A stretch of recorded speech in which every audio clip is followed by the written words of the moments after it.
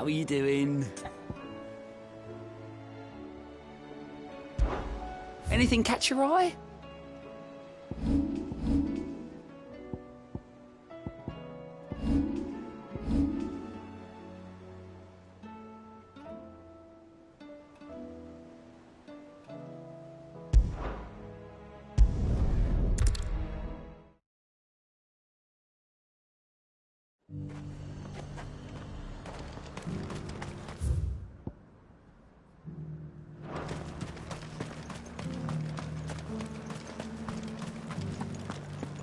There were ghosts at the gates not days ago.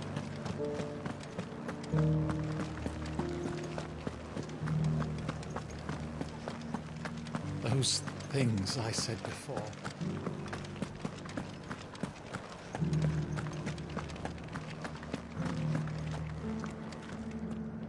Oh, Clive. What am I to do? My wards and I may soon be without a home. What's happened? The High Cardinal has descended from his lofty throne and taken up residence here in Northreach. The High Cardinal? Leader of the Council of Elders, second only to his Radiance at the head of the Imperial government. Not that any of those things still exist. Now he goes by his noble title, the Duke of Oriflamme. And what does he want with Northreach? He wants to transform it into a military stronghold, a foundation upon which to build a new Sambrec. He's already secured the support of the various army remnants, with promises that they shall be afforded the respect they deserve in his empire. One built on the confiscated property of the people. He would rob the populace to pay for it. Believe me, I have used every means of persuasion to discourage him from this folly. But for whatever reason, he will not listen to me. What does Captain Philippe make of this? When the town was under attack, it was him the soldiers rallied around.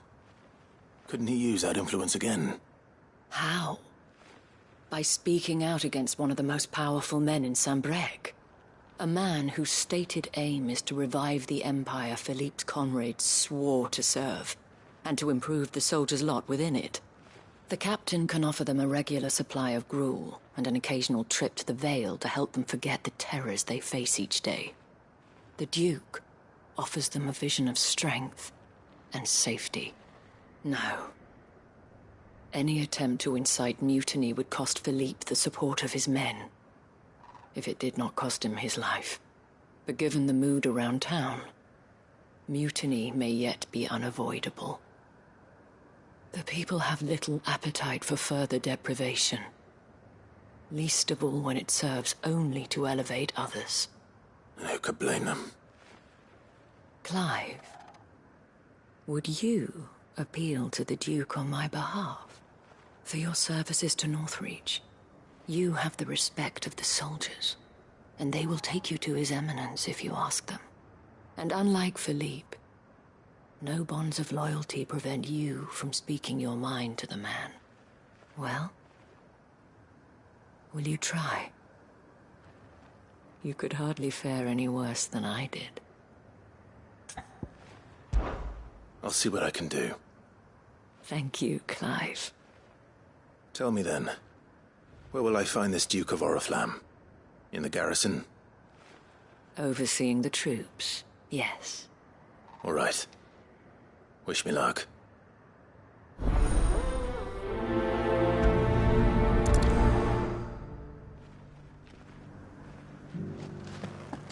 I may have met this Duke before, at the Remembrance Ceremony. Let's hope I didn't make a strong impression.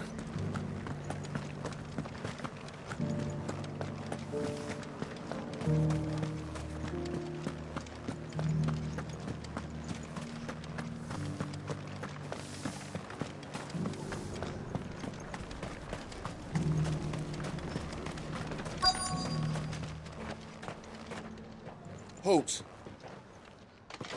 Oh, sorry about that. You're the dame's man, aren't you? You got some business with the captain? No, actually. With the Duke. I was hoping I might be able to speak with him. We're under orders not to let any civilians pass. But you should be all right. His Eminence has heard all about you and your heroics. Wait here. I'll go and ask.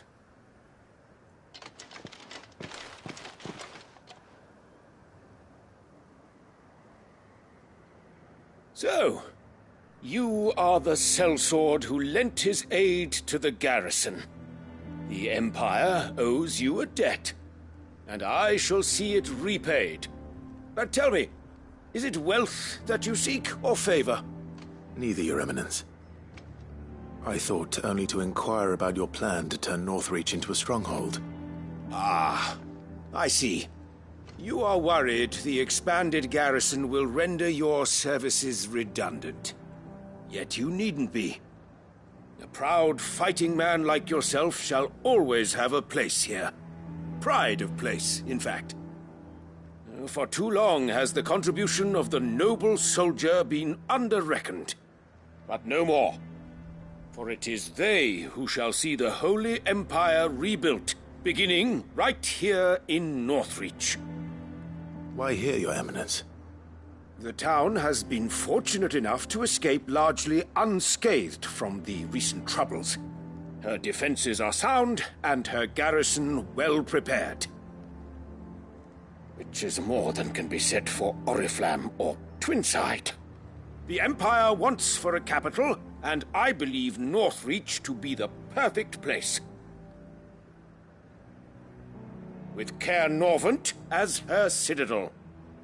Once we have seen to the refortification of both the town and the castle, we need only build a wall around both to create a city that would be the envy of the twins. Plans are already underway for the construction. Soon enough, these thralls shall learn that they are no match for the might of Sanbreque. I fear you underestimate how dangerous these creatures are, Your Eminence. Should they return in force, you will need all the people of Northreach to come together in defense of the town. Something they may be loath to do if they've been deprived of their worldly goods. The people will do as their leaders command. If Sanbreque is to be rebuilt, she will require a functioning government. One whose authority is beyond question. That is why this levy is necessary. So that any man who wishes to join the army might do so and be fed, outfitted, and paid as befits a defender of the Empire. And yet there are those who persist in peddling the treasonous lie that I seek to steal from the people and drive them from their homes. I suspect they're afraid of losing what little they have left. Precisely. The common folk have little and less, and you mean to deprive them of even that. You would sow the seeds of your new empire in your own salted earth. Sabine, we have discussed this. Yes, and I told you then how putting the empire before her citizens would lead only to revolt. Without an empire, there are no citizens. And in yours, there will be only beggars. Is that what Griga wills for her people? Do not take her name in vain, Sabine. I'll come back later. A citizens' revolt. I wonder what the people really think of the Duke's plan. It wouldn't hurt to ask them, I suppose. Let's begin with those on the other side of the wall. Sabine, you are embarrassing me. You're embarrassing yourself.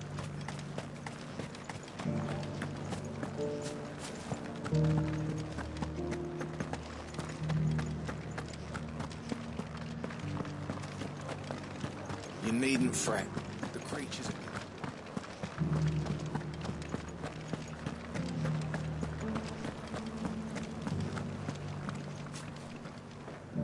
All right there. What is it you're after, sir? Just your opinion, actually.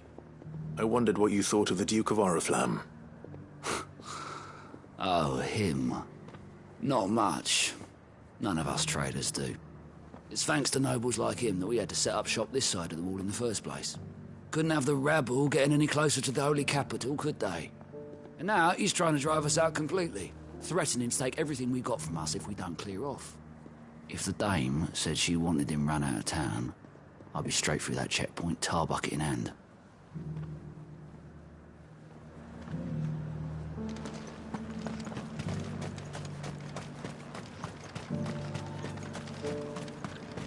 I heard the dame got an icon to rid the meadows. A question, if you don't mind. What do you think of the Duke of Oriflamme? Don't get me started. You build a life for yourself somewhere, earning for some noble to turn up and tell you you've got to hand it all over to him. If he thinks his name and his chains give him the right to empty our purses, he's in for a rude awakening. We'll do whatever it takes to keep what's ours. Whatever it takes.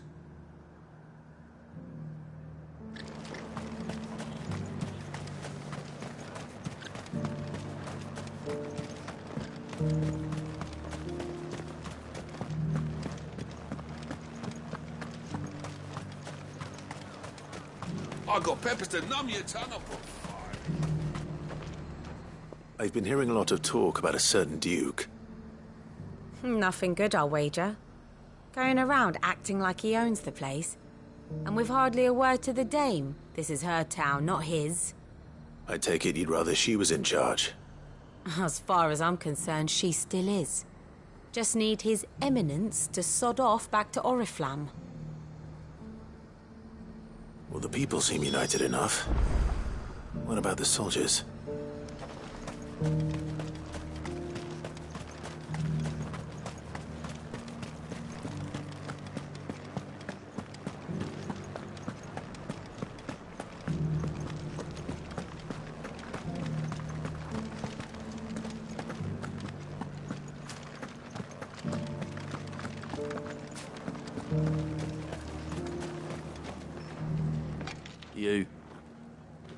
You're the one who's talking to His Eminence.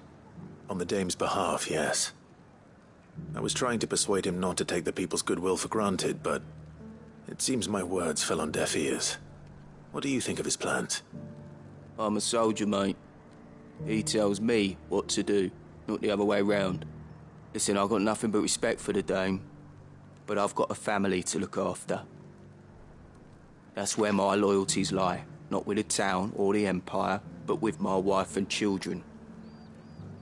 If the Duke can get us cement and the equipment we need to fight off those blue-skinned bastards, I don't care how he does it.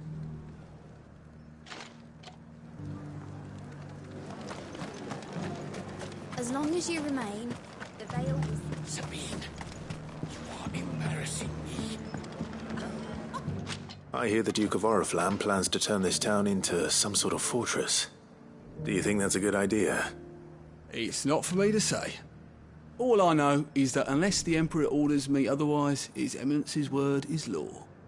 Look, no one likes all these taxes and tariffs, but empires don't come for free. Once Sanbreque is back on her feet, we'll all reap the benefits.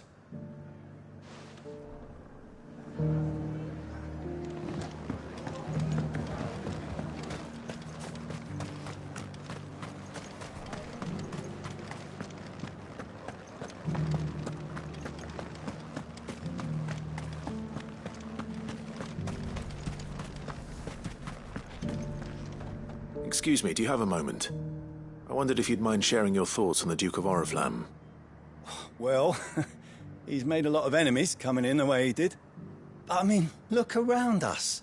You can see the state the realm's in. The traders might not like having the screws put on them, but if they volunteered a few more of their hard-earned gil before things got bad, maybe they wouldn't have to. I think the Duke's got a point when he says rebuilding the Empire's the best way of making sure we're all protected. And if that means people who don't know one end of a sword from another have to make way for those who do, well, that's just how it goes. Let's see what Philippe makes of all this.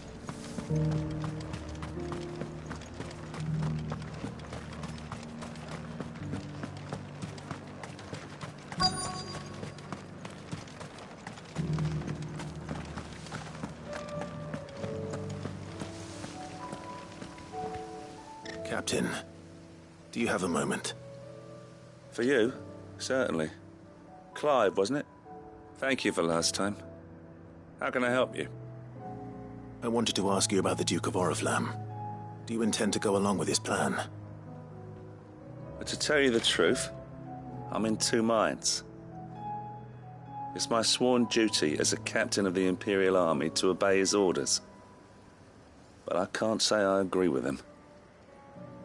Philippe, I remember you saying that you became a soldier to protect the people you loved. The Dame included. That's right, I did. Well, she doesn't agree with the Duke's orders either. She thinks they could tear Northreach apart.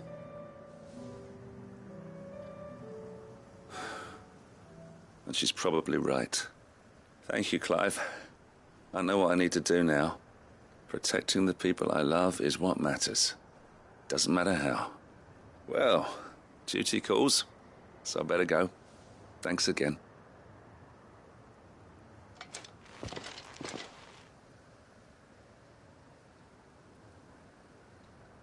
It seems Philippe wants to do the right thing at least. I expect Isabel will be pleased to hear that, if nothing else.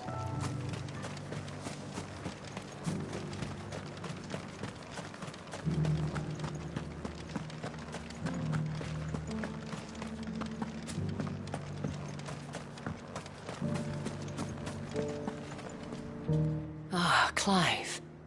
How did you fare? Were you able to speak with the Duke? I was, but...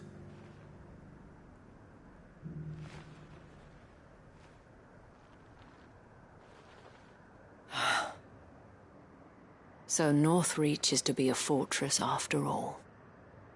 Well, it will certainly help to hold back the thralls.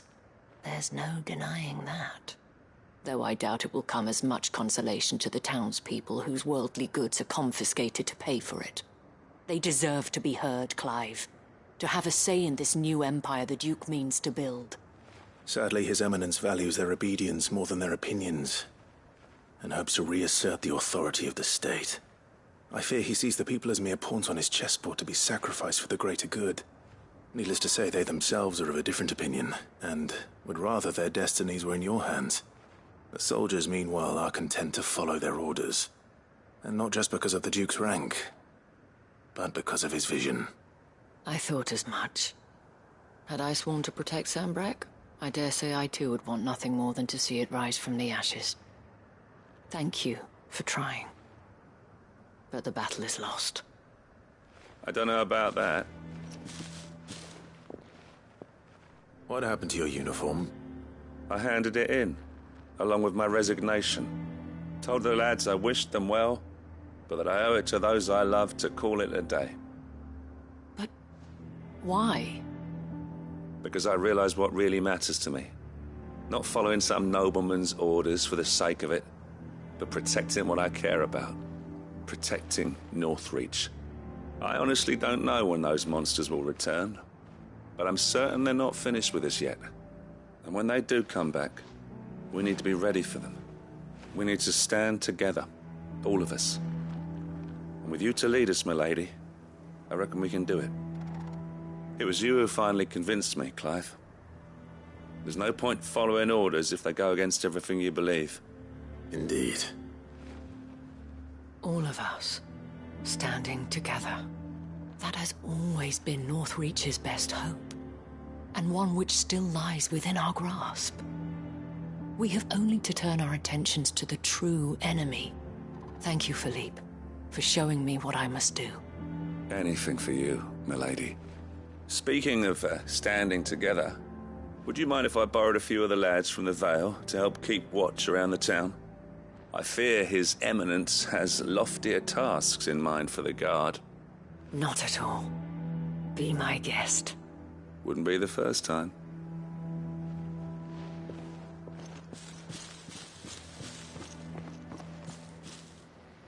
There may be hope for Northreach yet.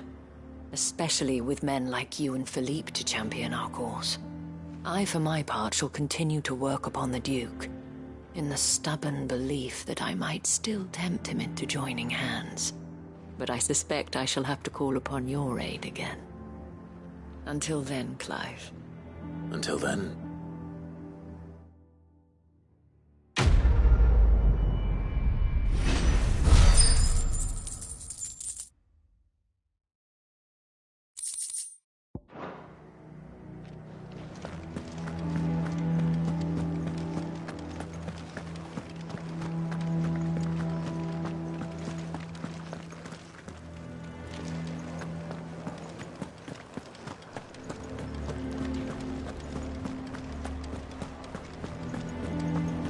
There were ghosts at the gates not days ago. They've hearts in high.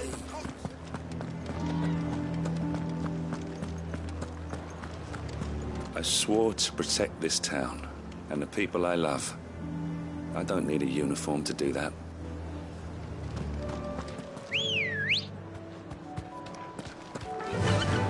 Run like the wind.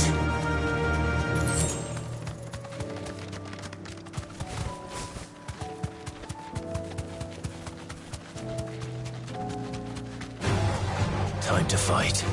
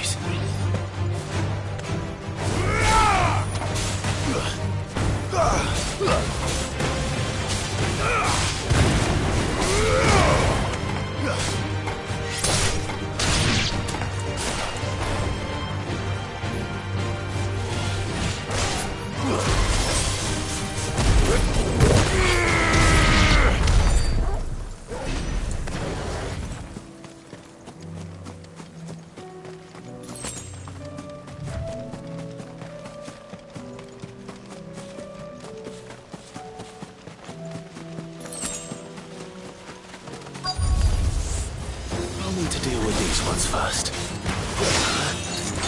Titan!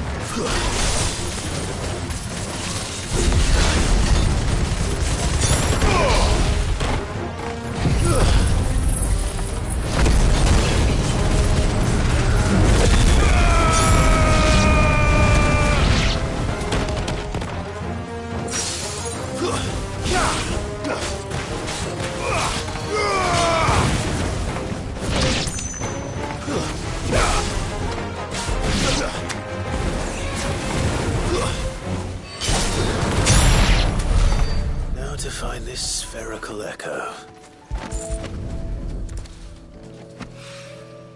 This is it. Right then. Just two more to find.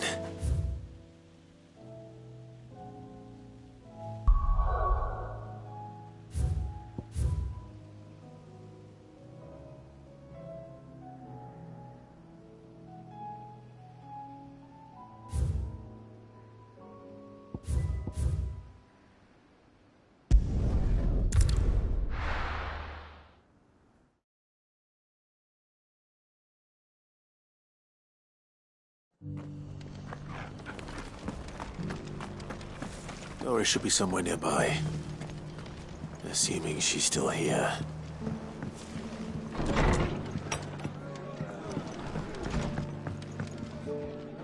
Ah, Clive. I was just about to send for you. I'd like you to take something to Sir Wade up in Eastpool. Seeds for planting. Thought it was about time they started growing their own food. I'll keep providing them with whatever they need in the meantime, of course. But if Eastpool's going to survive, it's got to be able to fend for itself. As have those poor bearers. They've lived their whole lives in servitude, but now they're their own masters. Small wonder they ain't got the foggiest how to provide for themselves. So it's up to us to teach 'em. And if you're wondering why you, well, the Wagoneers taking supplies up that way have been coming back with more and more reports of Akashic around the village of late. Sir Wade's putting a brave face on it, but I think even he's starting to worry. And if he's likely to share those concerns with anyone, it's you. All right. Thanks. Wouldn't ask if I didn't have to. There. That should be enough to keep him in Gazal Greens for a few years at least. Gazal Greens? Not the most mouth-watering crop, I'll admit. But they're hardy, they grow fast, and they fill a hole. Better that than something that'll wither away at first frost. And chocobos love 'em too, which is no small thing.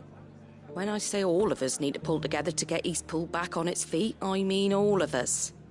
They ain't exactly succulent, but cook 'em right and they're just about bearable. I'll take your word for it. Anyway, Sir Wade'll know what to do with them. And if he don't, well, I'll go up there and show him myself. I'm sure you will.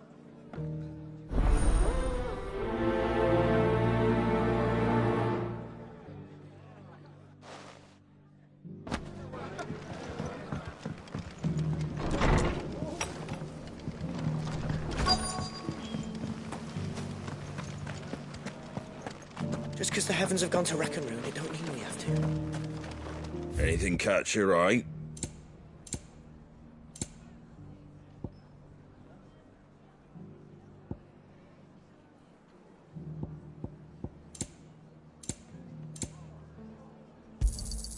Much obliged.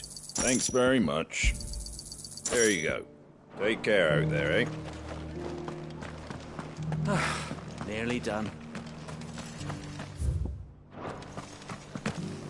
It doesn't still hurt, does it? Oh, It's been a pleasure, Doris. Just like old times. I'll give your offer some thought, my lady. How goes the investigation? Sid, what brings you to Martha's Rest? You. I heard you were out here on your own, tracking our slaver. I trust you're being careful. Of course. And it had to be me. The bearers from the Dragon's Eyrie confirmed a long-held suspicion of mine that the slaver we've been tracking is an old acquaintance. She's no fool. If we'd come in force, she would have spotted us straight away, and then vanished without a trace. That was her just now, wasn't it? So, was it a fruitful reunion? I'd say so. She tried to recruit me. Seems her time in Rosaria is coming to an end.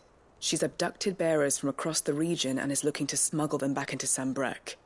After her brush with those beastmen on the road to Northreach, she hired herself an Imperial escort, which she wants me to join. She's dangerous, Sid, but I think I can stop her. Then I'm going with you. I'll take care of the escort. You can see the bearers to safety. Where are they? The Baum Archers, soon to break camp. You go on ahead. I'll follow once I've sent word back to the hideaway.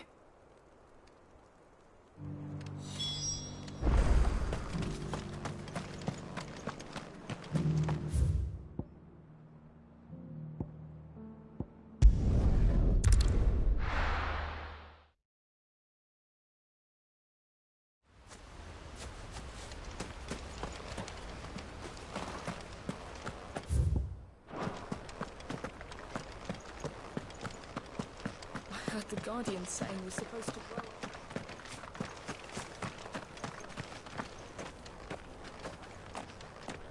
Ah, Lord Rossfield.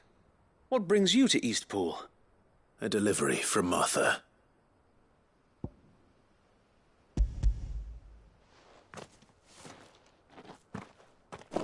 These are Gizal green seeds.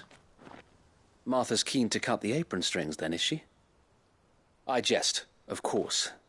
You see, I had thought we might be able to revive the old wheat fields, but they'd long since gone to seed, only without the seeds.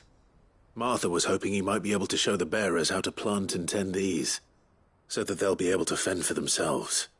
That's not a bad idea. These bearers had only recently escaped their bonds before we brought them here. They know little of freedom, of providing for themselves and their loved ones. Unless we teach them how to live like free men, I fear that all we have achieved in bringing them here is to exchange one master for another. Not that myself and the Guardians have been the best example to them so far, subsisting almost entirely on Martha's charity as we do. It's about time we all started to provide for ourselves, bearers and Guardians alike. Unfortunately, we've been a little too busy of late to focus on much besides bolstering our defenses. There have been alarming reports of... The Horde is closing in.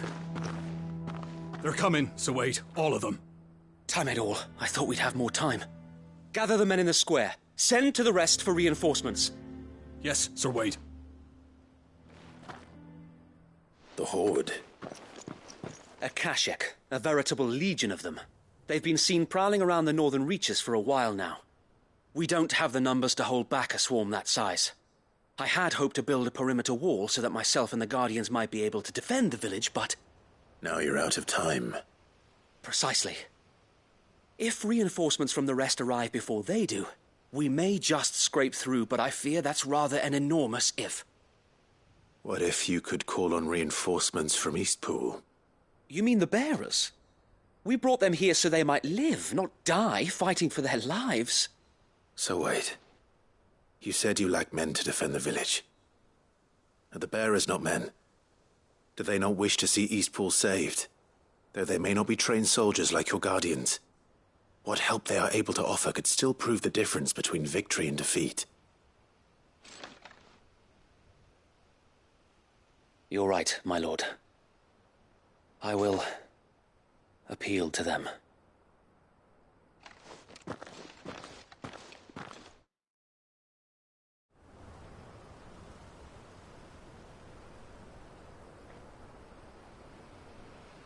My friends, I humbly beg your aid. We Guardians are few and our enemies many. But I swear we can defeat them with you at our side. You would send us to the slaughter, to serve as bait for those fiends so that you and your men might be spared. And to think we trusted you. Say what you will, a home is not worth dying for. But it is worth fighting for. Sir Wade fights to give you lot a chance. Just like I do. Just like Sid does. We all wanted to give you a home where you could be free. And you got one, didn't you? This place, Eastpool. This is your village. Your home. And if you don't fight to protect what's yours, you'll lose it. You know I'm right. This world wants to take everything from you. Everything. Your homes, your freedom, your very lives. So then, are you going to stand by and let that happen to you? Are you going to accept fate like good little Bran did and die, having never stood up for yourselves? Or will you fight like free men and women?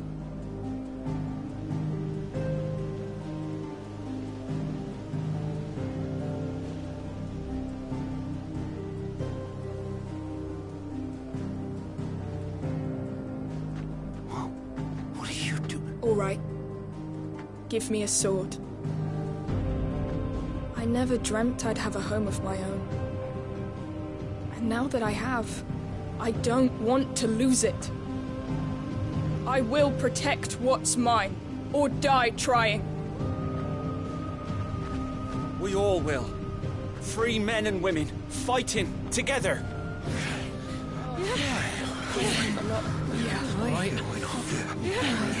For Eastpool! For Eastpool!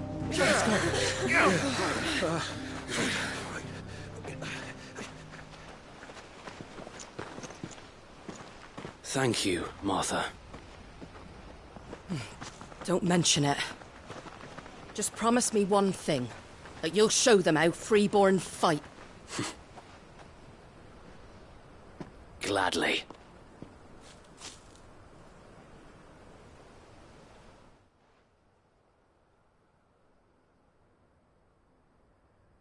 Well, if it was numbers you were lacking, you certainly won't be now. Thanks to you. Me? Oh, I just love the sound of my own voice. Lord Rossfield, my lady, we're ready. So what's the plan of action? We'll divide our forces into several small detachments, each made up of guardians, bearers, and guards from the rest. These will position themselves at strategic points around the village. Upon engaging with the Akashic, each detachment will keep the creatures occupied as best they can, steadily retreating all the while. You're going to lure them into the village? I am. We will have neither the time nor the resources to treat the wounded, so injuries must be avoided at all costs. Instead, we will focus purely on defense at first. By coordinating our withdrawal through the use of messengers drawn from among the bearers, we will aim to have the swarm converge at a point of our choosing. With luck, that point will be the village square. The perfect place for our most able warriors to surround them and fall upon them. And for you and I to finish them off. A sound plan, but one that'll require a leader with a cool head and strong nerves to coordinate the retreat. I'd say you have both in abundance, Sir Wade, but you'll be needed. Please, leave the last of the fighting to me. Ha! And let you have all the glory. Sir Wade! They're here! Then you know what you must do. We work together, everyone playing their part, each shielding the other that no man might fall, that Eastpool might live on. For Rosaria! For Rosaria! We've no time to argue, my lord. I'll do as you ask. And I will do as you ask. Suppose we'd better do our bit too, then, eh? Right you are, Martha.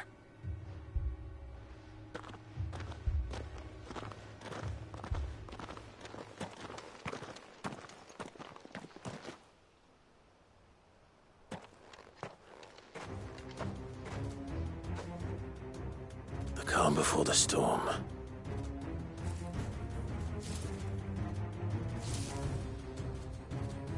And here it comes.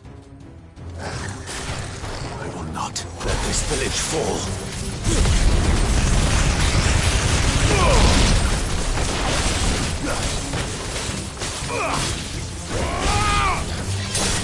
It's over.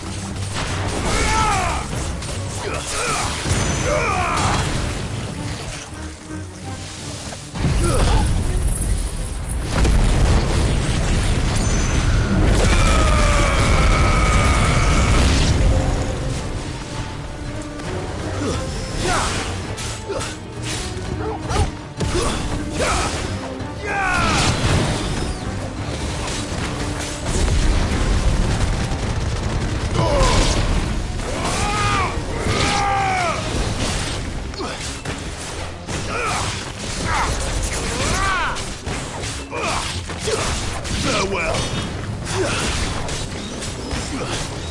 Almost killed. All right, Aruna.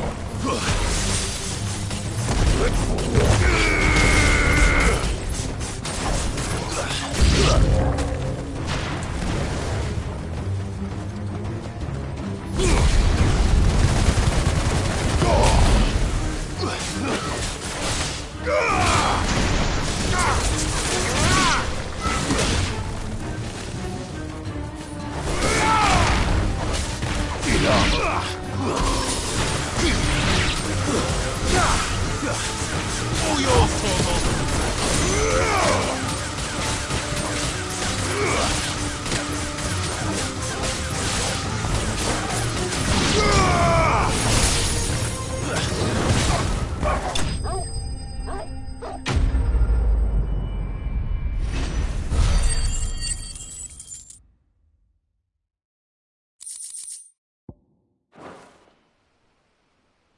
Looks like that's the last of them.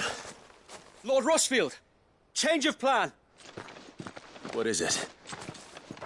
Owl from the rest. An Akashic curl's been sighted on Rhiannon's ride and is headed in their direction. Well, the better half of her guard is here. So Wade, how many Akashic remain in Eastpool? Hard to say. My men are still facing some resistance, but I think the worst is behind us. I could order a detachment or two to fall back and... No. Let them finish the job. You stay here too, Sir Wade. Your men need you. I'll go after the Curl. Join me only when Eastpool is won. If you're sure, my lord. May the Founder protect you.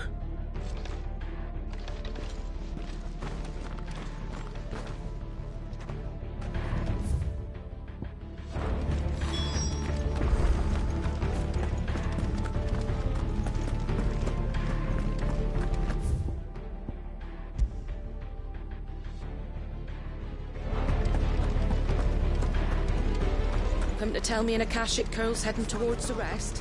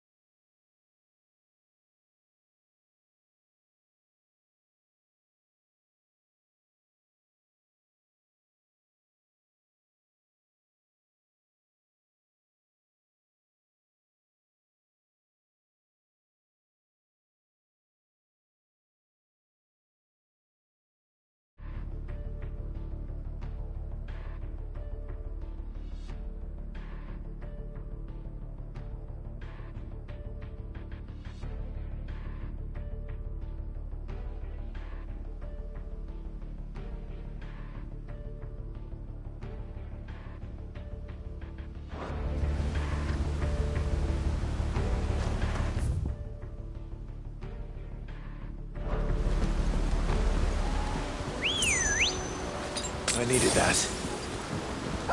Let's go.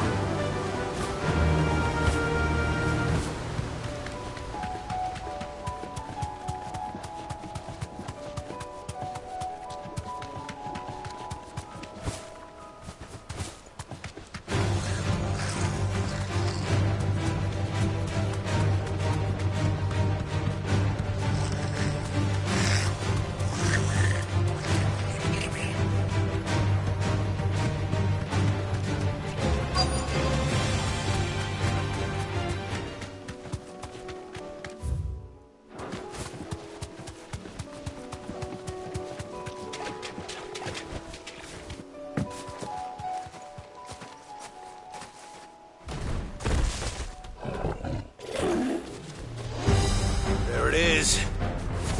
With me, Torgal.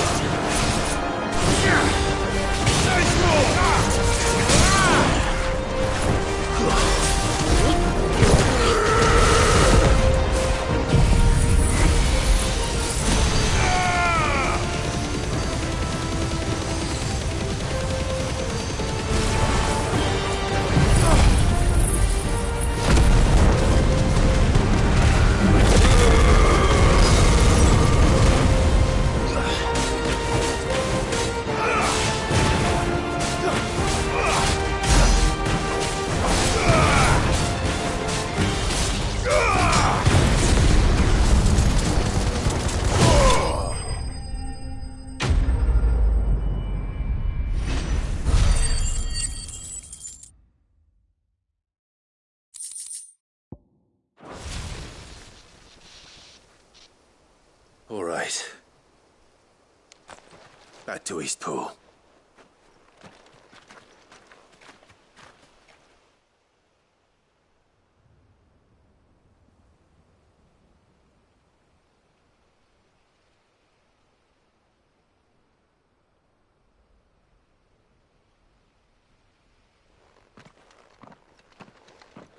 Lord Rossfield. The Curl, is it? It's dead. Thank the Founder for that. And for you, my lord. We were able to eradicate the rest of the Horde. I have guardians posted around the village to keep watch for further attacks, but all seems quiet for now. I hesitate to say it, but I think it might be over. I think it might.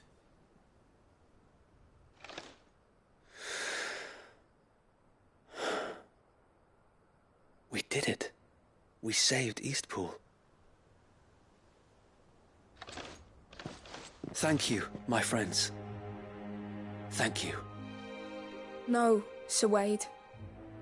It's us who should be thanking you. You brought us together. Showed us what it means to fight for what you hold dear. We never had nothing to call our own before. We didn't know what it meant to protect it, but now we do. We really do.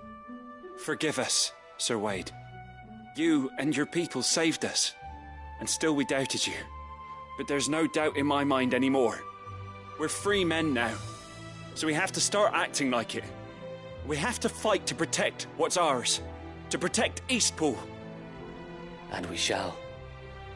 We all shall. Together. This is our home. And if anyone or anything tries to take it away, they'll have us to answer to. Come on then. Let's get to work. This village isn't gonna rebuild itself.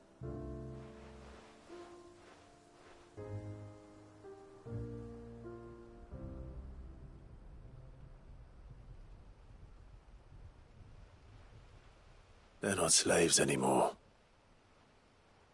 No. They're Rosarians. Your father took pity on the bearer's plight. And I believe if he were still with us today, this is what he would have wanted. I believe you might be right.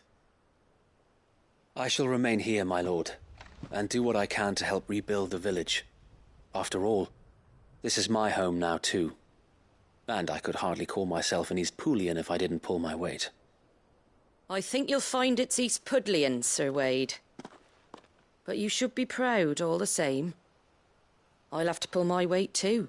Can't have the rest getting outclassed. Speaking of which, I ought to be getting back. Can we continue to count on your support, Martha? Of course, and I'd be counting on yours too. Us Rosarians have got to stick together, haven't we? Indeed we have. And Clive, come by the Golden Stables when you get the chance. I ain't paid you for delivering them seeds yet. All right. I will.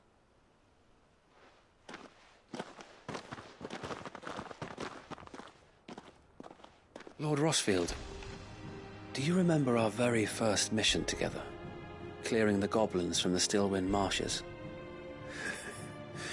How could I forget?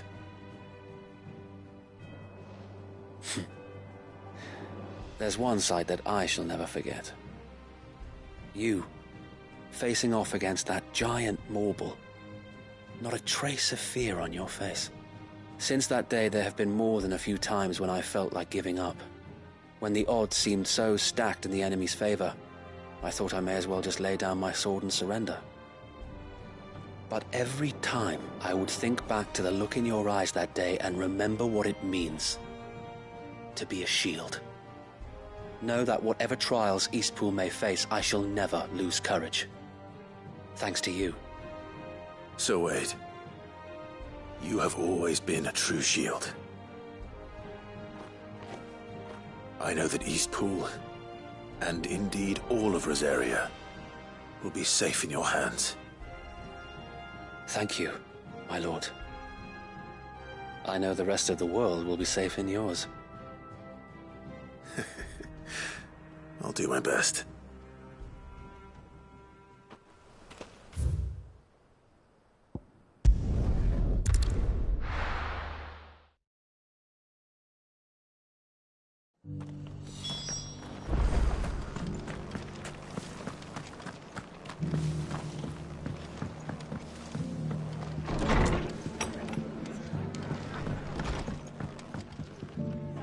The hero returns. It's lucky you came by when you did, eh? Not only did my seeds get delivered, but you went and saved Eastpool and all. I just did what I could. And it's only right that you get rewarded for it. Take it before I change my mind.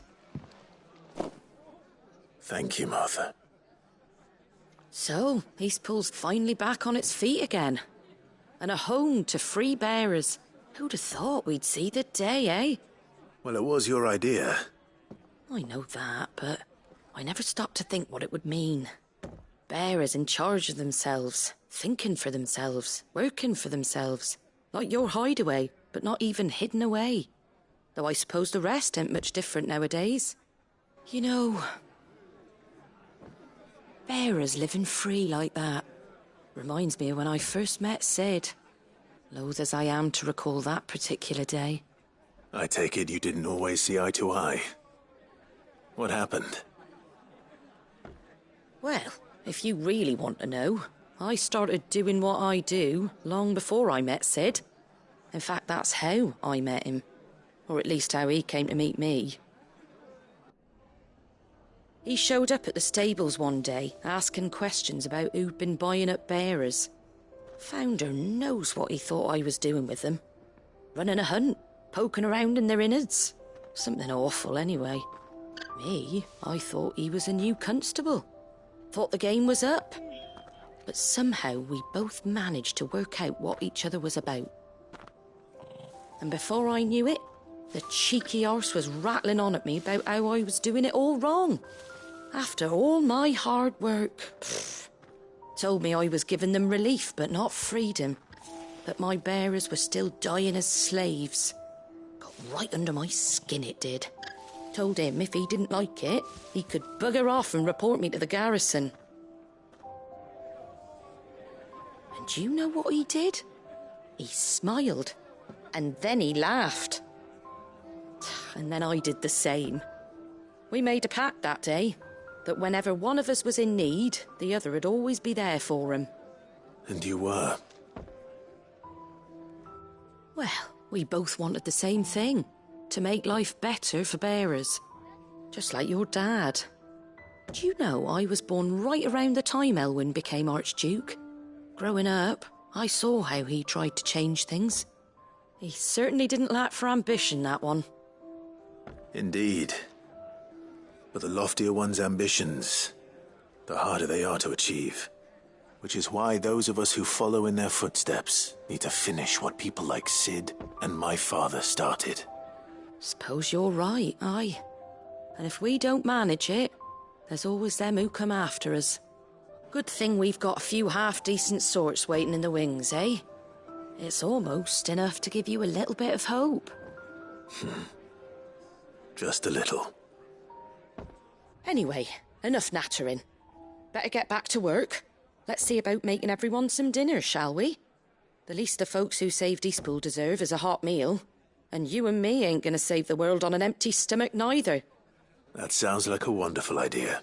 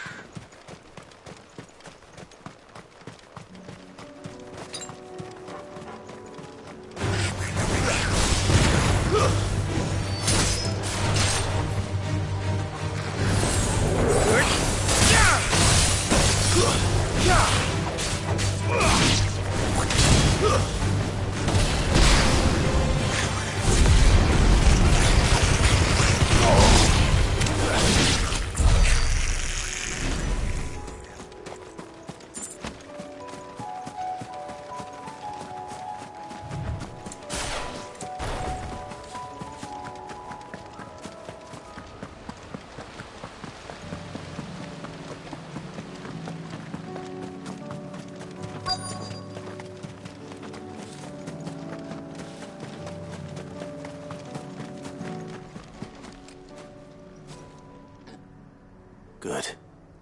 They haven't broken camp yet. How did Doris come to know a slaver, I wonder?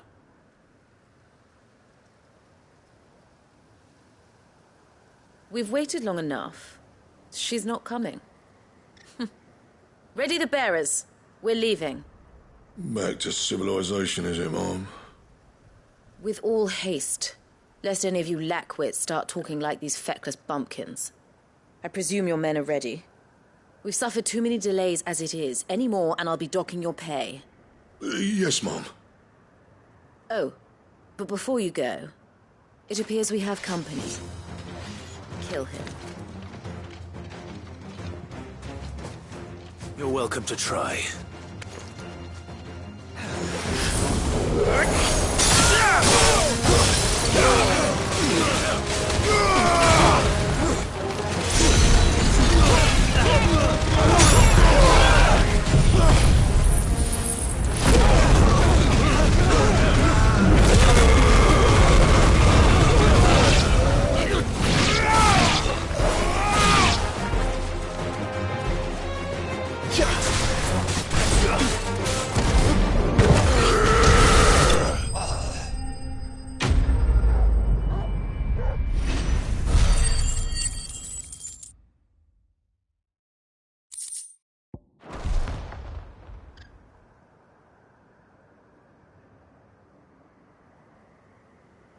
So much for your escort. You'll forgive me for not avenging my men. I'm not the swordswoman I used to be. I surrender. Do with me as you wish, Sid the Outlaw. Sid. Ah, Doris. I take it you're not here to rescue me from our brooding renegade? You know, I always wondered where you'd vanished to. But casting your lot with this criminal of all people. Better fighting for a cause than killing for coin. I'm sorry, Sid. I should have told you sooner. This woman, my former master, once trained bearer children to be weapons in service of the highest bidder. She raised me like a daughter. And I did terrible things to earn her favor. It wasn't all terrible, surely. We had our fun, too. You were always so eager to learn, and had such clever hands. All my other children took either to the blade or to the books. Always either or. But you proved yourself a master of both. That's why I kept you for my own. How about it, my little dagger? Care to swear that blade to me again? I never swore my blade to you, nor will I ever. I fight for a higher cause, to liberate the bearers of this world. Farewell, Master. Thank you for making me the weapon I am. You always were a righteous child. Perhaps that's the reason I loved you so.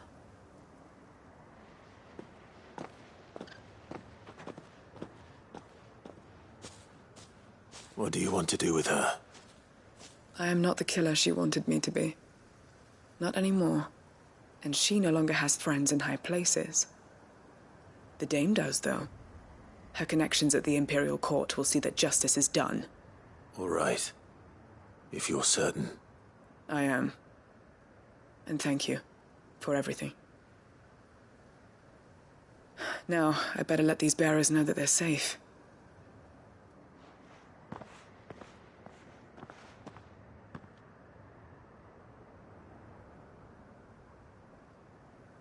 And I should head back to the hideaway and put Cole's mind at ease.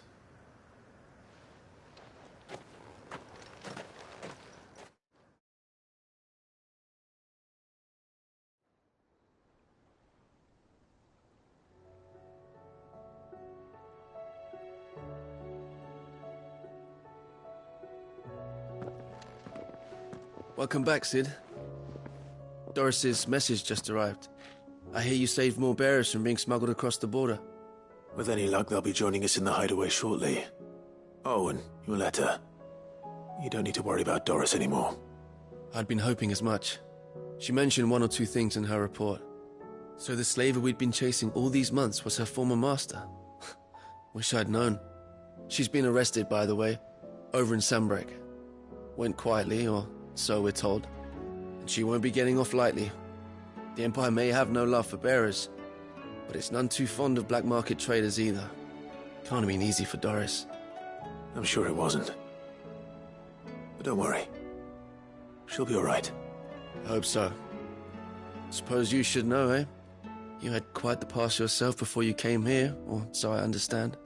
Anyway, thanks again, Sid. The Cursebreakers would be lost without Doris. And you, of course. Keep up the good work, Cole.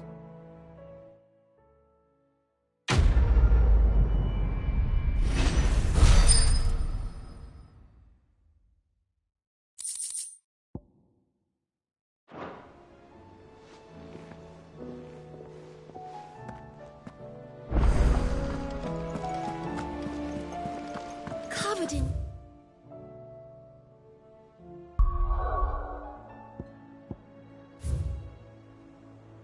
nicks and lumps, the lot.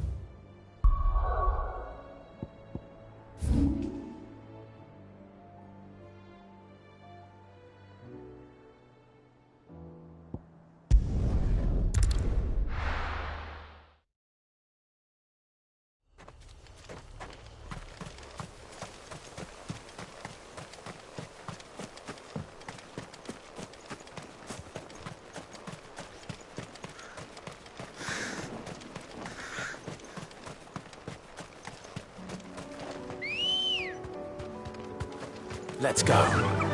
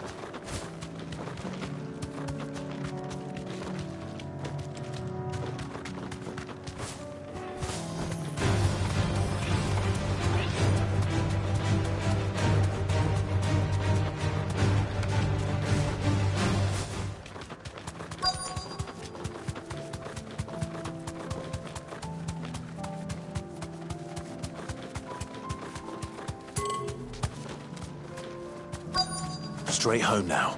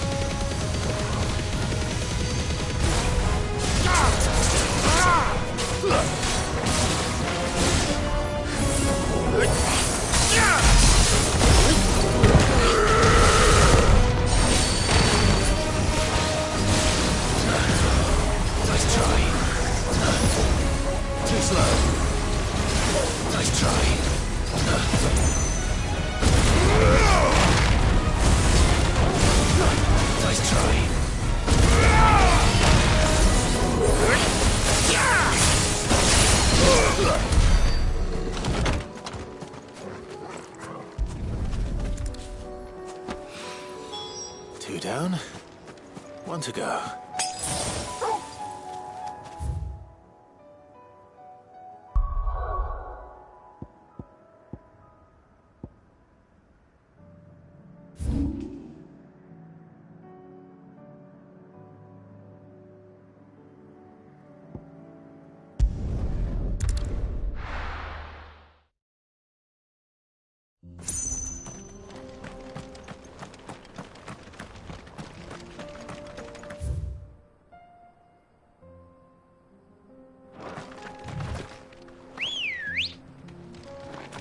Ready, go?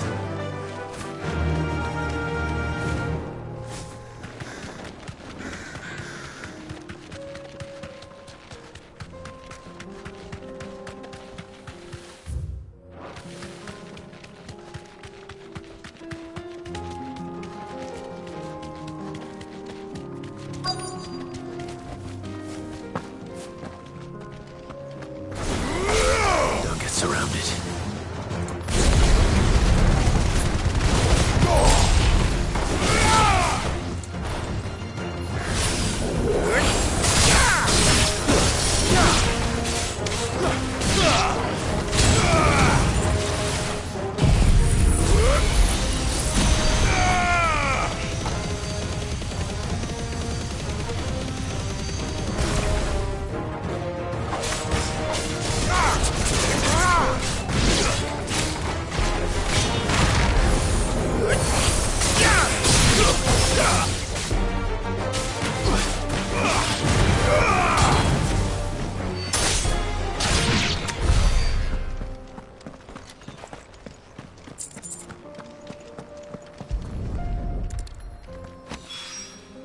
That's all of them.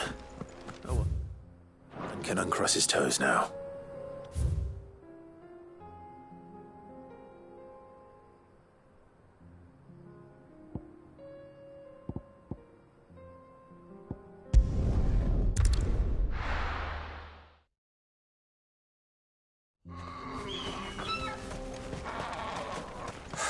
So Dravost is still standing. For now, at least.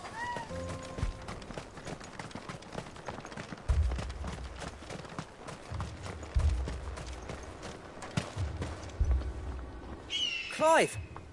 You're here! And the Akashic? Mostly off to the north still.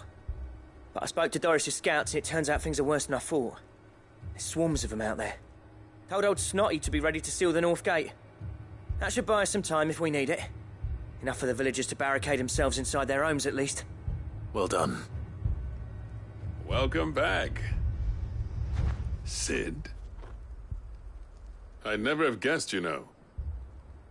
Not if August hadn't let slip. Who'd have thought that the savior of Dravost would turn out to be the realm's most infamous outlaw? Keen to help us out again? I am. Thought you could sneak off without me, did you? Blackthorn. Oh, what are you doing here? One of the scouts couldn't keep his voice down. Unlike my best mate who didn't think I deserved to know. So then, how long's it been? Long enough for us two to turn into a pair of old codgers, I see. Then your idea of an apology? Prick. Don't listen to him. You only did what you thought was best. For the village and that. I did, yeah. But that ain't the whole of it. Vulcan, our master, didn't leave the chiefdom to the two of us. He left it to me. The best blacksmith in Dravost, barring himself, of course. Bloody stupid tradition, in my opinion. If someone's got talent, you should let them practice their craft, not ask them to settle petty feuds and barter for grain. Our master wasted half his life that way. I wasn't about to let that happen to me. So you wasted half of mine instead? You're what Dravost needed. Under me and my precious ideals, this place wouldn't have lasted a year. So I left to devote myself to the work and spare you lot the consequences. I may be a selfish prick, but I only did what I felt I had to. What you had to do was your duty! Even if it meant we all starved? Enough. This is no time for bickering. You can finish beating each other up once Dravozd is safe. Fine. I've said my piece anyway. Yeah. So have I. Sorry, Clive. I shouldn't have stuck my nose in. We're short enough on time as it is. Still, give us a mo, would you? I need to get my head straight before any of them Akashic try to bite it off. You, ready for the off, then? We can't afford to waste any more time. Right you are. Might be worth having one last word with the scouts, though. Don't want any nasty surprises, do we? Oh, and Blackthorn, you and Zoltan might be better off staying inside the... Akashic on the move. How close are they? Within sight of the walls, and there are more coming up from the mines. What was I saying about nasty surprises? They'll wash right over us if we stay out in the open. We're pulling back behind the gates. Good idea. Get yourselves inside, but keep your weapons handy. Understood.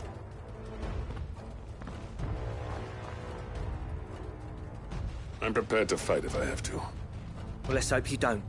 That's our job. Once the scouts are inside, order your men to barricade the gates. No heroic last stands, you hear me? No fighting at all if you can help it. August's right. I've seen what Akashic beasts can do to armor. The people here are tough and willing, but they ain't equipped to face what's coming. I'm going out there. Start work on the gate as soon as I've left. I'll give you as much time as I can. And if they kill you? You evacuate. But it won't come to that. I promise. You'd better be right. Take good care of Dravozd till I get back. Leave it to me. And give those things what for, yeah?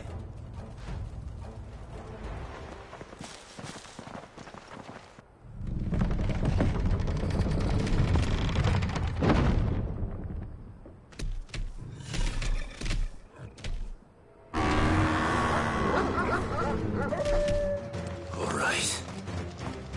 Which one of you's first?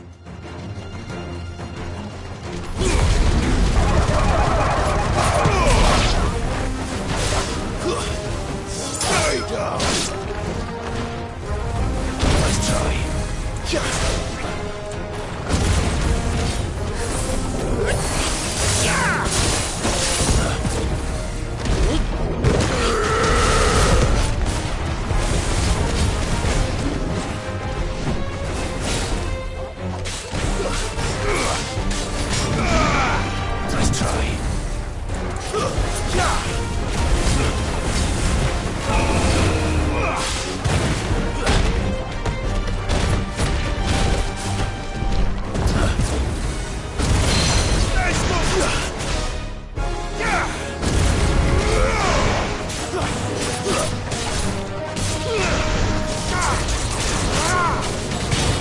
Nice try.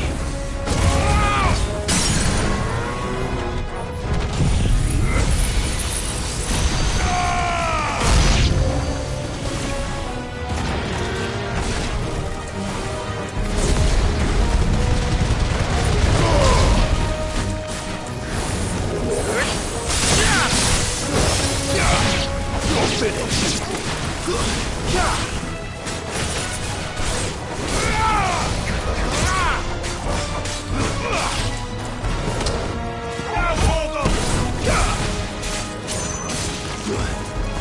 Stay down.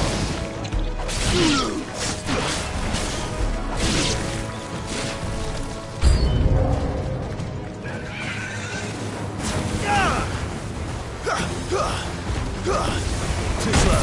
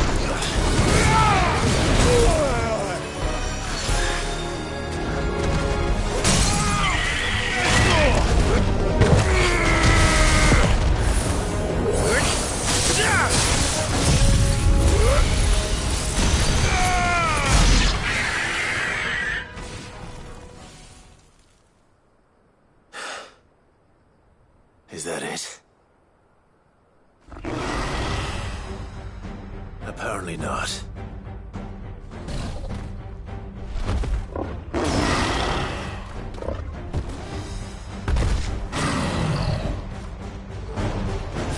You're not getting past me.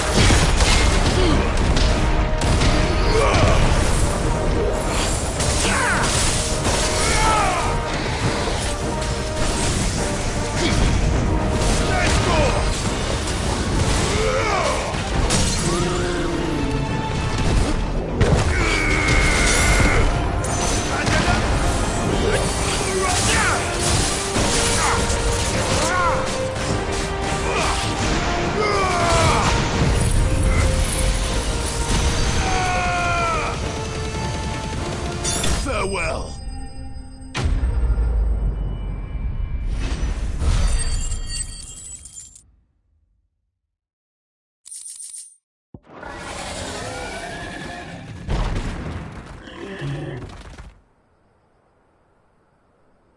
Now, the question is, did I miss any?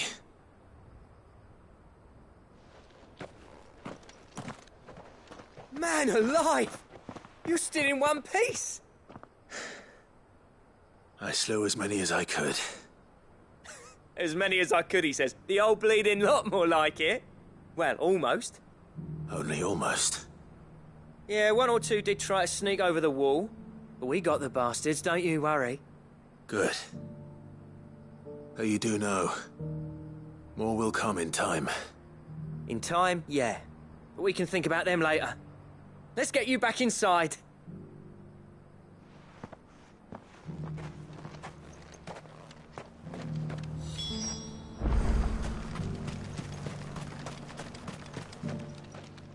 Sid! You're even more fearsome than your reputation. Enough to give those Akashic monsters nightmares. I almost felt sorry for the wretched things. But mostly, I felt grateful. Dravoged won't forget what you did today. I'm afraid I've only delayed the inevitable. There's no getting rid of that ether flood. Meaning that any living thing which stumbles into those mines will end up clawing at your walls again. And that's if the flood don't spread.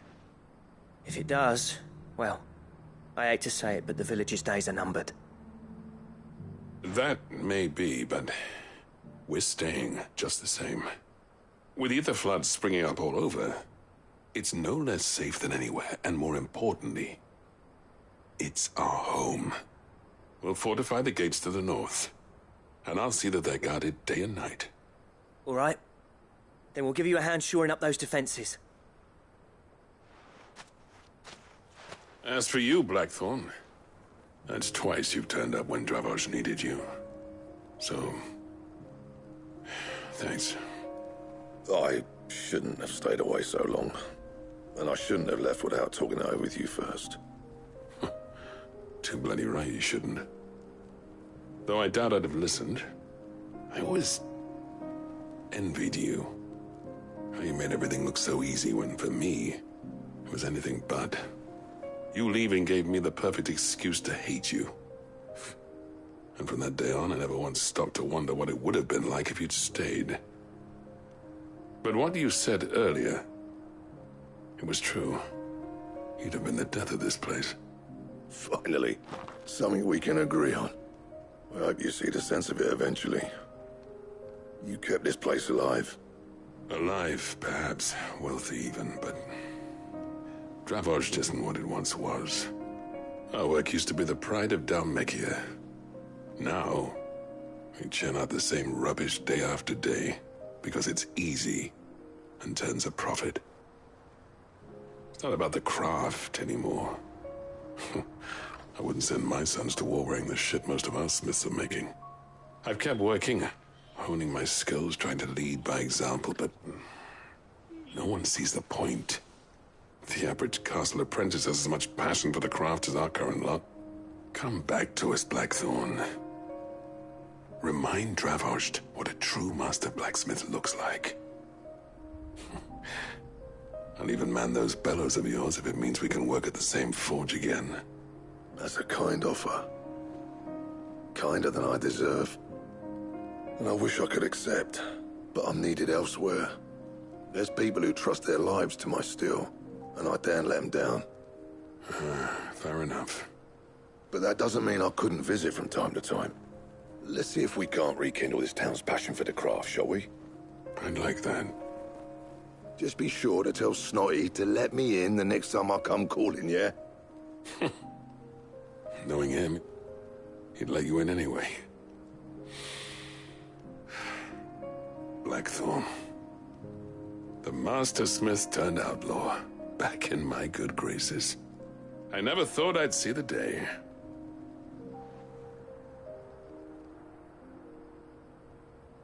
I'd say that went pretty well, wouldn't you? Even better than I'd hoped. Sid, I've got something for you.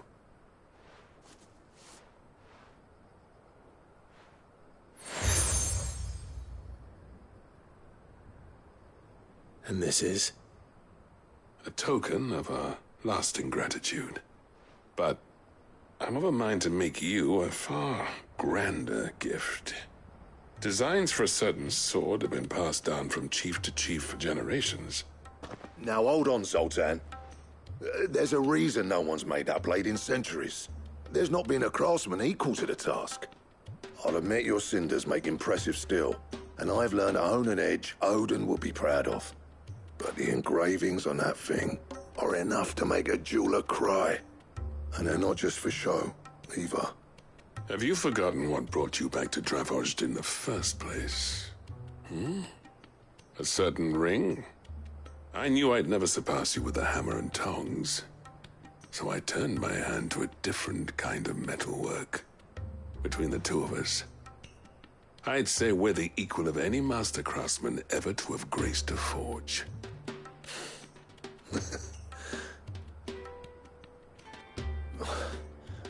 You know what? I think you might be right. Clive, you wouldn't mind if Zoltan came back to the hideaway, would you? He's more than welcome. As long as he can keep our secret. Right. Zoltan, get your tools. We've got a legend to forge.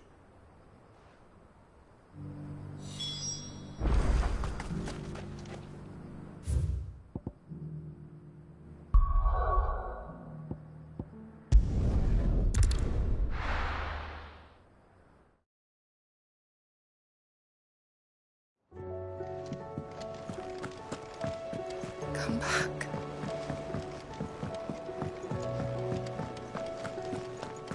Oh, don't tell me we've run out of papio nuts and all.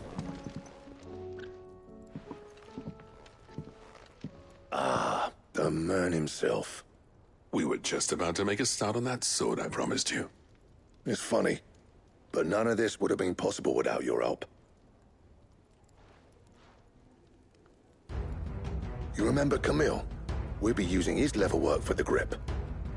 The steel, meanwhile, will be tempered in a fire, burning the cinders you charmed out of old Zoltan here. And that whetstone from the Outer Isles, that'll be what gives the blade its edge. And the final flourish will be my talented colleagues' engraving. A team effort led by the greatest blacksmith alive. Now, save that talk till the thing's finished, yeah? Right. I'm ready if you are. To the bellows it is, then.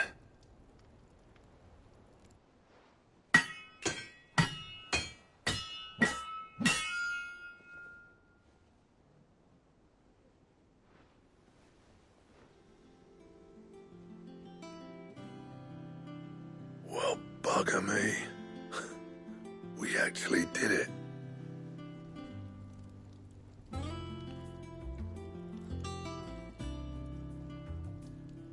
The sword to end all swords. Ragnarok.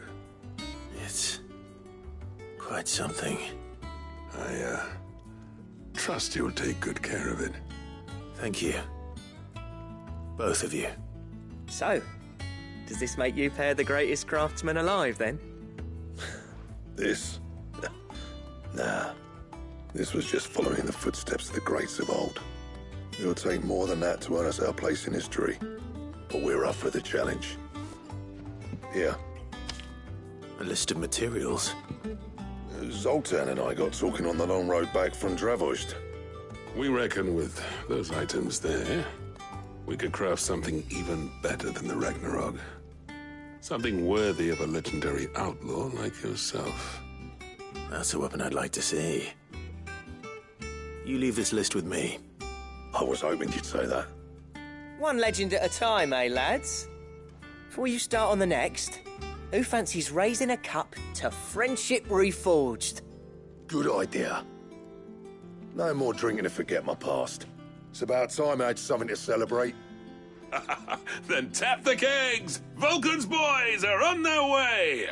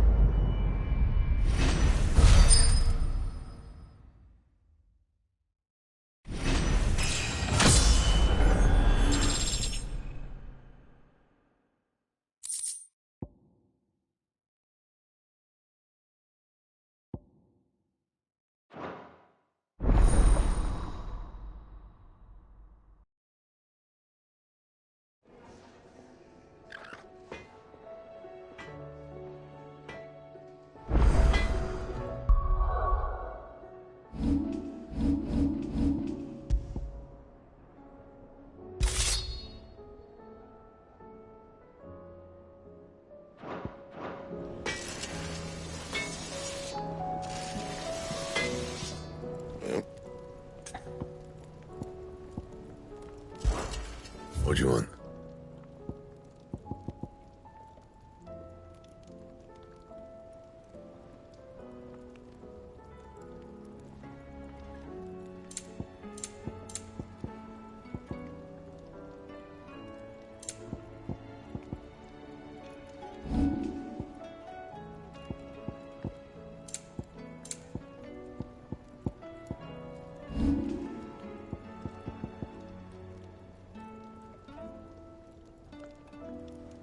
And?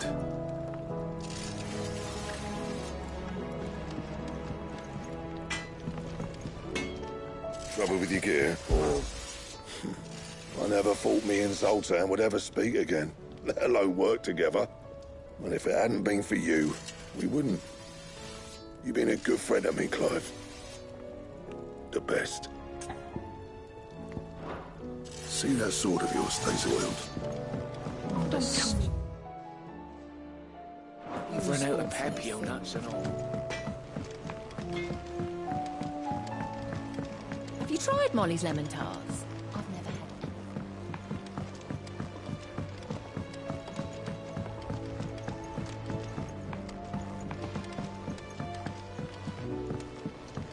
Canva lost. It can't be true. Miss, can we read Miss Editor's story for our lesson today?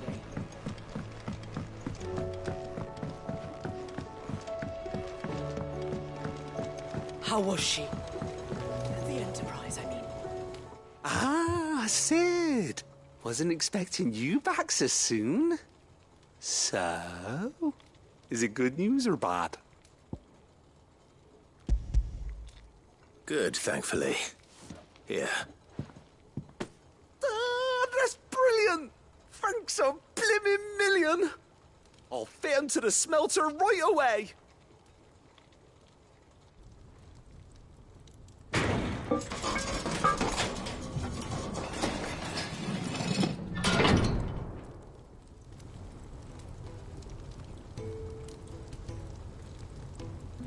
May I present to you the Telemon Furnace! Ain't bad, is she? She's a beauty. You saved my bacon again, Sid, and I ain't about to let your good deed go unrewarded. It's fine, really. My bag's flexible enough already. Oh, don't say that. I'm sure I can make a few improvements to it yet. You could just buy me a bigger... How about that clasp? Looks a bit stiff. Reckon you could loosen it up and make some more room? And I reckon I know how. With a new alloy we've been working on. The Telemon Furnace was just what we needed to perfect it. It's a metal, see? So it's lovely and strong, but it's also, well, stretchy, if you can believe it. Stretchy metal. Well, if you insist. That is the spirit. You'll love it, I promise.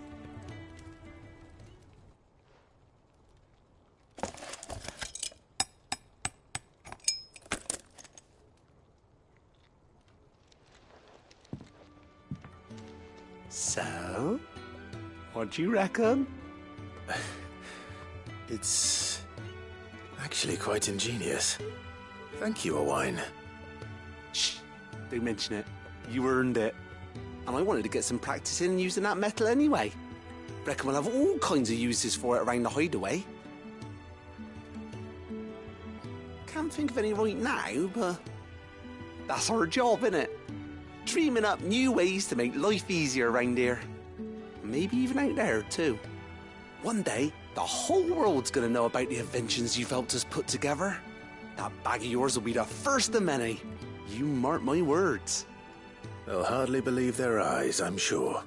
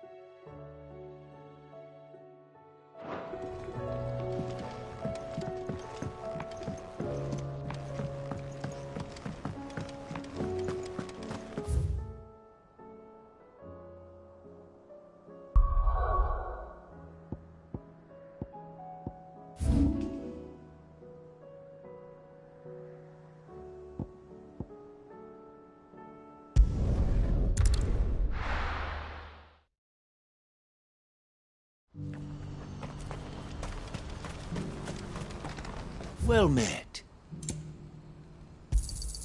You've a discerning eye. Many thanks. You've a discerning eye. You're welcome anytime.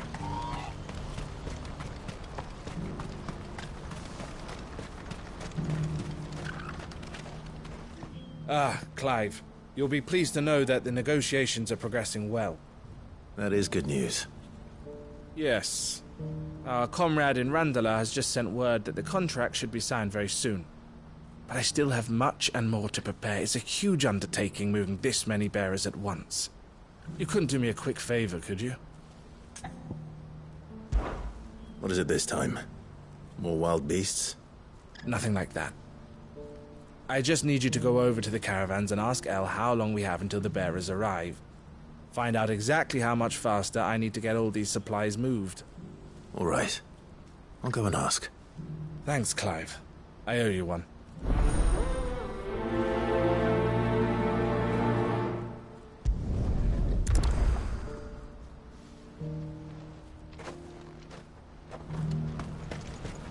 What's happened?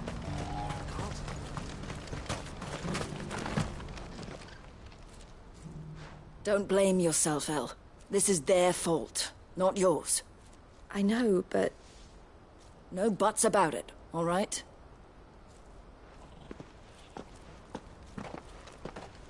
Is something wrong? Vonnie came to give me a message from our intermediary. The talks with the Republican army have fallen through. They've reached an agreement with the Silver Peak Consortium instead. Though prices have fallen of late, we deliberately offered above the going rate to try and deter other bidders. But the Consortium offered double what we did, and the army jumped at the chance. You had no opportunity to make a counteroffer? None at all. And we were so close. El? What's happened? I saw Vonnie leaving. She didn't look happy. And with good reason.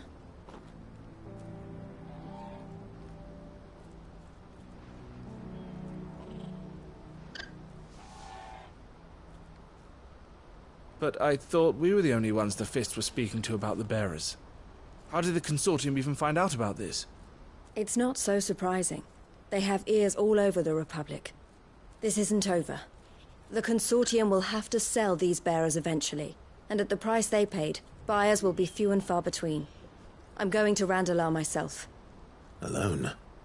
You sure that's wise? Are you offering to be my bodyguard? How kind. Meet me at the checkpoint near the capital gates. I'll send an owl ahead and request a meeting. You go to Cashlock, Theo, and get everything ready. We've waited far too long as it is. Even if I fail to free these bearers, there will be others. Someone needs to prepare the place and keep any prowling beasts at bay. Oh, and that's me, is it? Well, it looks like I'm following orders till she gets back from meeting the Silver Peak Consortium, who've been doing their best to undermine our scheme. She'll never join them after this, surely. No, she said it herself. She still has plans for Cashlock, even if this one falls through. She means to stay with us, then. I can't say I'm not happy to hear it, but... is this what she really wants? You have to trust her. You're right. It's what she wants now. And if El's off fighting for the cause, I should do my part too. So I bid you farewell and safe travels, my friend. I'll gather my men and leave for Cashlock. We'll make sure the place is well stocked and defended. You go to Randalar and see if you can stop my sister biting the Consortium's heads off. If she won't consider her prospects, someone has to. I'll do my best.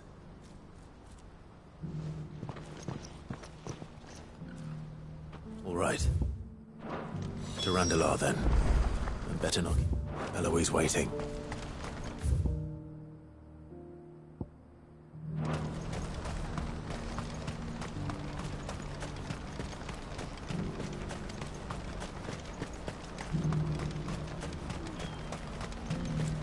What I wouldn't give for a hot meal.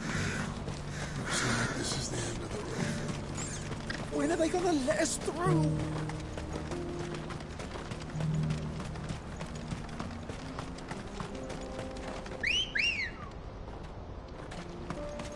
Let's go. Yeah!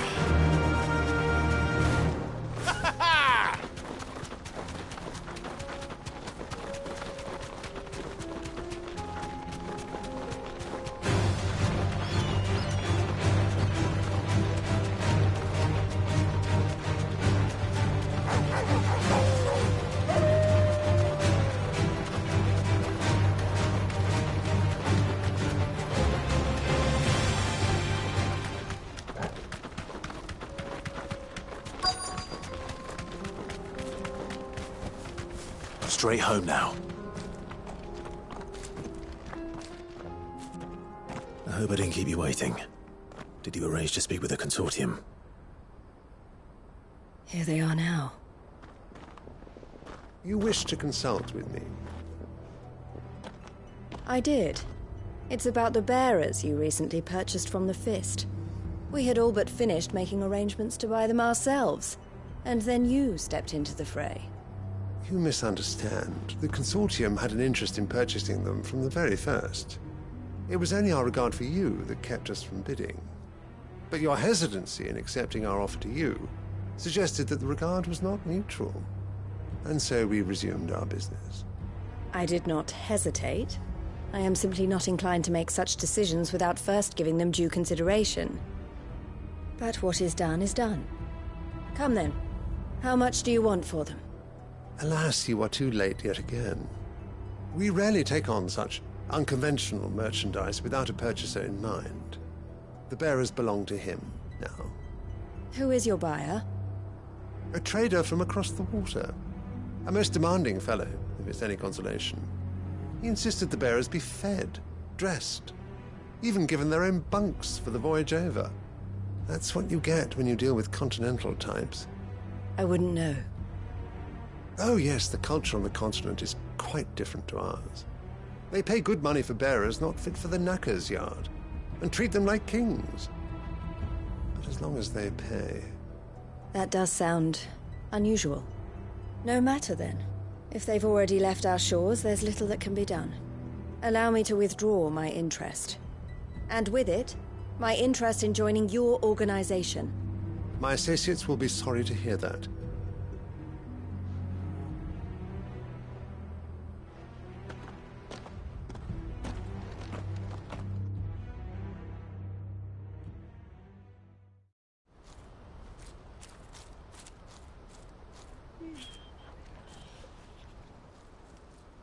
I'm sorry you weren't able to save them. As am I. But I only have myself to blame. He was right, you see. The Silver Peak Consortium did intend to buy those bearers before I did. Their representative hinted at a possible purchase when he came to recruit me.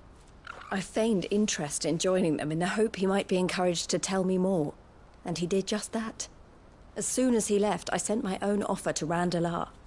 So you never... No.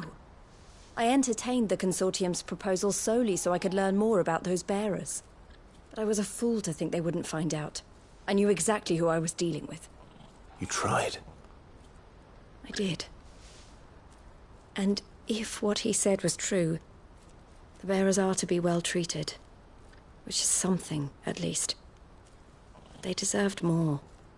I wanted so badly to see them freed. Eloise! Eloise! Word from Cashlock. The village is under attack. A pack of beasts have come down from the mountains, and there's a dragon at its head. Theo and the others are trying to hold them off as best they can, but the odds are against them.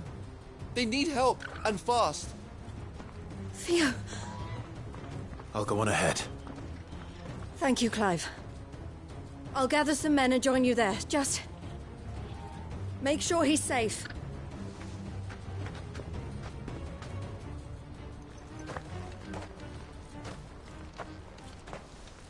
Hold on, Theo.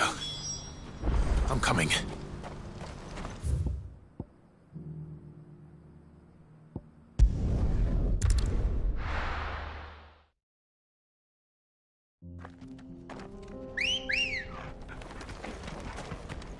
Good girl. Run like the wind.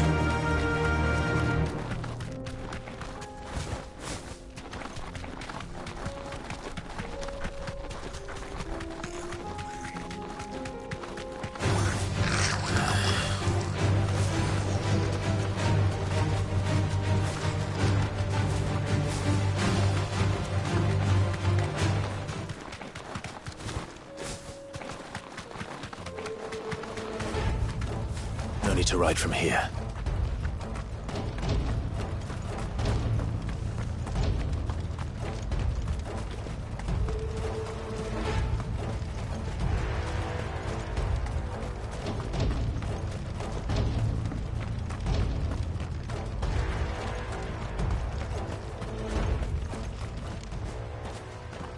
Where's Theodore? Upriver!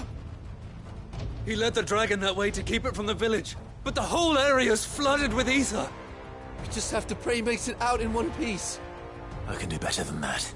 Torgal, with me.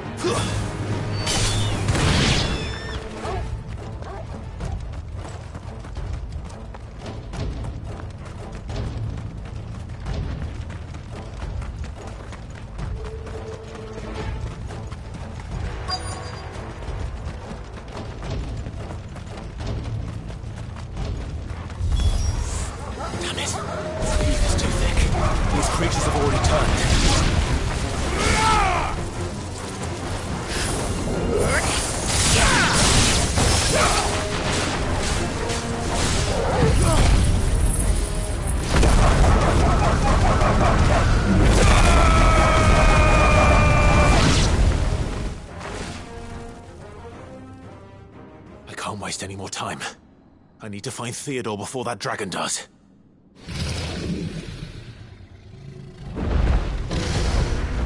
Looks like it's found me. This thing's turned as well. This isn't going to be easy.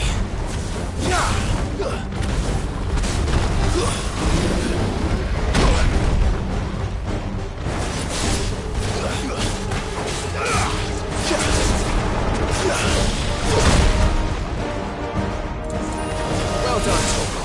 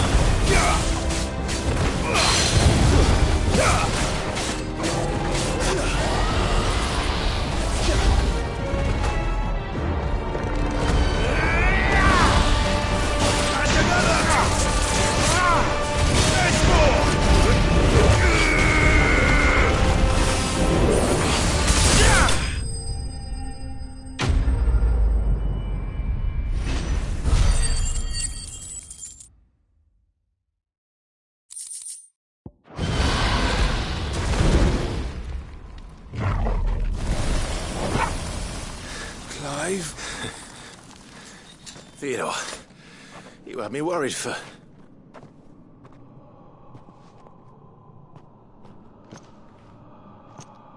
We have to get you out of here.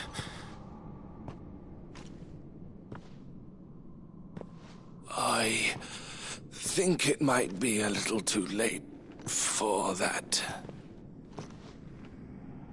Bearer or no, there's only so much ether a man can take, and that Drake just wouldn't let me leave.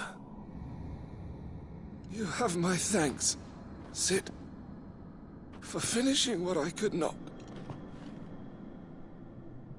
For keeping Elle's dream.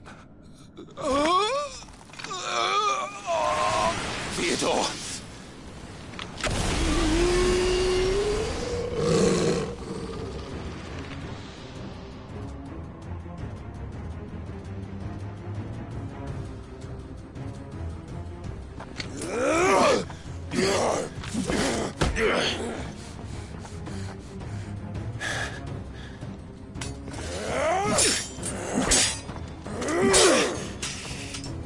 Don't make me do this. Stop it, Theo! Stop!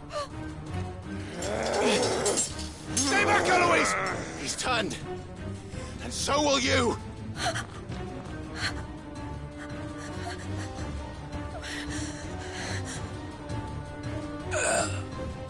Elle. Theodore.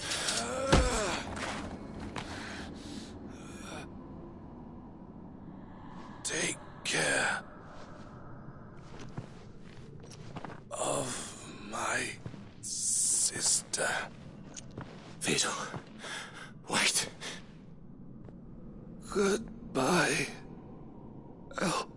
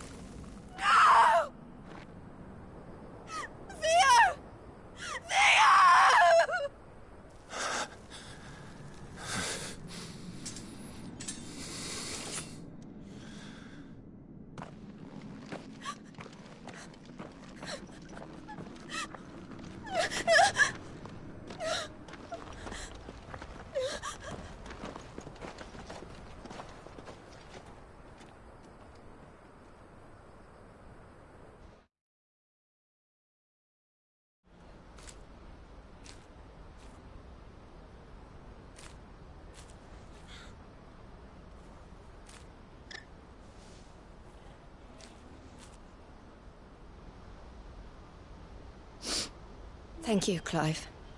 I think I'll be all right now. That was true bravery he showed. Leading the dragon away from the village like that. His first instinct was always to protect people. To put others' well-being before his own. And now he's gone. Because I sent him to that place, against his will. It wasn't against his will. He was ready to do whatever it took to show you he could stand on his own. So that you would finally be free to live your own life.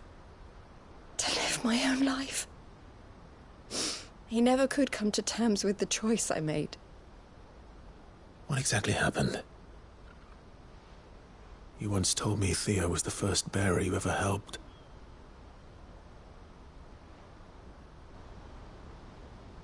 We grew up in Canva. We were born to one of the great trading houses. And I was chosen to inherit the family business. I had my father's head for figures, you see. Theo did not. While I studied the art of commerce, he played at soldiers instead. A late bloomer, in more ways than one. For unlike most bearers, it wasn't until his 15th summer that his powers awakened. My parents tried to drive him out of the house and into the care of the constables. But before they could, I took him into mine. Theo told me something else. He clearly admired your devotion to the cause of freeing others like him from slavery. But he said you deserved a better life than this. He wanted to free you from what he called your bonds, just as you freed him from his.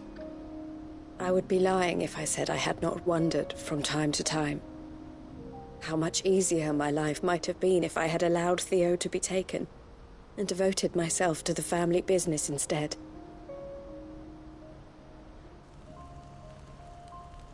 But I have never regretted the decision I made. Being with my brother meant more to me than tradition or reputation. I only had to look at him to remind myself of that night and the choice I made and the fact that I would make the same choice again in a heartbeat.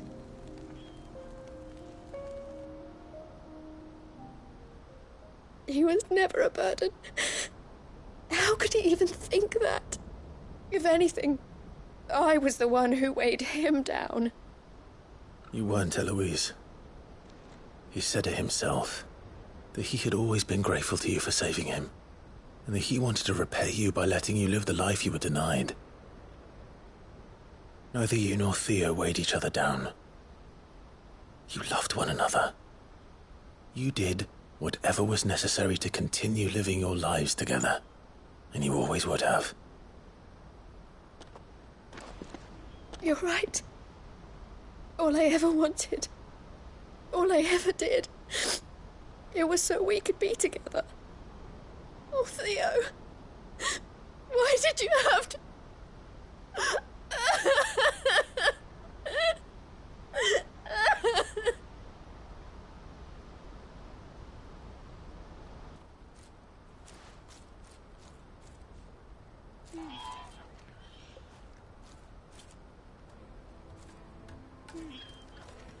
I know Theo wanted me to move on, but I'm staying here at the Crimson Caravans to continue our work.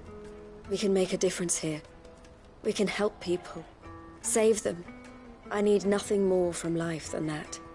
So I'll carry on doing what we do, ensuring that goods, people, bearers get where they need to be, bringing smiles to people's faces just like we always have, and to Theo's. Wherever he is. This is the life I have chosen. The life I will always choose. I've made a choice of my own. To continue helping you however I can. Whenever you need it. Thank you, Clive. Let's go on together then. For Theodore.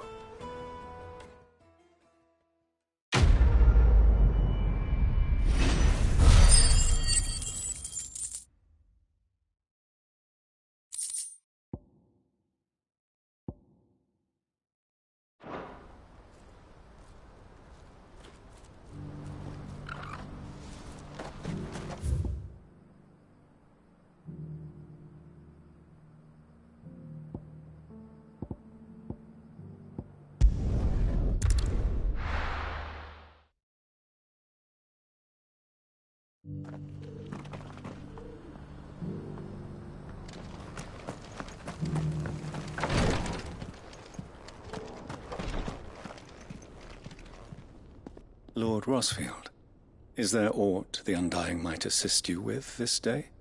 Perhaps. My brother said that your order was helping him with his quest to uncover Ultima's origins. Have you learned anything of note since last we spoke? Little and less, I regret to report. I see.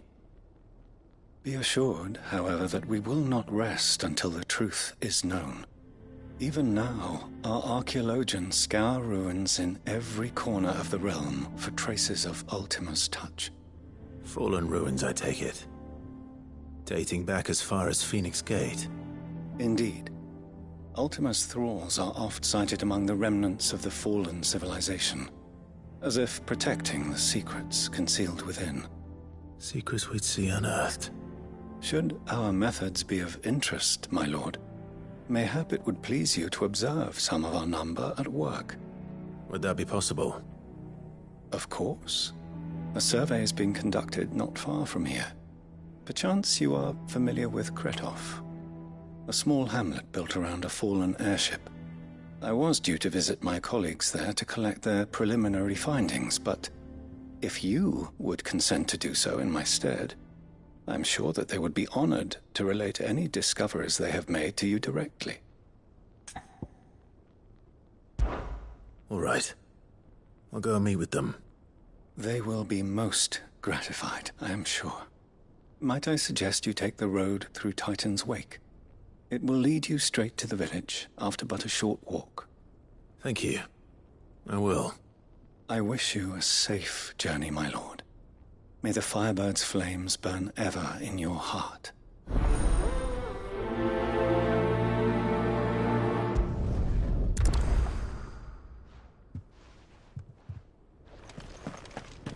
A village built around an airship. Sounds like another Lost Wing. I hope the inhabitants are just as friendly.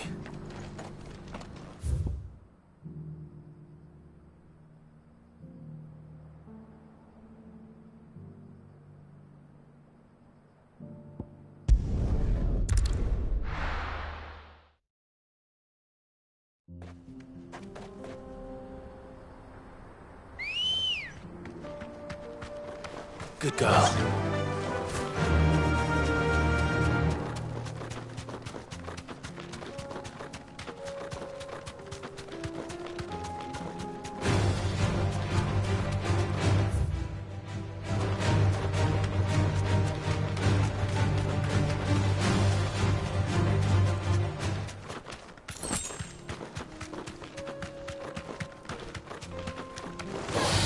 No mistakes.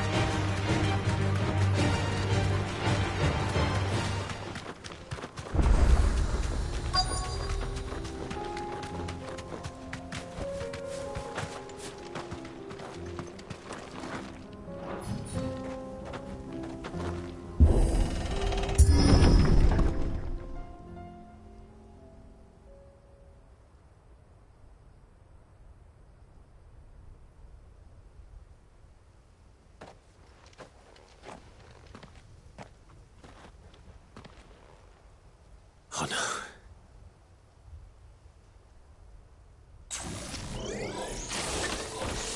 You'll pay for this.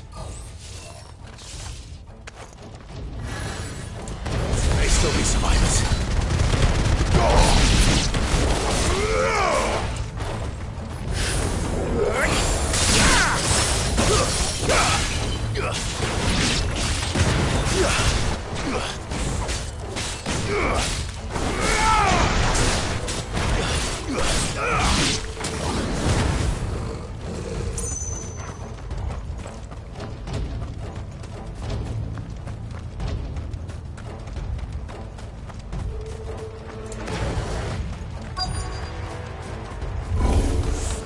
Whatever that thing is, I'd say it's their leader.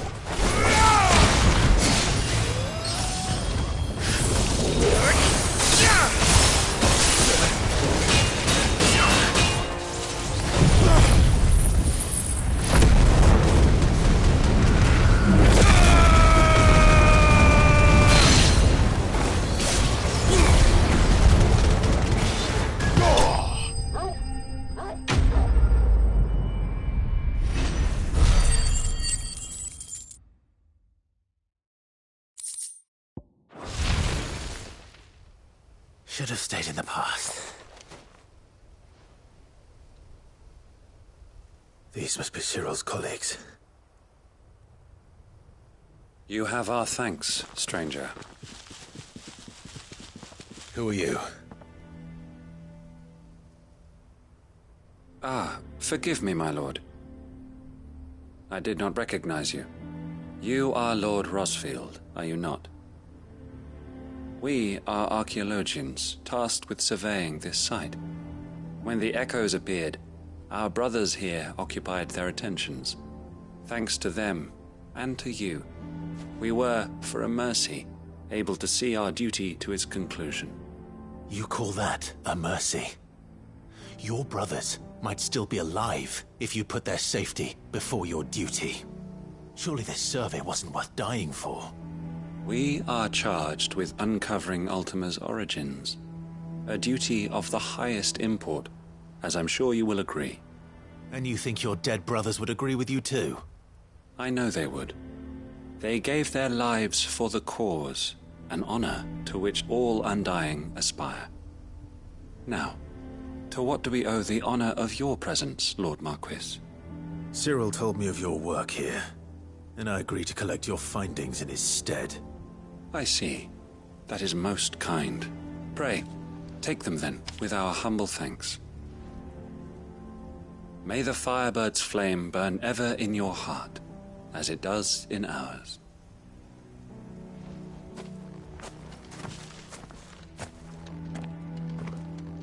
It's one thing to lay down your life for another, but for a survey...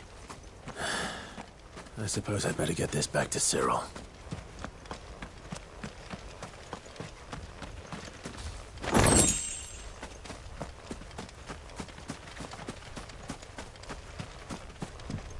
Let us continue then.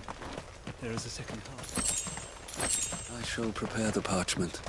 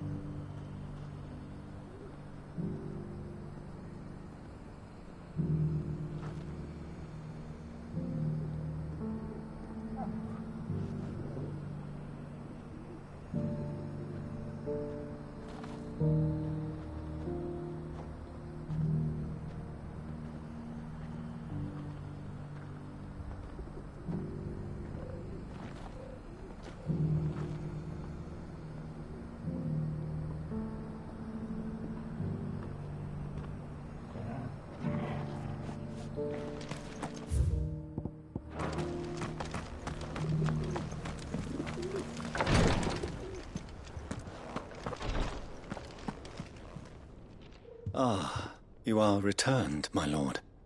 I collected your colleagues' preliminary findings. Here, take them.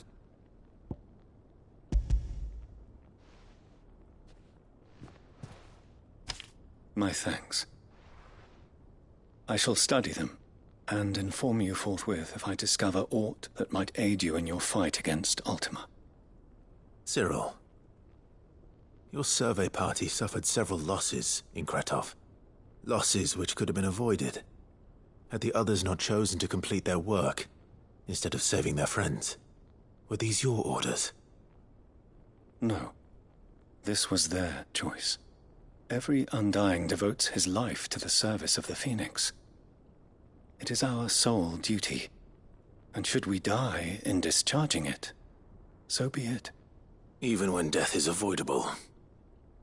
My lord, I fear that this is not a point over which it would be fruitful to argue.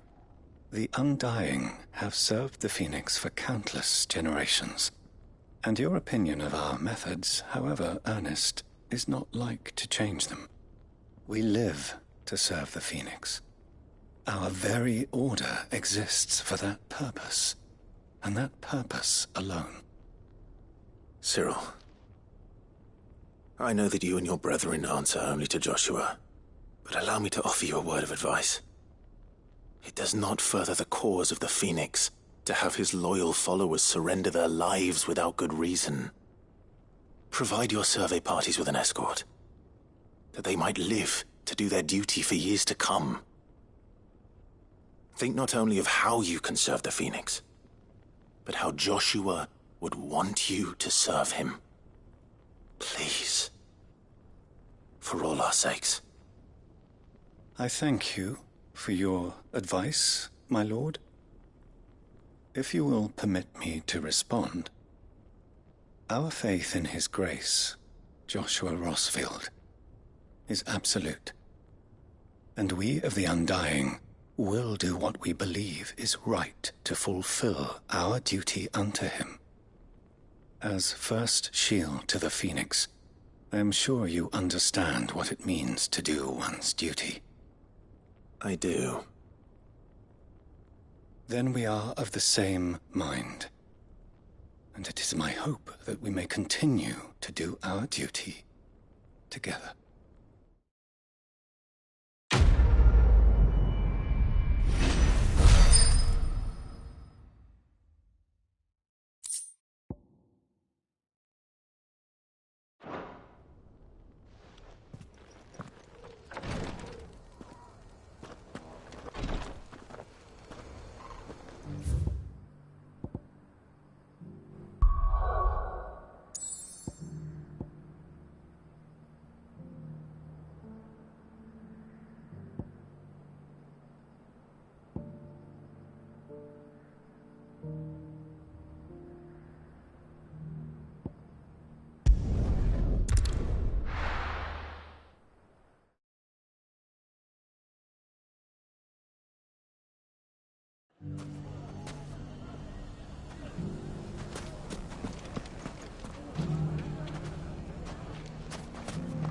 Take that, you naughty thief! And that!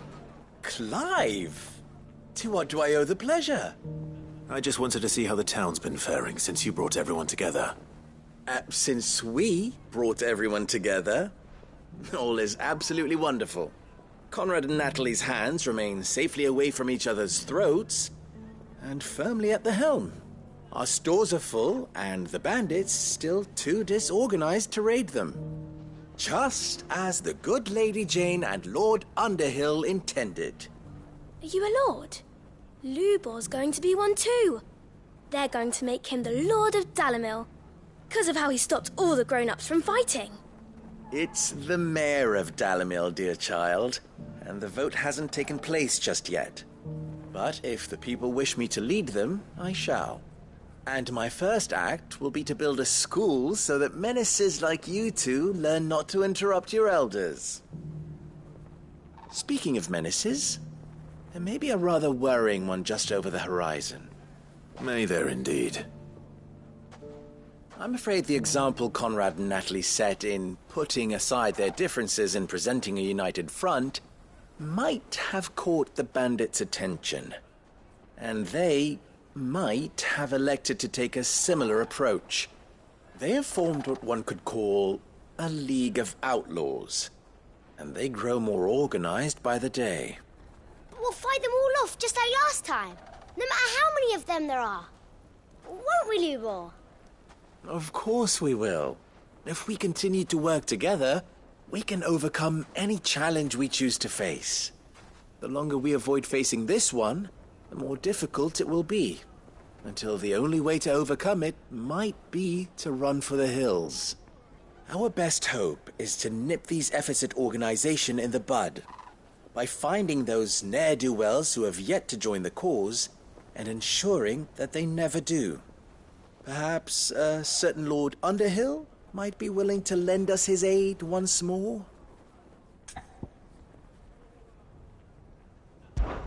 How could I refuse? Thank you, my lord. Victor will fill you in on the particulars. I have him stationed by the desert gate, receiving and collating reports from my scouts. Such an amenable soul. He reminds me of you. I'll go and speak with him.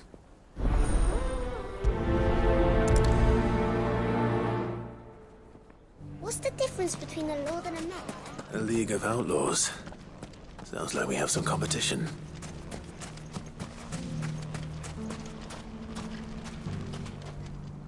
Still in Dalamil, Victor?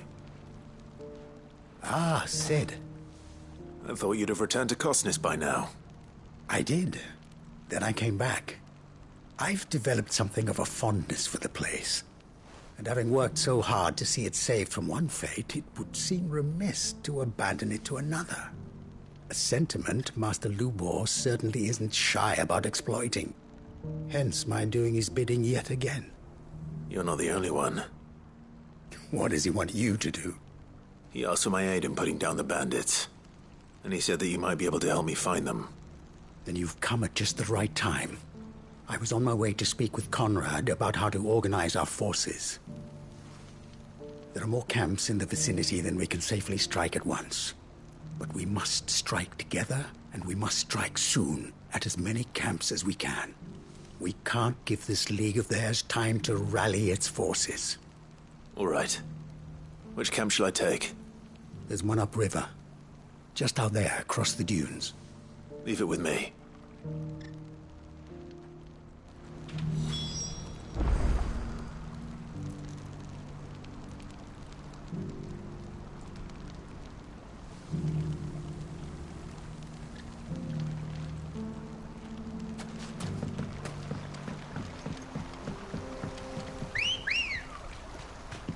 Come on. Those ne'er-do-wells want to band together.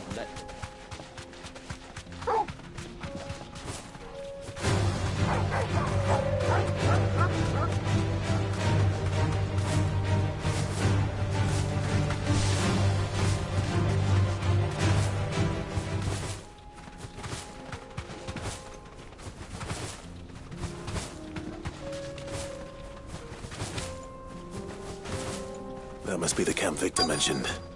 Come on then, Toggle. That's him! The one who killed Knot and Fingers! Take his head off!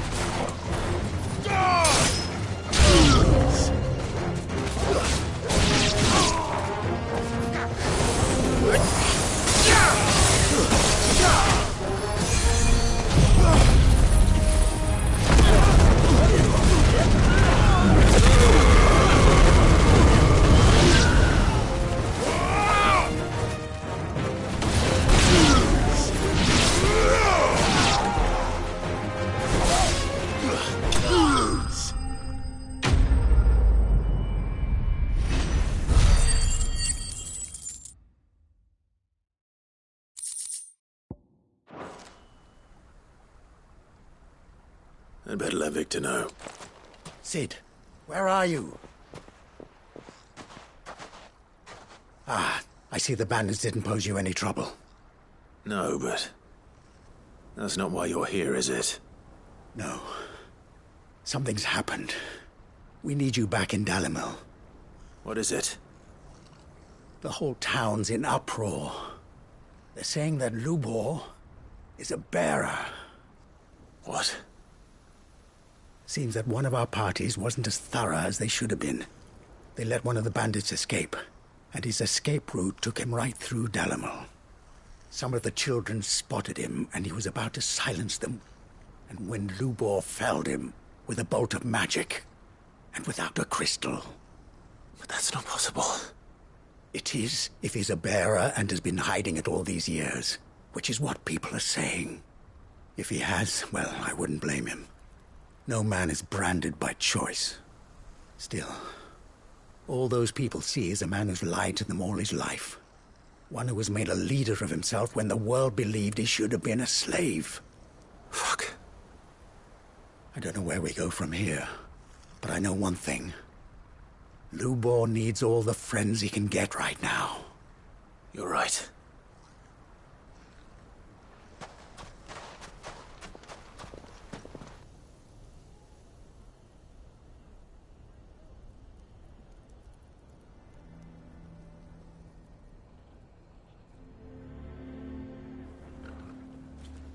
And now everyone knows. I made it a habit to keep a crystal close at hand for just such an occasion. And when that occasion arose, I forgot to reach for it. Well, it was bound to come out sooner or later. We're sorry, Lubor.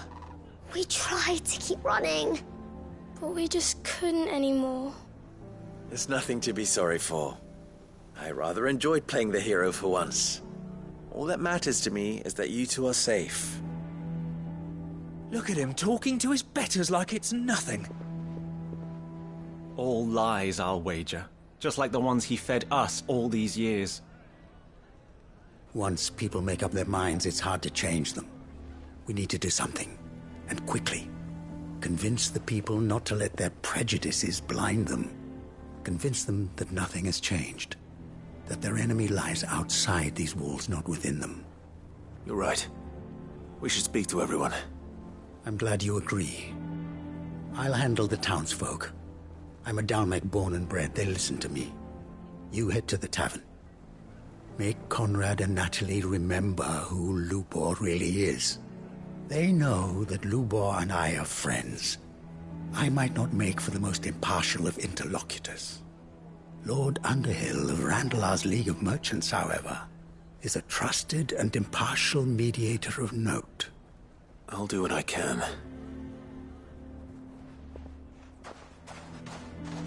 Lubor, stay here with the children. I can't promise anything, but we'll try. And that is all I can ask of you.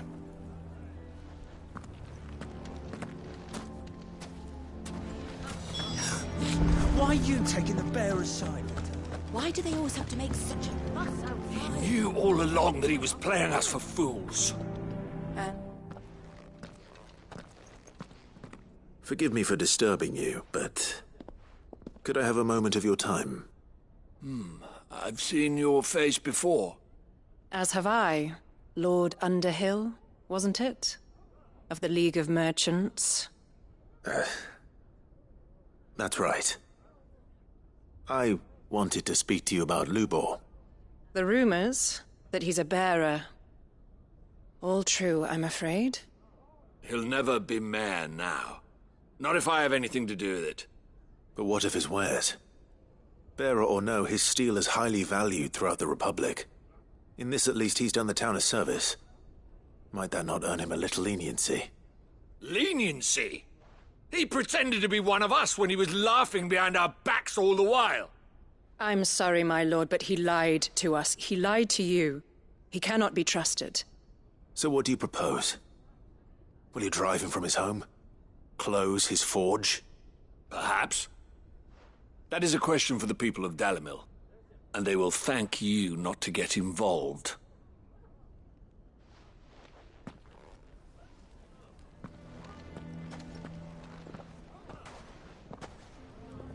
The townsfolk have made their minds up. There was nothing I could do. Nor I. Conrad and Natalie refuse to consider anything but their own wounded pride? You never know. Once their anger is cooled, they might see things differently. For now, we should report back to Lubor. All right.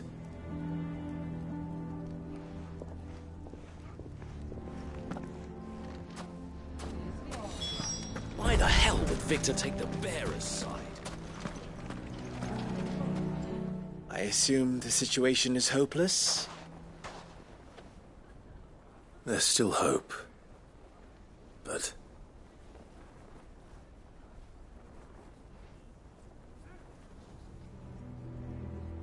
But perhaps not in this lifetime, I think it's fair to say.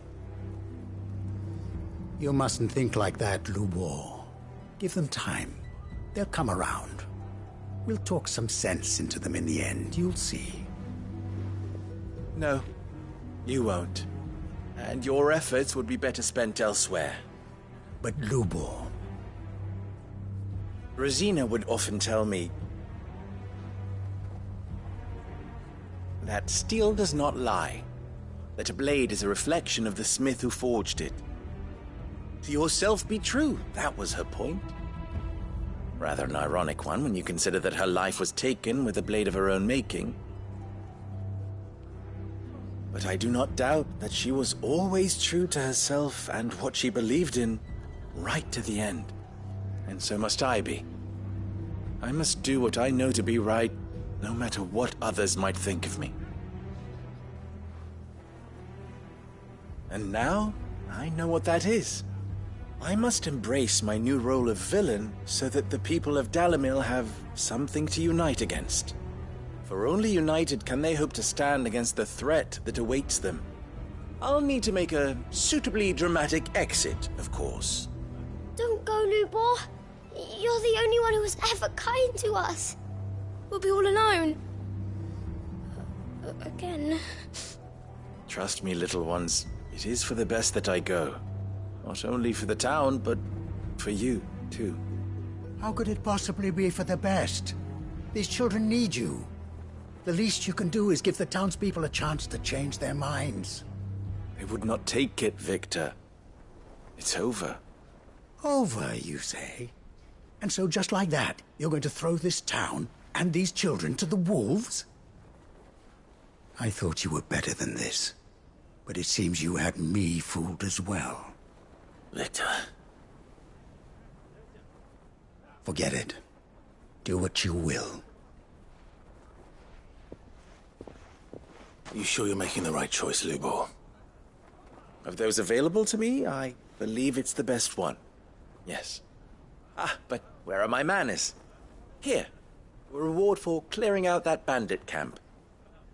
Right then. I have packing to do. If there's anything I can do. Anything. I'll bear it in mind. Thank you.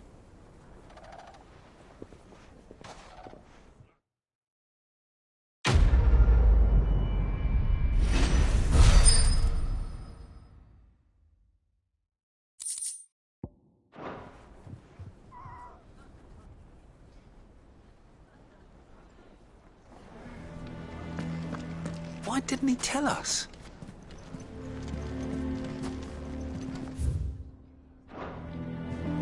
If you're going to try and convince me to stay, save your breath. I will not put those children at risk.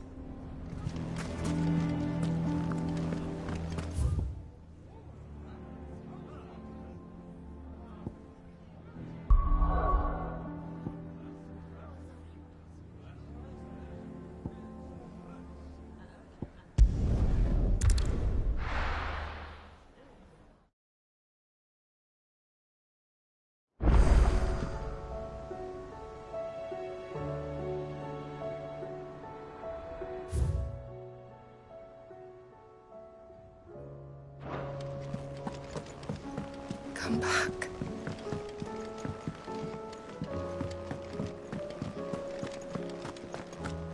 The stew's awfully thin these days.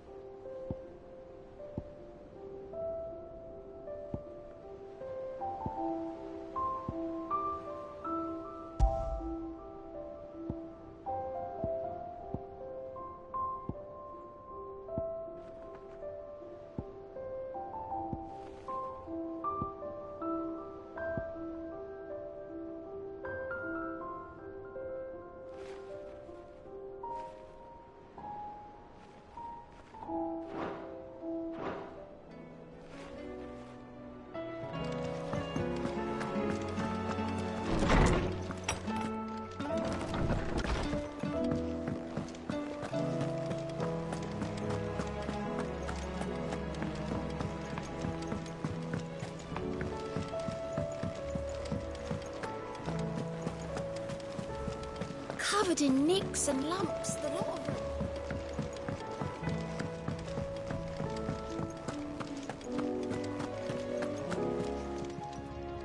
How may I help you today, Clive? You earned this.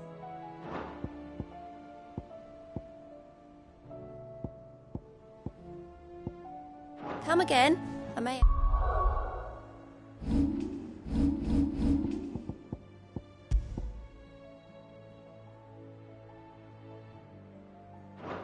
Have more for you.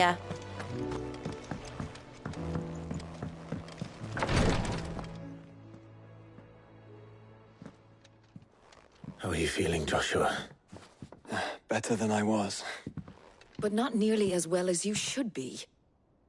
Your cuts and burns may have healed, but your body still bears the burden of every spell cast.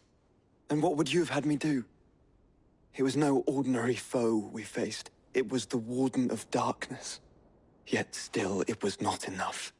The king could have ended me at any moment, but instead chose to toy with me like a curl does a mouse. You underestimate yourself. Oh, it was crystal clear. Only one man established his dominance that day, and that man was Barnabas. I'm sorry, brother. That was ill-spoken. It's just... I have never felt so powerless. And when so many are looking to us for strength, perhaps the prince feels the same.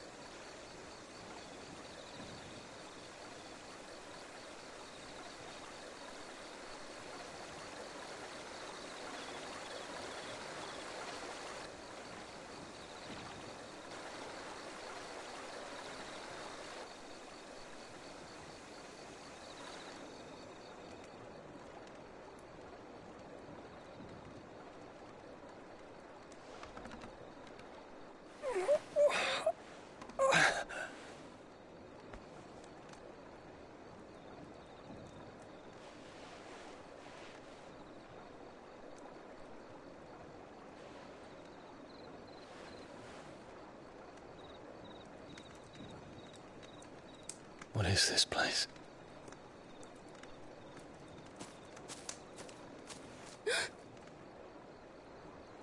Don't move.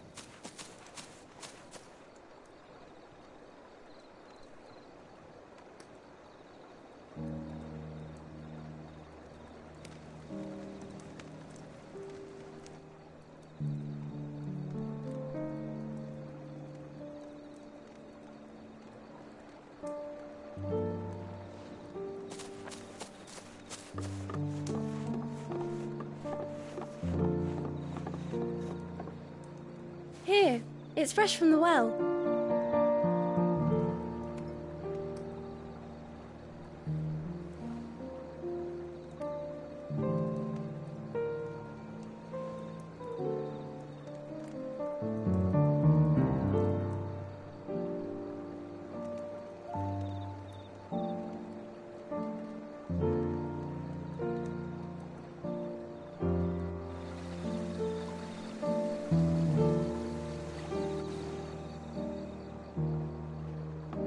Grandmother told me spirits sometimes get lost, and that the lanterns guide them to their proper place. I set one on the river for her when she passed away.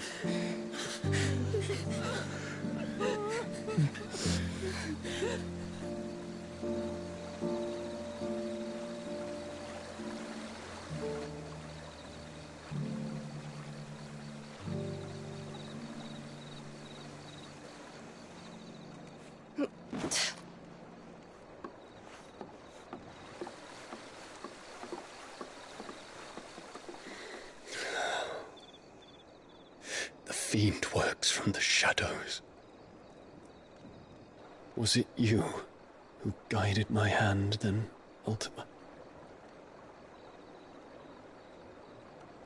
No, not you. This is my doing, my fault, my sin to bear.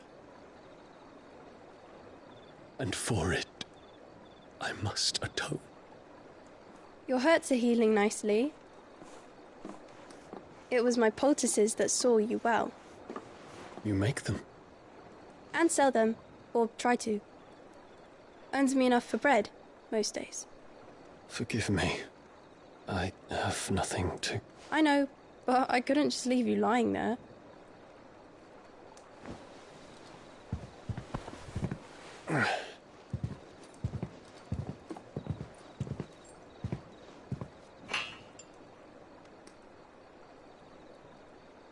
You're going then?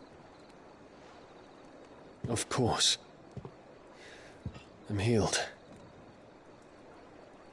Thanks to you and your poultices. Will you promise to come back and visit?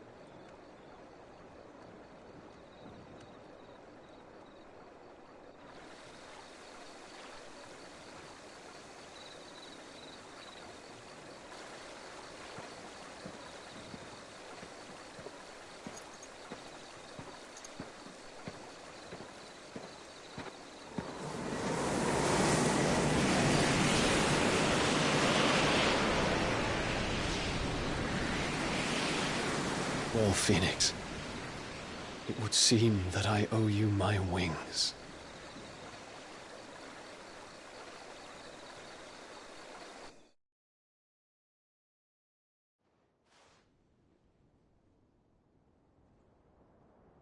Perhaps he can find an answer. You will be returning to Waloed soon, I gather. I see no reason to wait. Then neither do I. I can think of a few, but I doubt they'll stop you. You will take your medicine. Of course, Lady Daya. Set on leaving already, are you? How long will it take us to get back to Ash? Dunno, about the same amount of time it took us to get here. Maybe less, if your uncle can find someone trustworthy to patch up the Enterprise. All depends on where we're putting into port, mind. Yes. It's not as if we can put ashore wherever we choose. We have to assume that the whole of Ash is hostile, and that we'll be attacked on sight. Then we must find a place they won't think to look. And I have an idea who might know of one. The Professor! I'll go and tell you coming. While you're plotting our course, I'll be in the shelves with your lawsman. I wish to pick his brains about Ultima. Then I'll talk to Karen about supplies for the journey. They may not be easy to come by in Ash.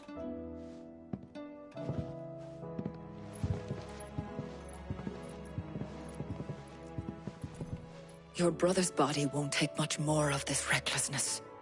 You know that, don't you? I do.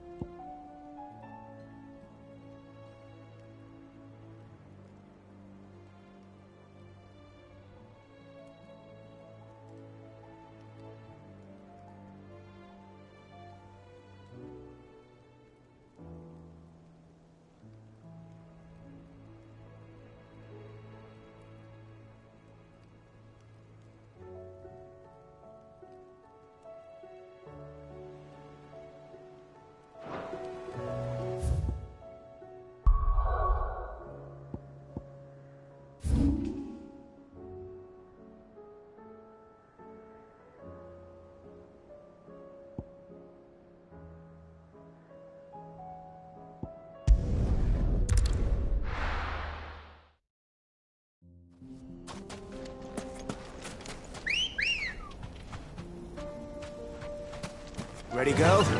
Run like the wind.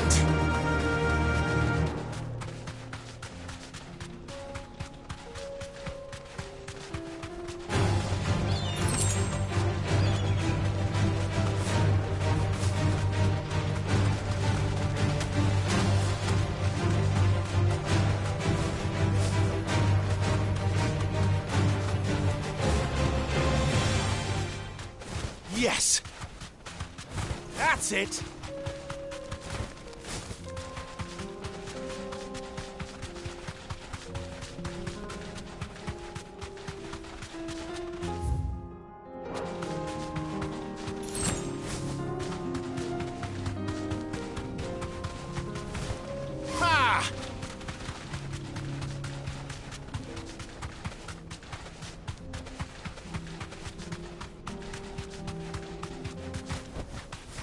That'll do, girl.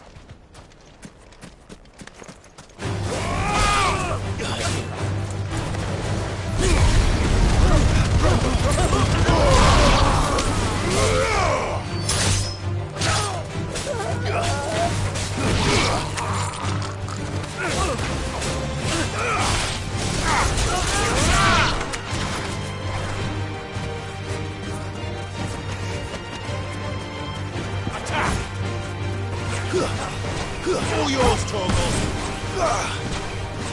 Farewell.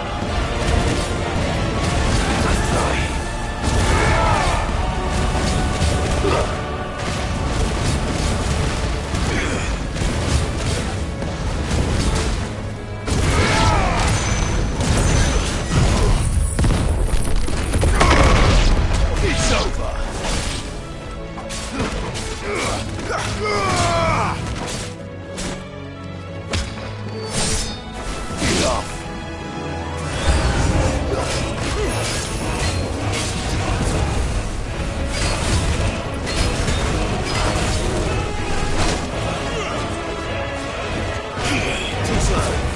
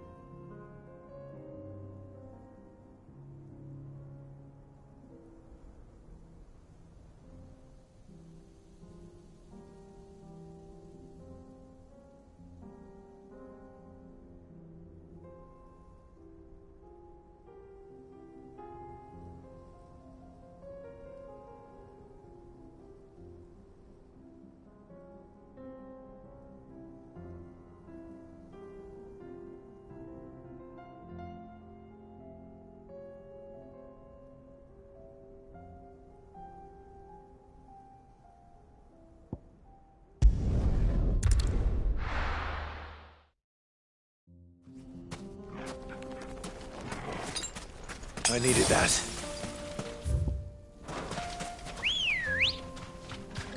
Good girl. Yeah!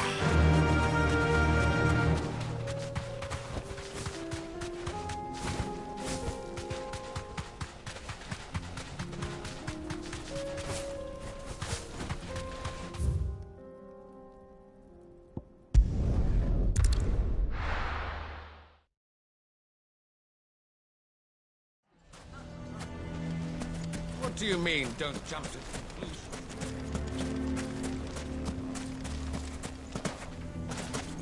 How the hell did that bastard get through the desert gate? Where were the guard?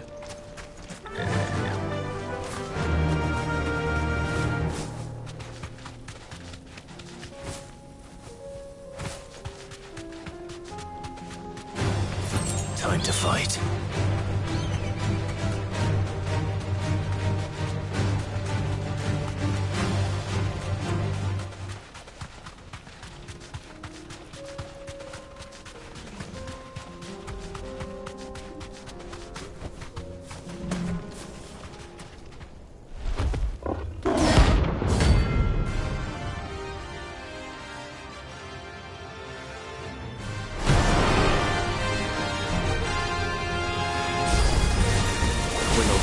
This one.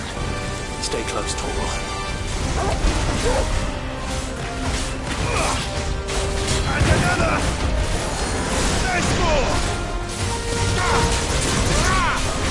Too slow.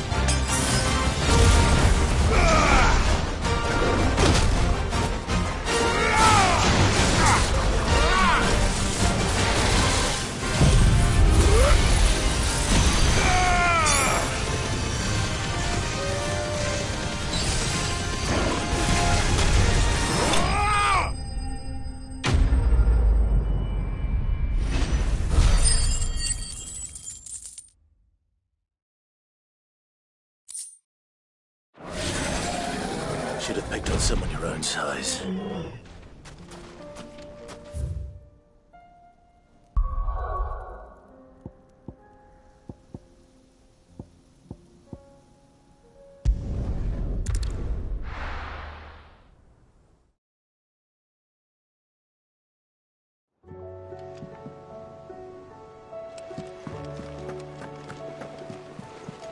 Covered in nicks and lumps, the door.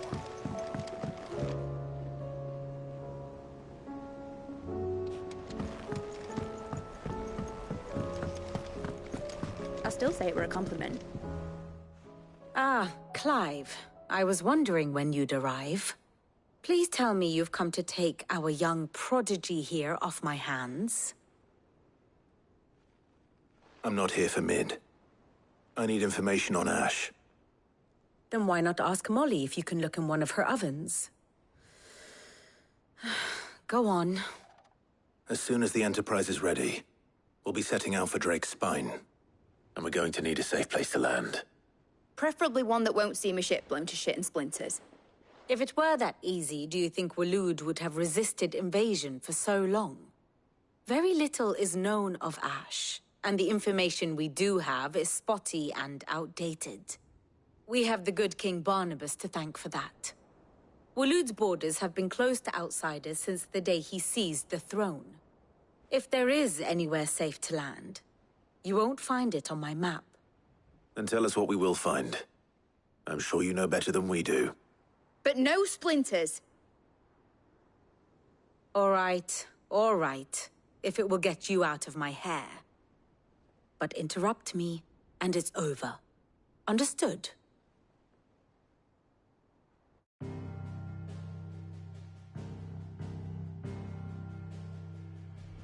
Barnabas Tharm, the one they call the Last King.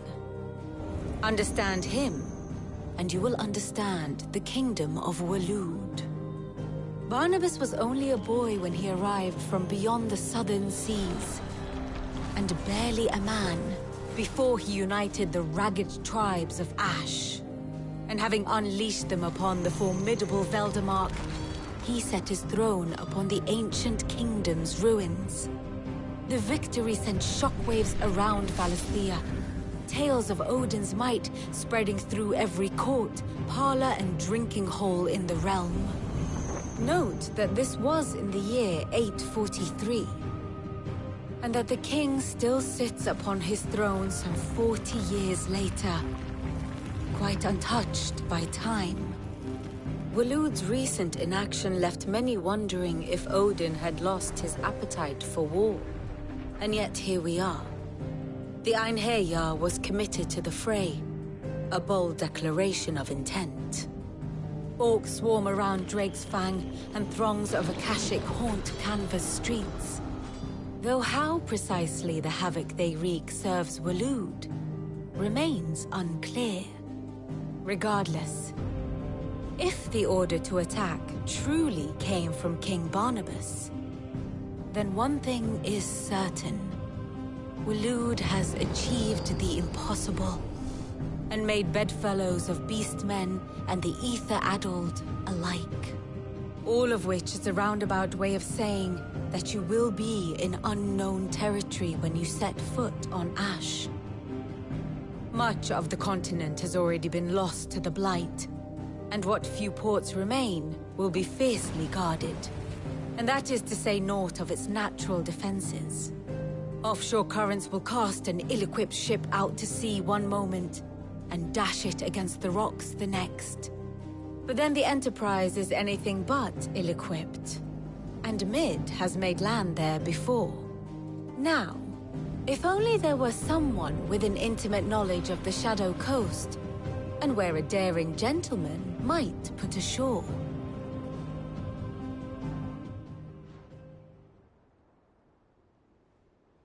You see, Clive, you had the answer all along. Do you think you can get us back to that beach, Mid? Picked you up from it, didn't I? Not that it were easy.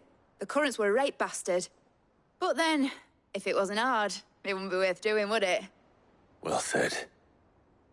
Thank you, Lady Vivian.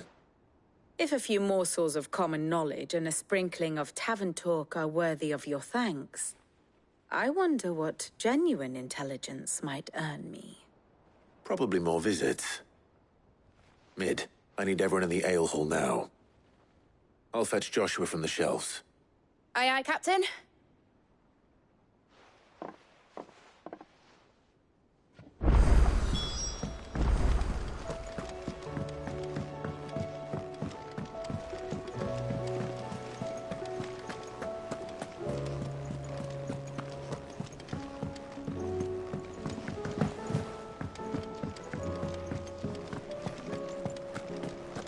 Tell me we've run out of pep. Still alive, are ya? It'd better all be here. You're rubbing me blind, you know. You'll not find a better price than that.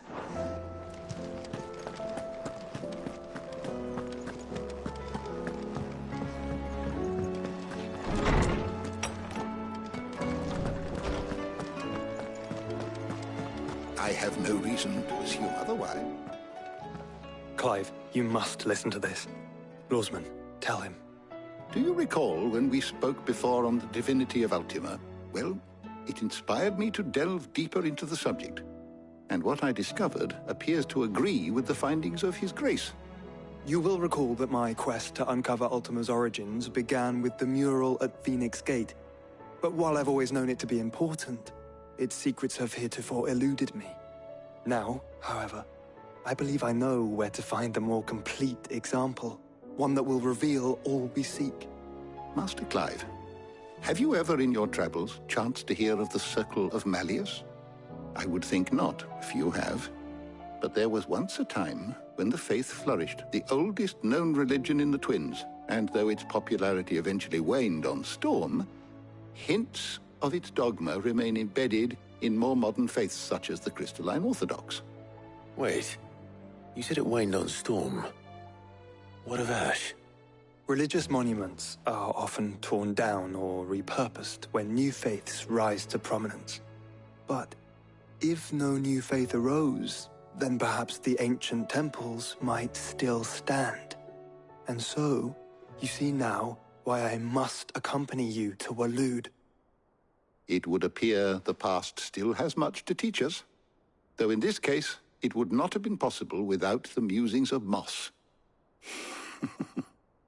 To think that you carried a copy of my old mentor's chronicles all along.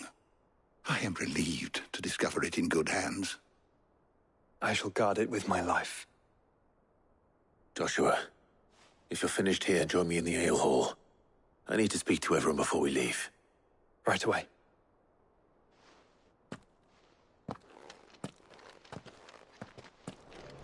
Mid said I can ride the Enterprise next.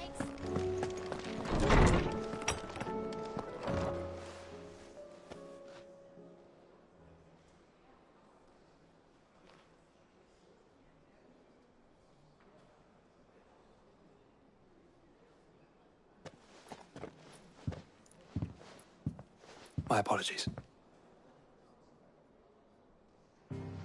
By now you've all heard where we're going and why. So I won't bother you with the boring details, only the important ones. If we attempt to approach Stone here by sea, there's a good chance we'll be sighted and fall prey to the capital's artillery. So instead, we'll disembark on the southwest coast and make for Drake's Spine on foot. I say we, but it's highly likely the entirety of Ash is under the rule of Ultima. A large party would only attract unwanted attention, as well as slow our march and require supplies which may be difficult to obtain. Only Joshua and I will be going. And a scout. Preferably a good one. Gav, do you know of any? You bet your ass I do.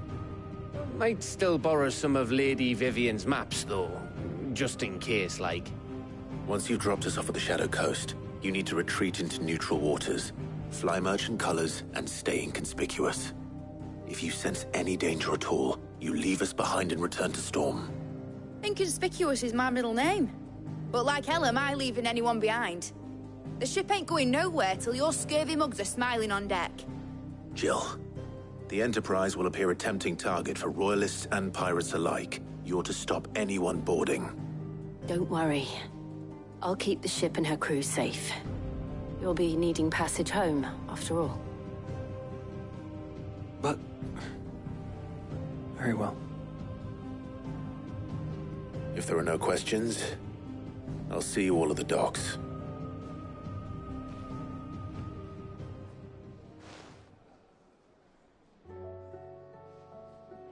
Let me know when you're leaving.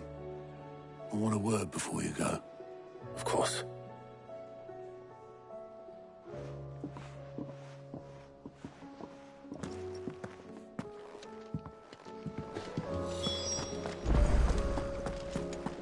Oh, don't tell me we've run out of papio nuts.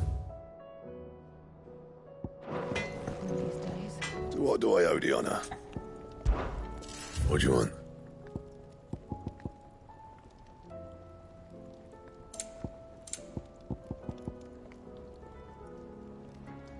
And?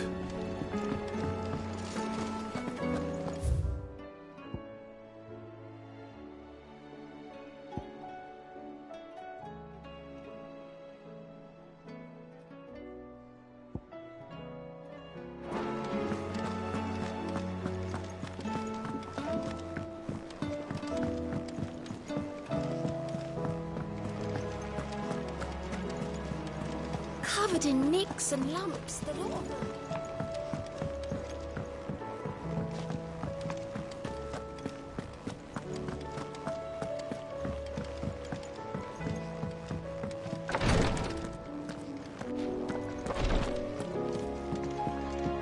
Please, Your Grace, stay. My Lord Marquis. Yote, is anything the matter? You seem troubled. Perhaps I might be able to help. My lord. Yes. Perhaps you might. It's your brother. His condition continues to worsen, though he does his best to hide it. The lesion on his chest pains him more with each passing day. I had feared as much. There are certain elixirs which can ease the suffering of those afflicted by the curse, but... But His Grace's case is severe.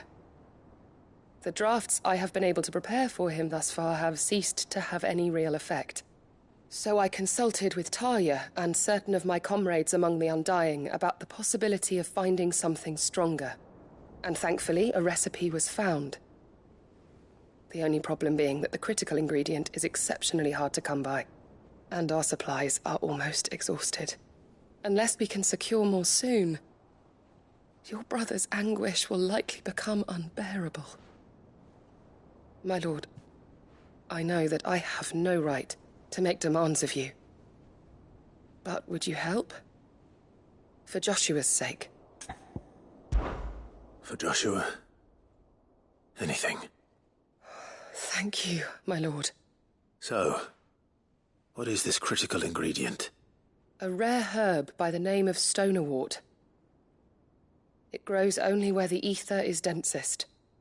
The vigor it stores in its stems helps to counteract the curse. We discovered a patch near the aqueduct in Rosaria. But alas, yet more ether has erupted from the earth there recently, leaving the whole area flooded. The search continues for a new source. One that we might reach without being turned. So it's only that you can't reach it? The stonerwort itself is unharmed by the flood? Well, yes, but... Then I shall go in your stead. But, my lord... You've yet to find another source, correct? So for now, the aqueduct is our best hope. Besides, I'm a dominant. The ether can't hurt me.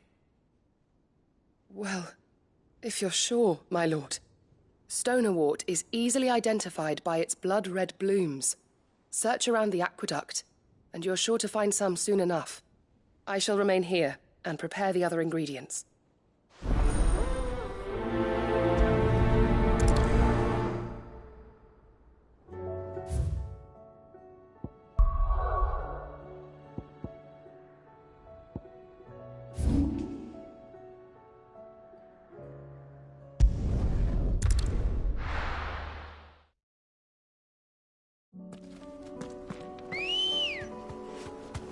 Let's go. Faster! That's it!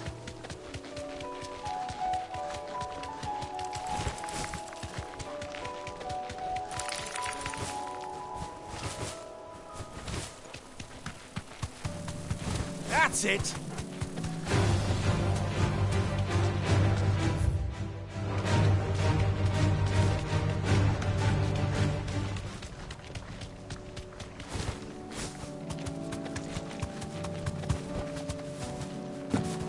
Here's the aqueduct. Now to find our stone wart. Yote mentioned blood-red petals. Just my luck. Well, I won't be picking anything till they're gone. There's only one thing for it.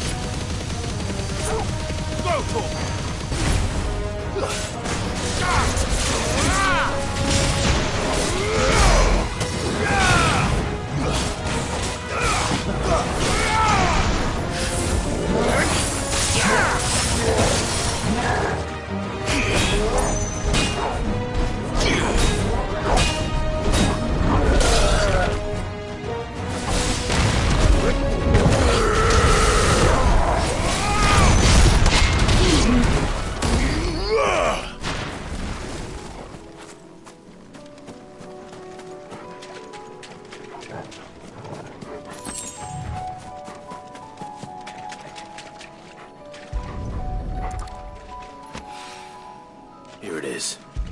Better collect as much as I can before reinforcements arrive. Right. That should do it. Let's get these back to Yote.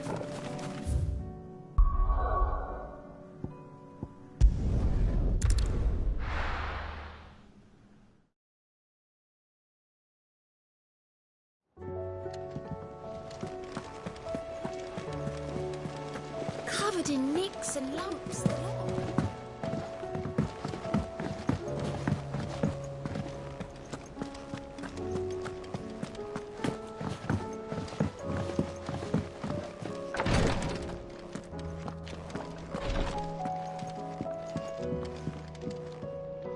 Yote, I brought back all the stone and water I could find. Will this be enough?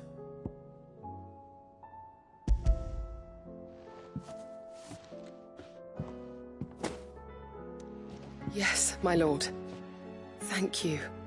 I'm sure it will serve us until we can find another source. I'm very glad to hear it. You and His Grace are very much alike, you know. You think only of how you might help others, and never of the danger to yourselves. No more than you have minding my brother. You've risked a lot for him, and I thank you for it. I am honored that you should say so. But I beg you, my lord, do not give too much of yourself for the sake of others. We could not afford to lose you. I'll keep that in mind.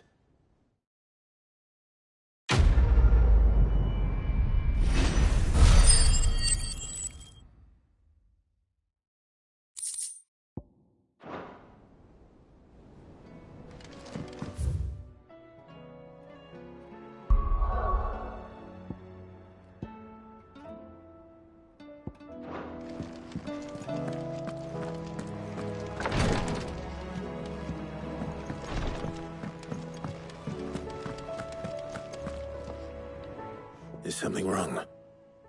Not at all. Honestly, Can't a man wish his friend farewell? Just wanted to let you know that I'll keep things in order while you're off saving the world. I'll hold you to that.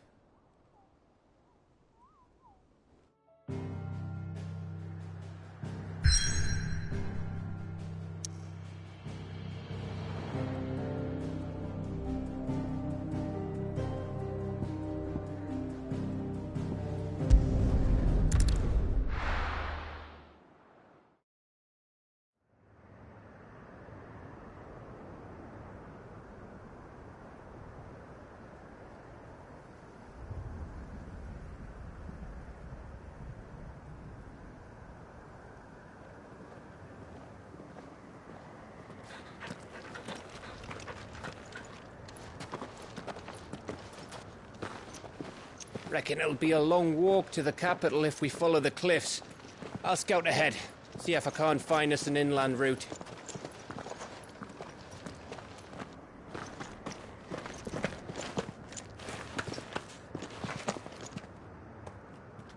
Clive.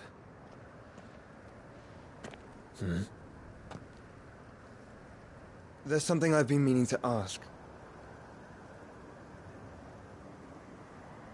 You took her icon, didn't you? Yes, I did.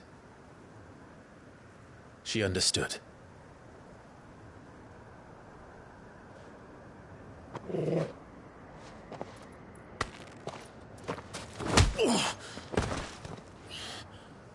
Oh, she understood.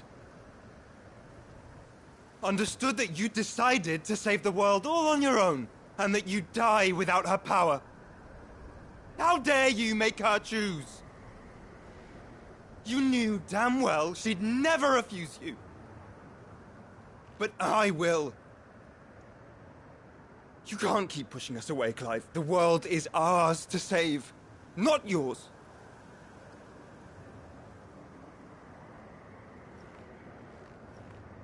I used my gift because I thought it was the right thing to do.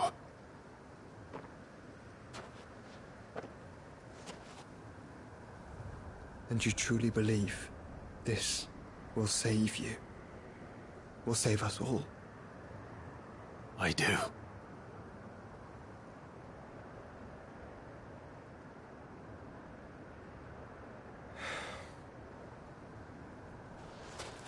Then so be it.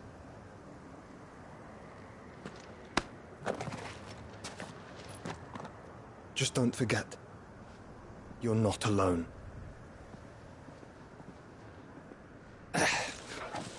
Think I found us a trail.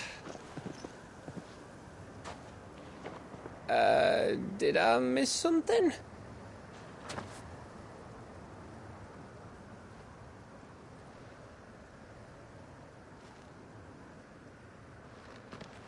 Only that Joshua didn't. I don't get it.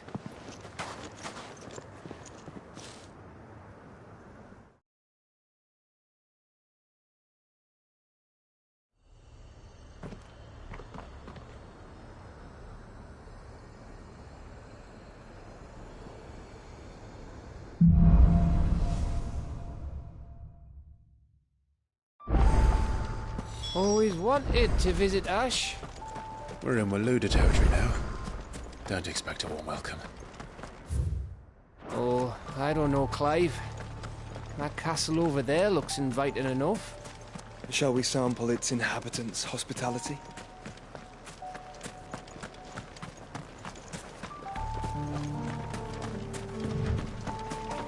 Remember what I said about warm welcomes, Gav? Oh, this place is as dead as Greagor's ghost.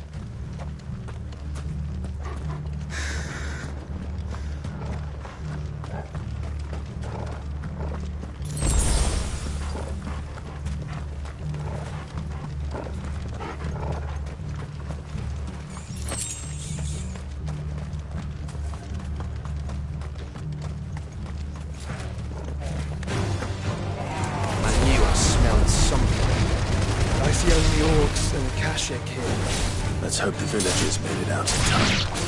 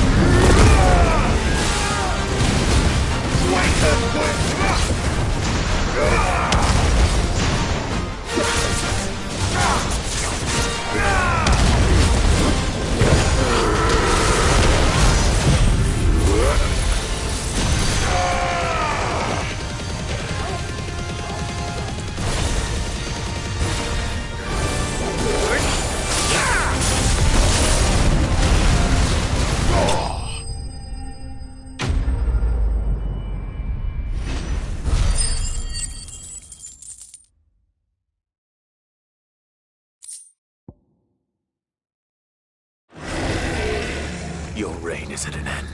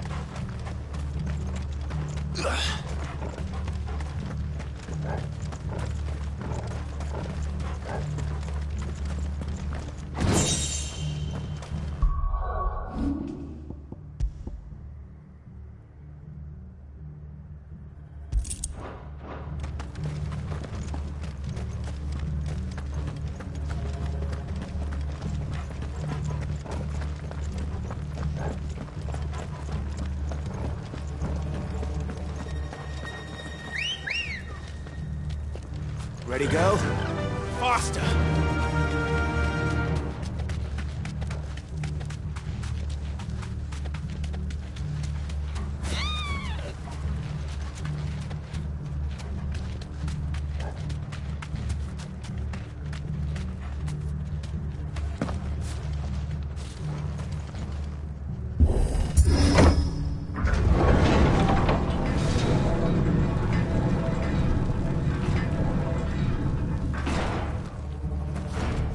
All over again.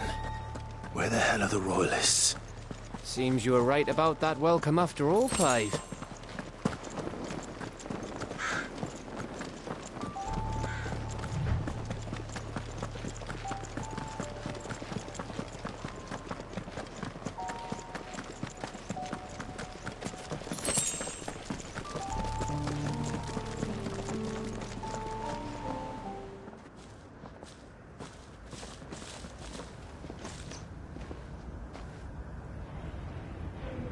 Aye, aye.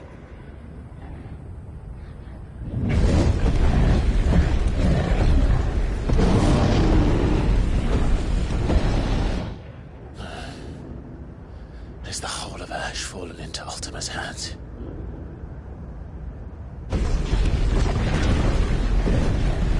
That's no peace delegation. We should send a warning to the others. No. My uncle will have an eye on the coast. I trust he'll find a way to entertain any uninvited guests. Our mark is Drake's Spine, and there's a lot of road between us and it. We press on to Stone here. Aye, you never know. It might not be a nest of slathering monsters.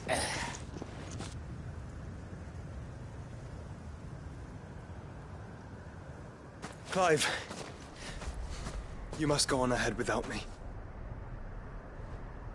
This stronghold is as old as Phoenix Gate, perhaps older. It may yet hide Ultima's remaining secrets, and if we are to best him, they must be unearthed. All right. Stay out of trouble. I always do. Mostly.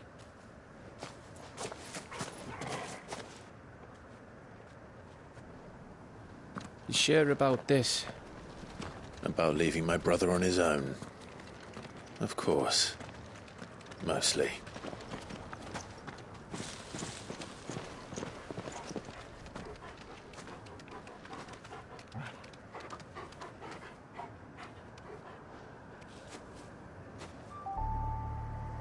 Lady Vivian's map is so old it's hard to tell which way is up. But if I'm right, we're not far from a village called Aistla. Then we make our way there, resupply, and wait for Joshua.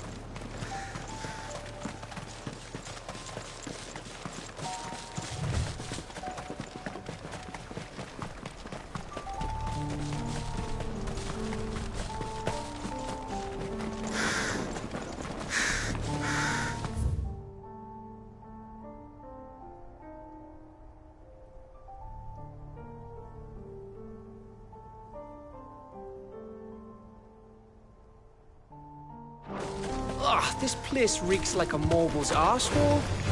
Though I'm guessing it's not the smell that'll kill us.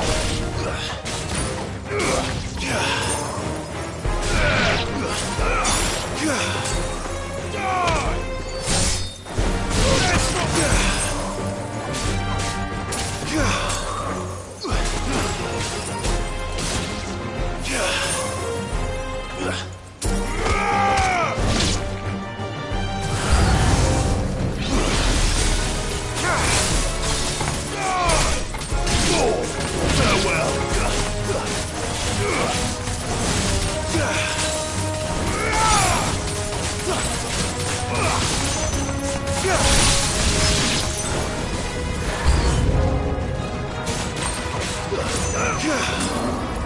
slow.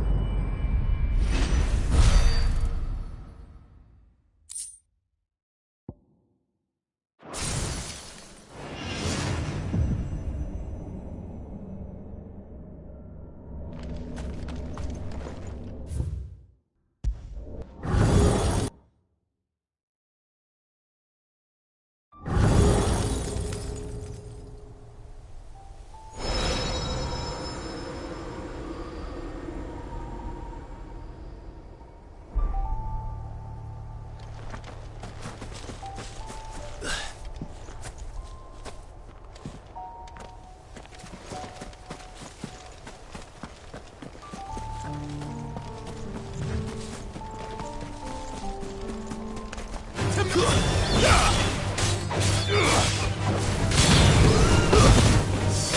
down! Over here!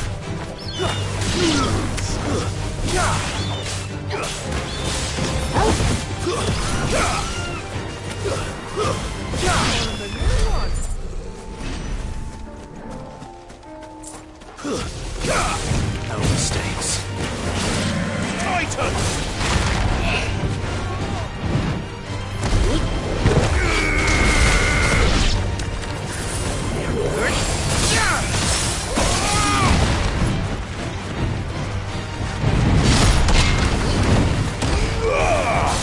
Fire and flame! Garuda!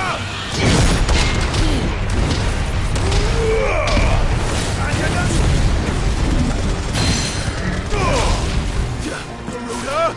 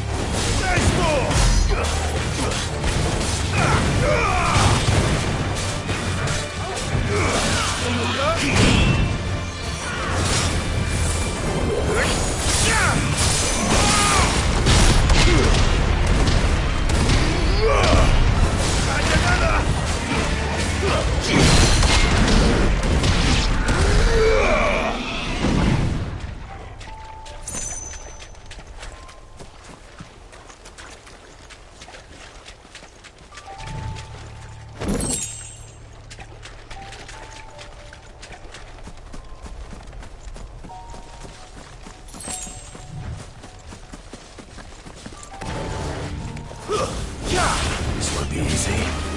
Watch out! There's more! Now, Torgo!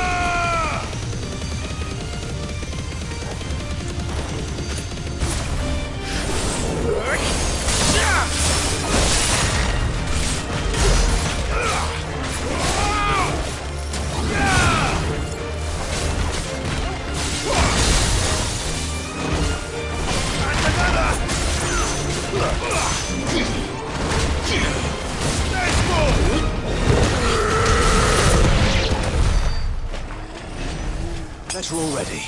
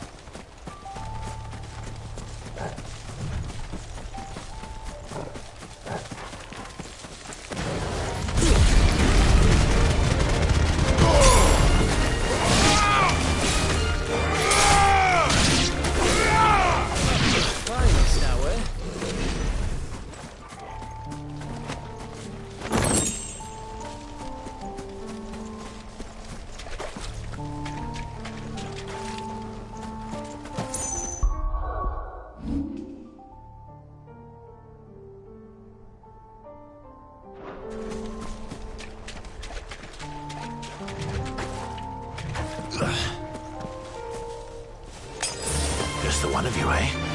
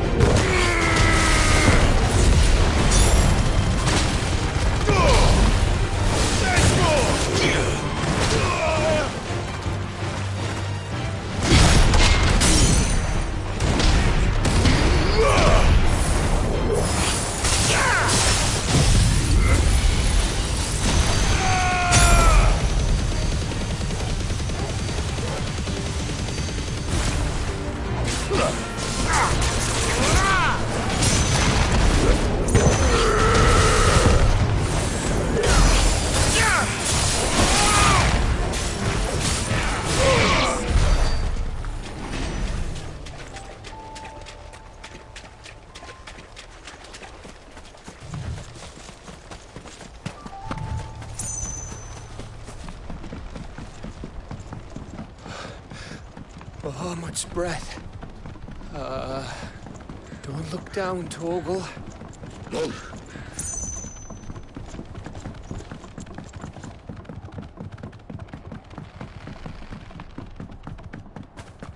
That must be Aistla.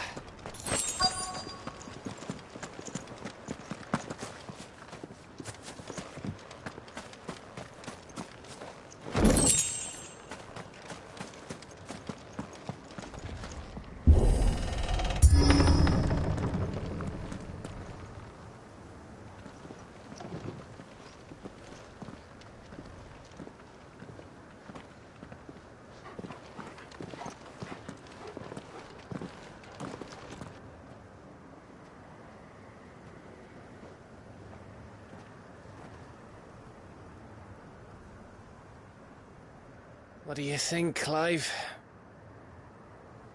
Then we're too late.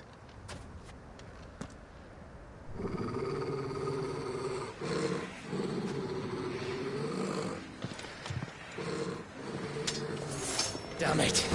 They're all turned. There's nothing we can do. I wouldn't say nothing. No quarter gap! No quarter!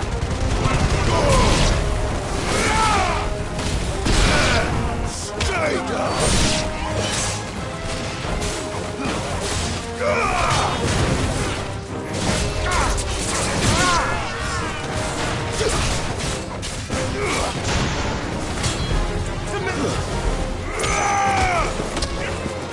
Torgal, kill!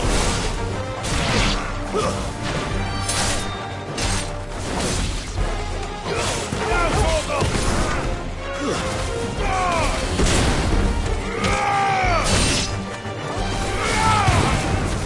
Stay down!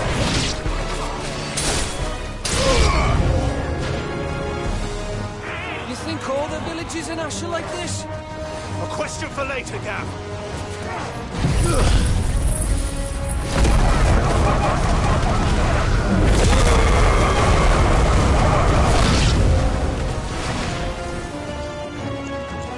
Here they come! And come, and come, and come.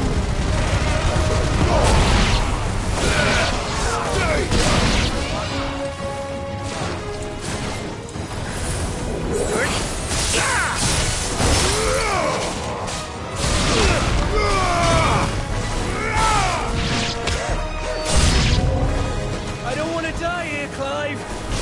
Then don't!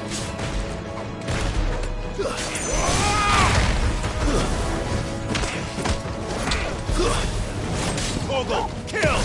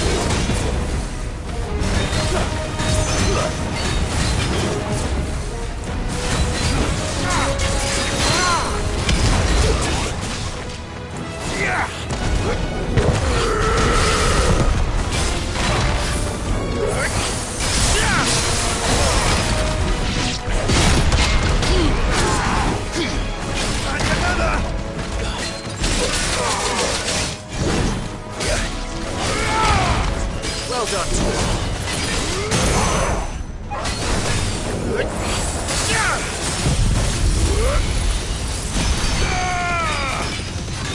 Farewell.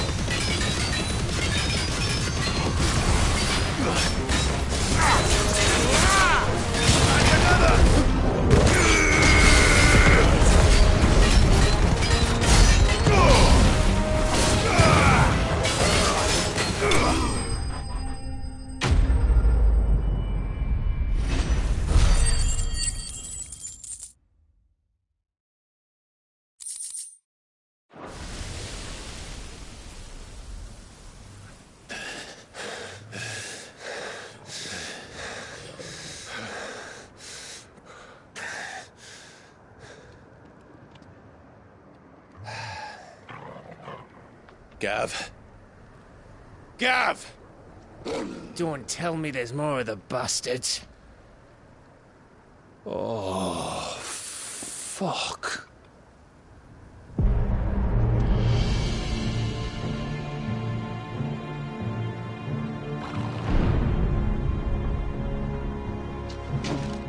Have you come to watch, Odin? Bound for Stonehill. Good. My master awaits you in the capital, though I cannot allow you to attend him in your present state.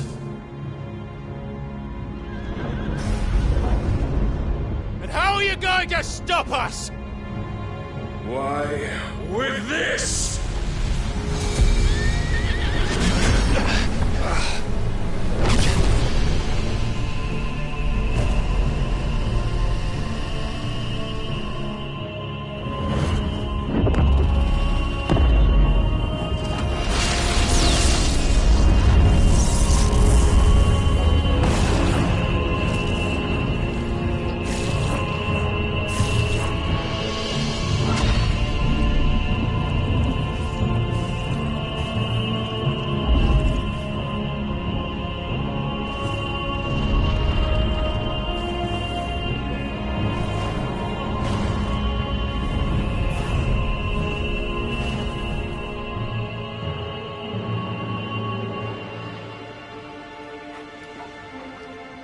What did you do?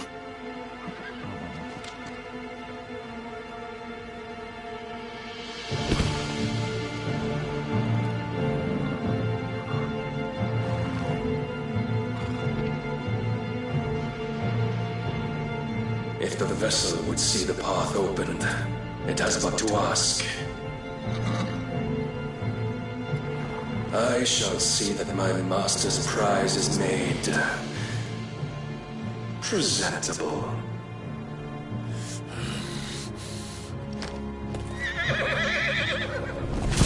Shit! No!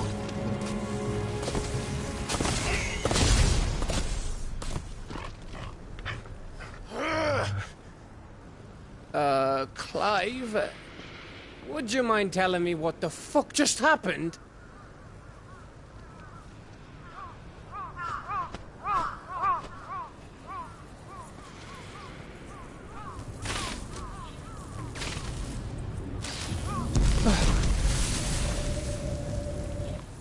Oh, you've got to be. How are we supposed to get through that? We seek an audience with the king. If His Majesty wants me to come and ask him, then that is exactly what I'll do. Before you go practicing your petition, we don't even know where the fucker went. How about we cool our heads and think this through, eh?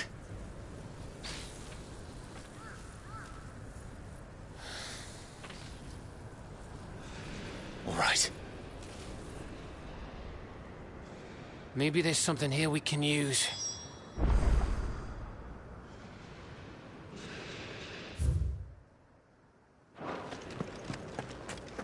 Better already.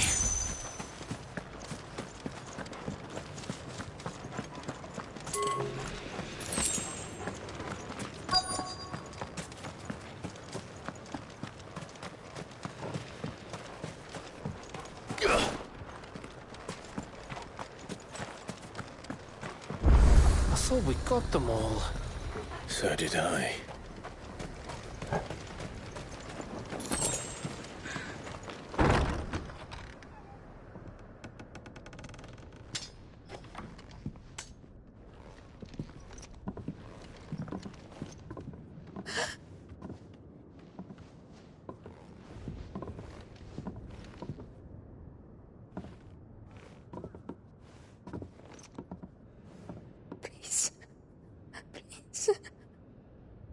Please, no. Miss. Whoa, easy, easy. We're not turned, all right?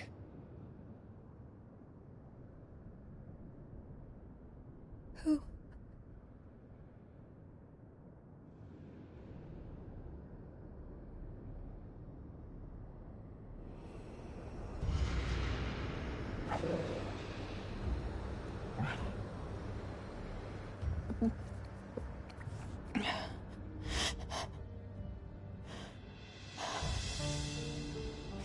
My thanks, kind travelers.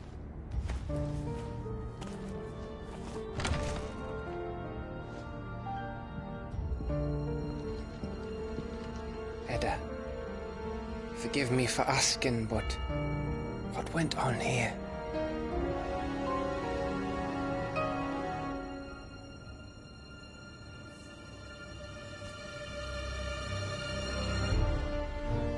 It all started when the skies changed.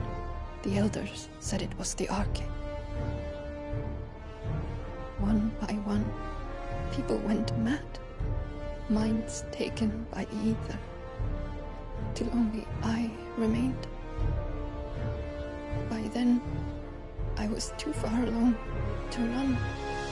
And then the nights came. And I didn't know what to do.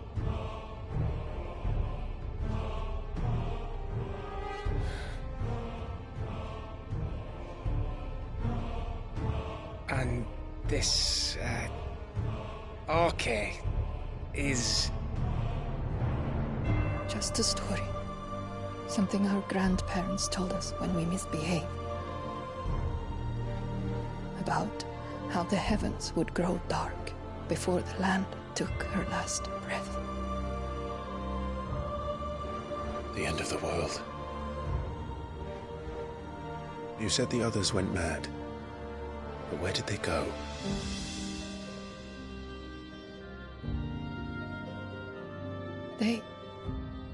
They all left. Drawn east to the tower, to Reverie. The elders, the healer, the blacksmith, my husband.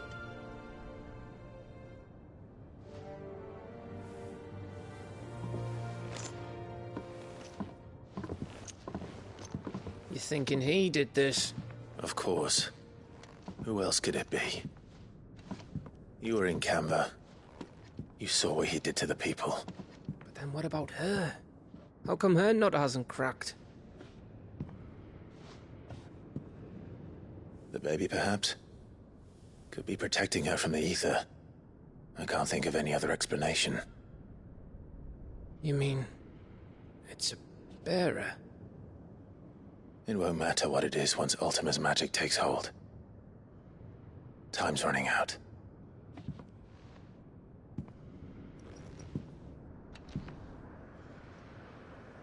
This tower. That's where we'll find the king.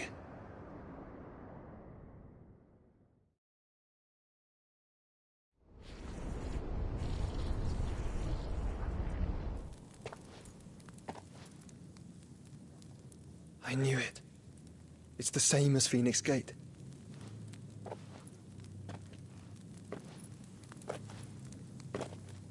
Which means at the end of these stairs should be...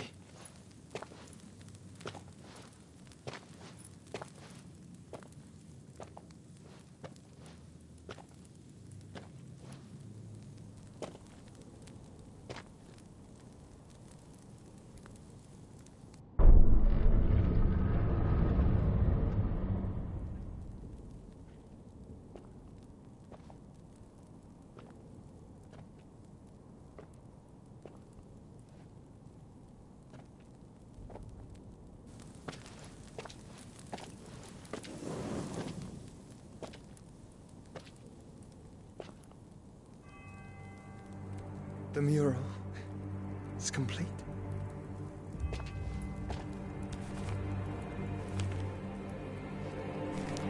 Ultima and his vessel, Ifrit.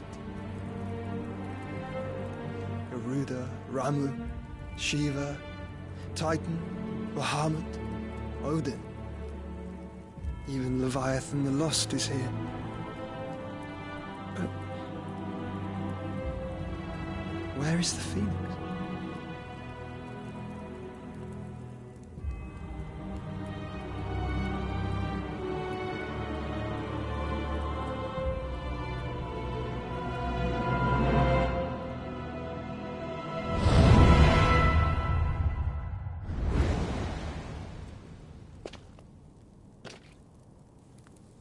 By the Founder.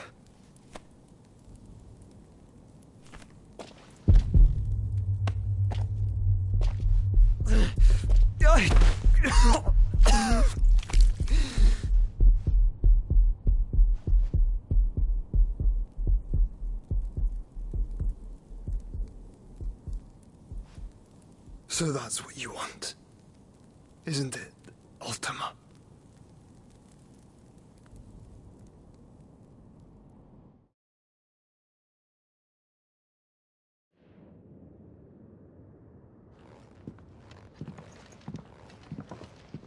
So that's how it's gonna be then? I'm not asking, Gav. I need you to stay with Edda. What? I must do this alone. If I don't return, you're to find Joshua and make for the Enterprise. Understood? Aye.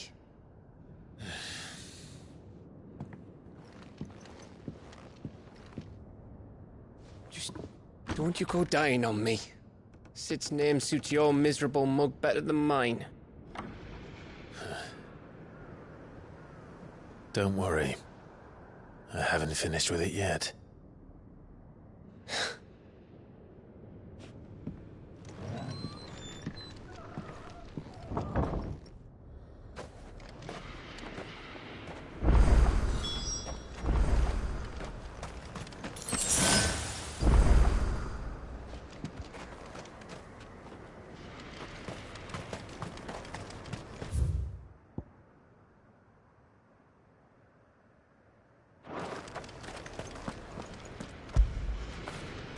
After it.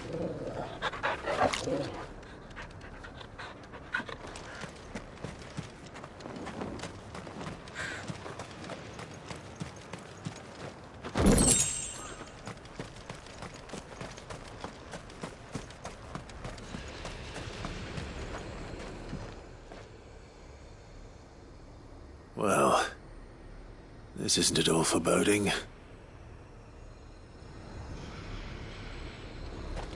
If Barnabas is controlling the Akashic, then wherever he goes, they'll follow. And so will I.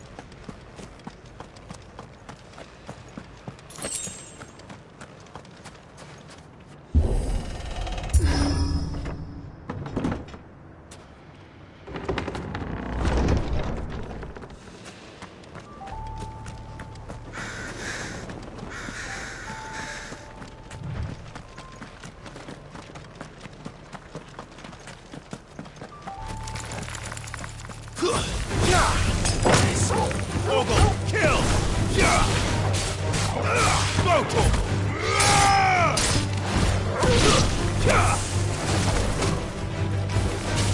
Torgal, kill!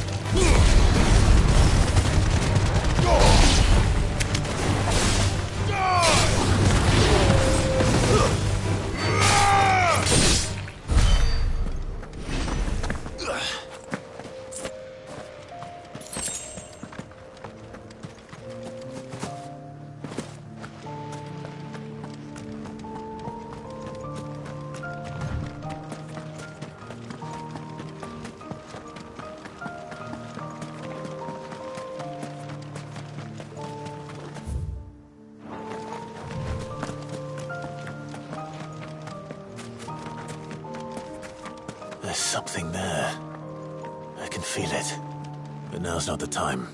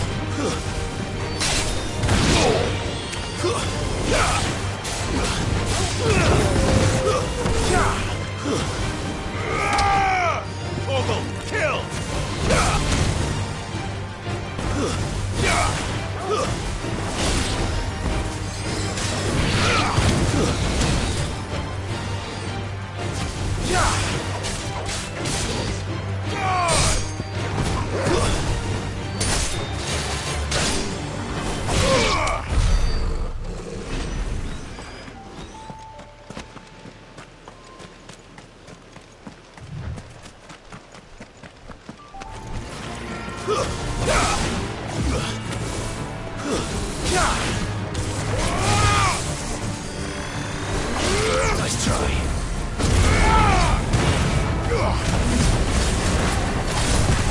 Too slow.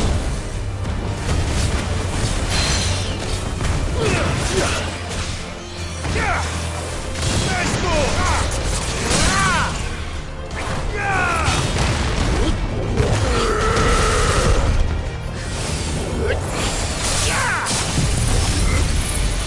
To me.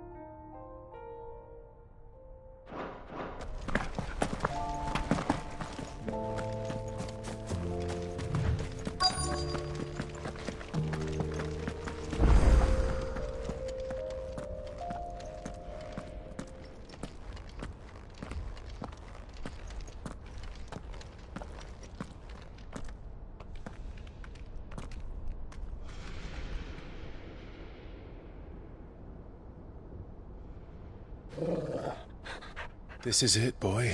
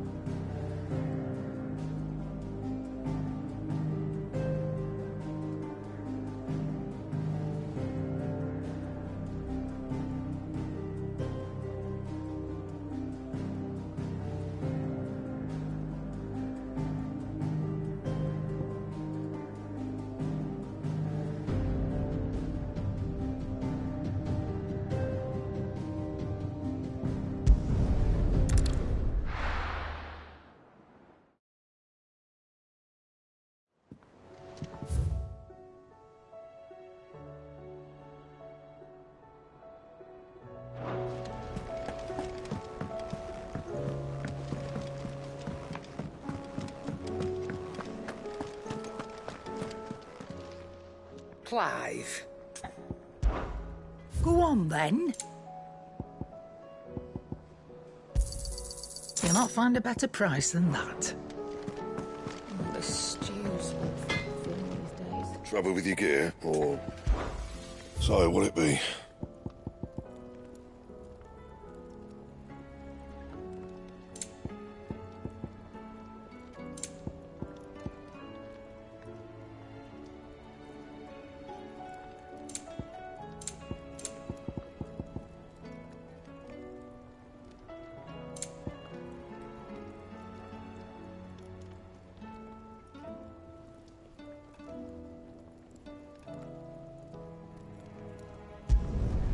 Should last you a good while.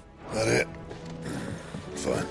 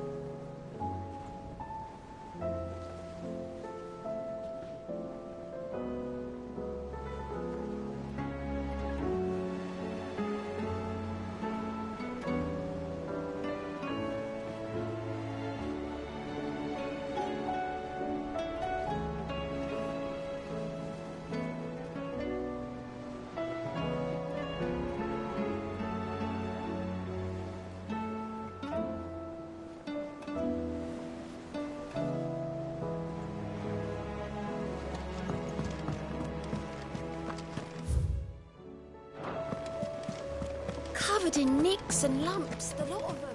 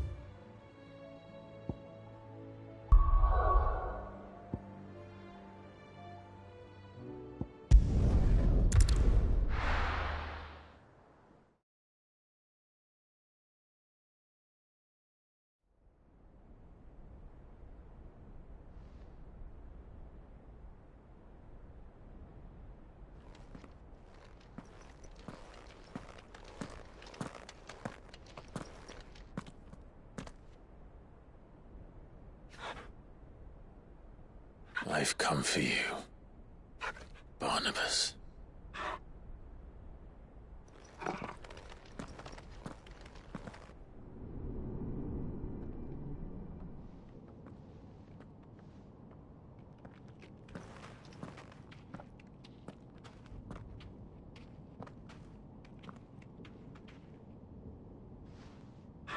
Stay close, Torgal.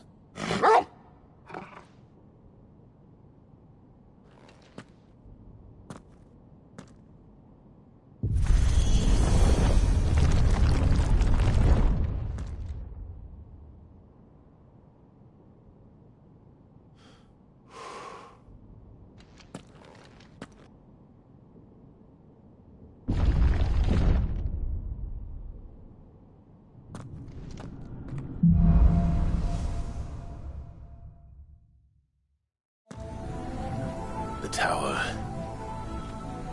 It's alive.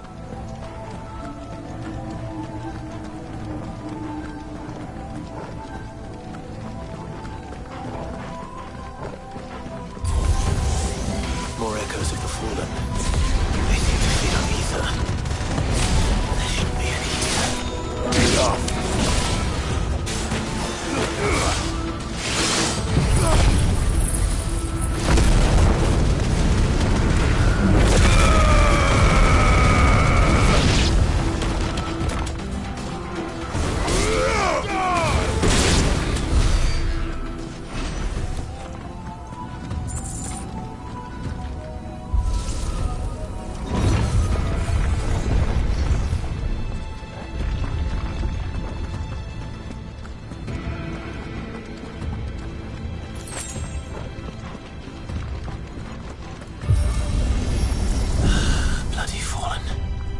Why do all their flaws seem to have a mind of their own?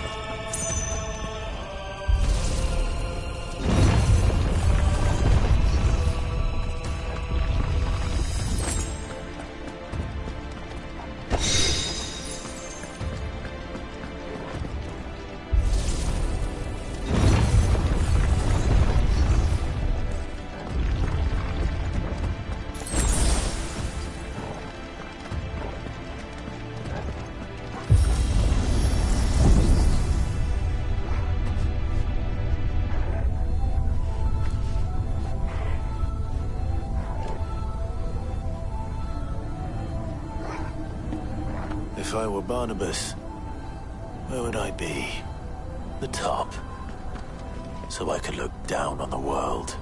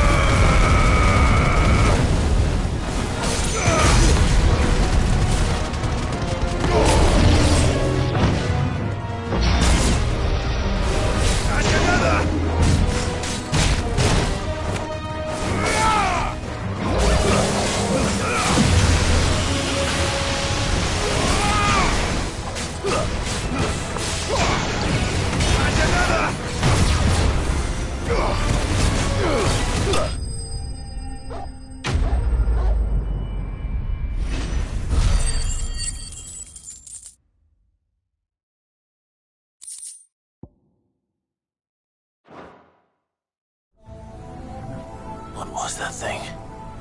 Hopefully there aren't any more.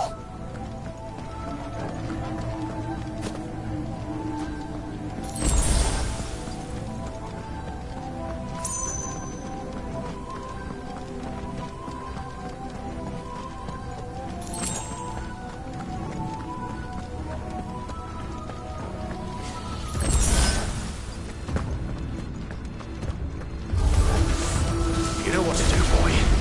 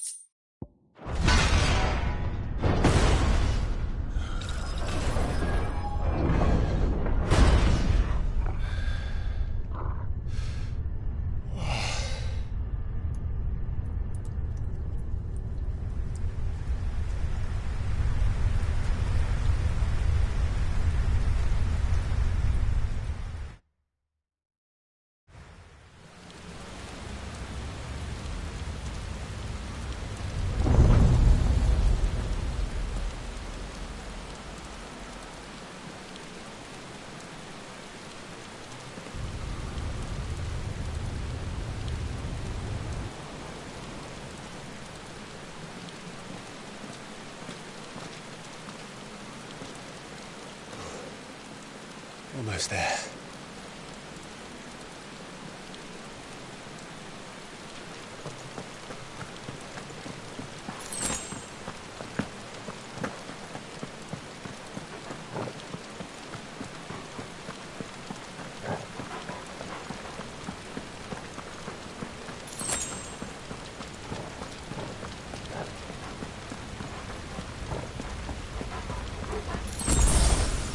He's here. I can feel him.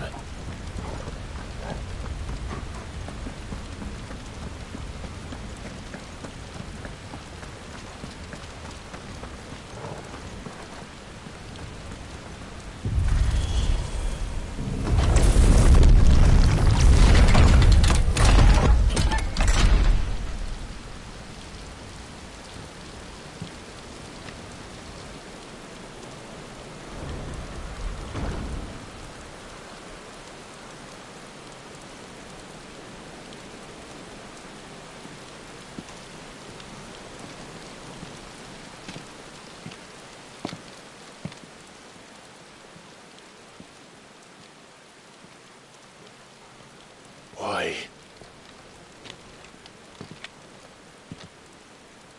The blade must ever feed if her edge is to remain keen. Butcher. What care you for these worthless creatures? They are nothing. Weak from the moment of their conception, ever longing for power not theirs to command, they turn unfailingly upon themselves, Like sheep, they roam in filthy flocks, eager to trample those few gifted a fleece of gold. Or that they might feel contentment with their pitiful existence. Prejudice and persecution, severance and strife, every earthly wrong springs from the malice in men's hearts. Malice born of the pain and suffering that is free will. Its corruption is gnawed at your being from the very moment of your birth. You're wrong. It is no corruption. It is who I am. Every choice I make, right or wrong, gives me reason to carry on. And carry on I shall. Not as a puppet, but as a man. Which are you? There was a time I too thought those the only choices. What? Long ago, God granted man the gift of magic. And with that gift did he build great civilizations. Yet over time, man lost sight of the gift's true meaning, stepping from the path of shared prosperity to one of avarice. He abandoned his creator for sword and flame, and through his folly, beckoned the blight. Yet, there were those few who refused to turn their eyes from the heavens, and they prayed to God that he might lead them back to righteousness. And the Lord, he did answer. Before the worthy shall the gates of paradise open. And so did I spread my arms to the ether, and cast my soul upon its gentle waters. I gave myself unto him.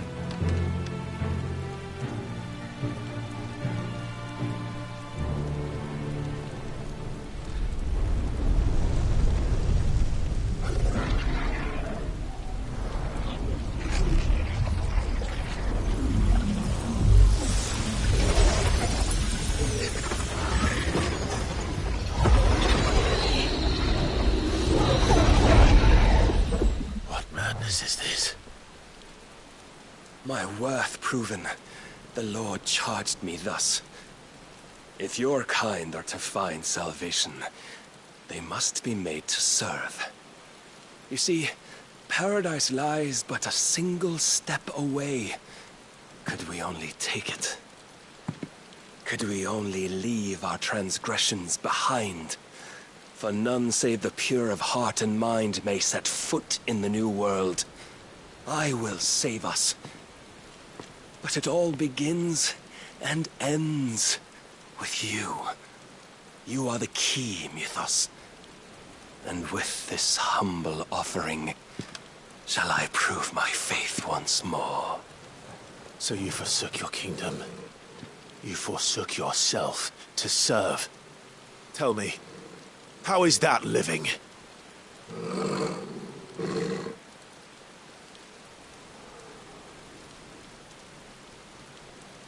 What you seek to provide is not salvation. It's anything but. Life is about always having a choice. Take that away, and we might as well be dead.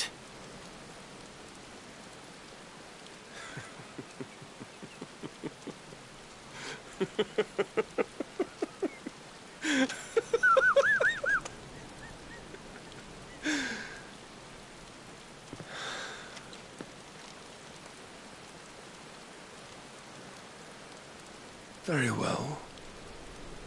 Come then. Show us the strength of your will. It's not the strength of my will that should worry you, but the weakness of yours.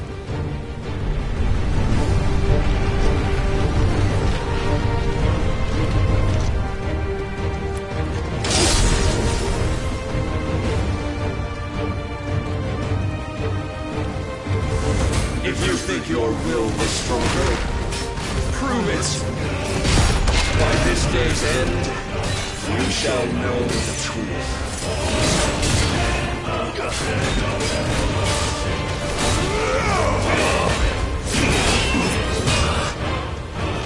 I tire of this.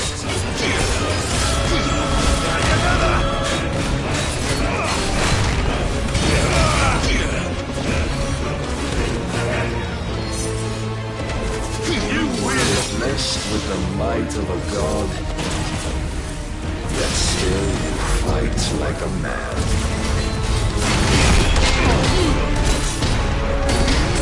Must I show you?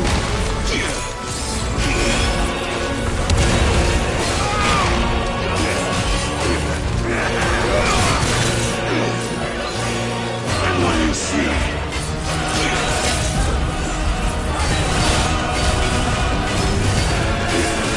Show me more!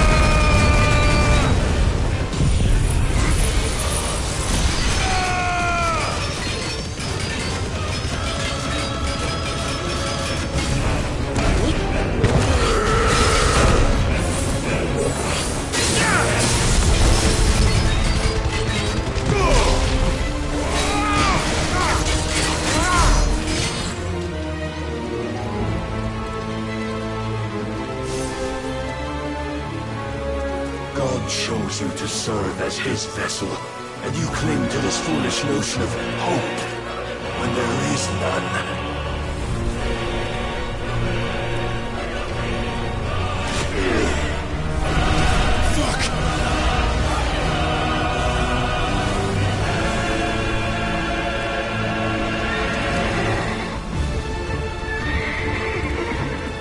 Desperate, are we?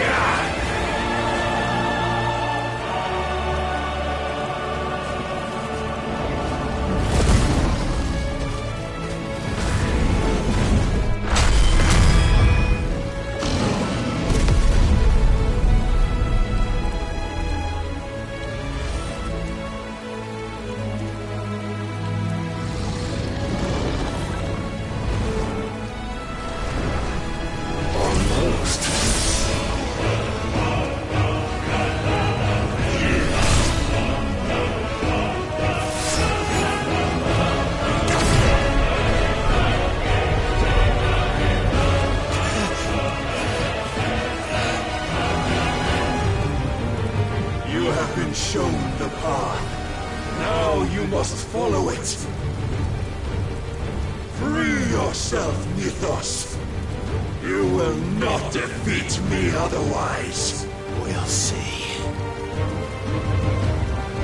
Perhaps you still require persuasion.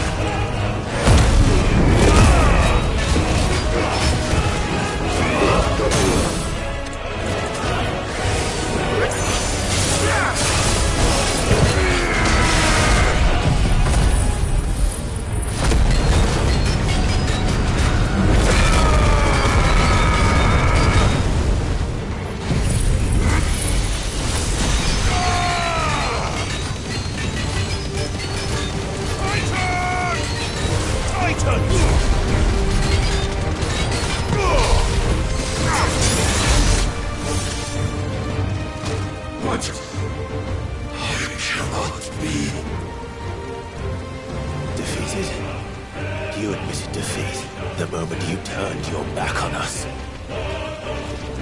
When you turned your back on the truth, Barnabas. We are not as weak as your god believes.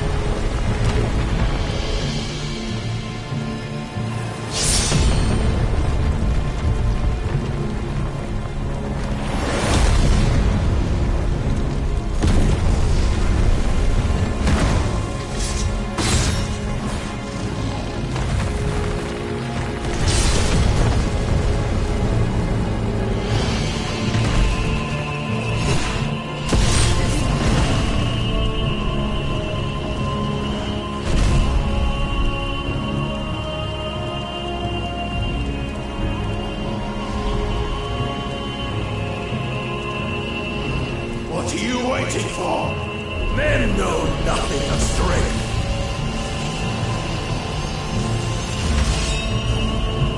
But you will.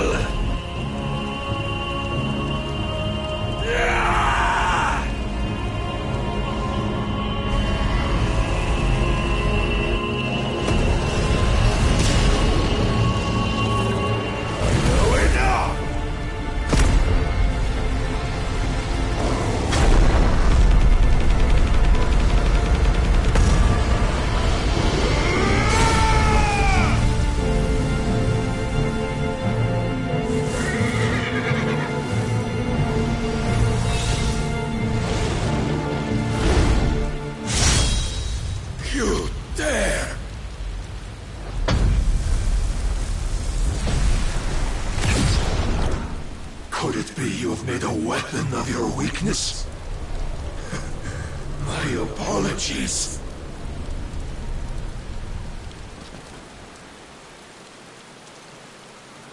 You are not the fool I took you for. And so it ends. No!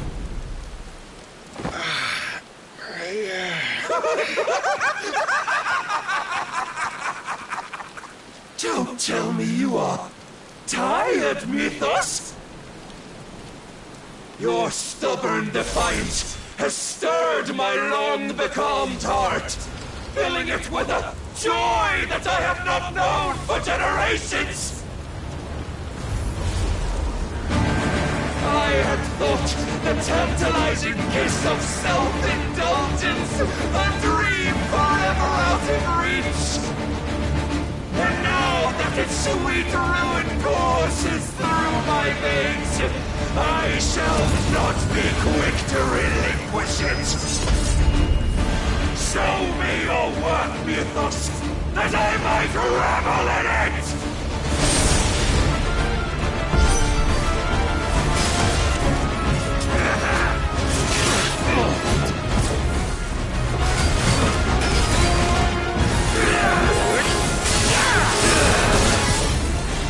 And when you see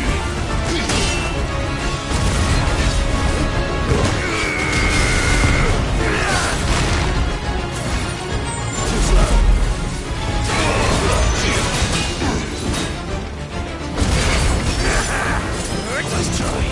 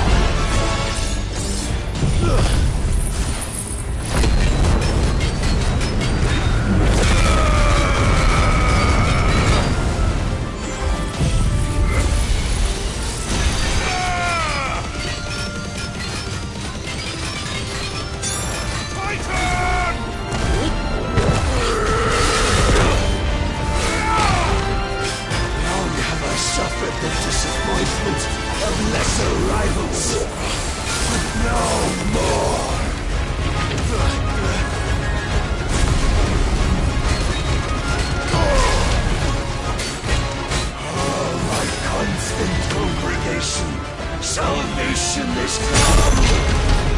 Rejoice as our souls are granted peace unending!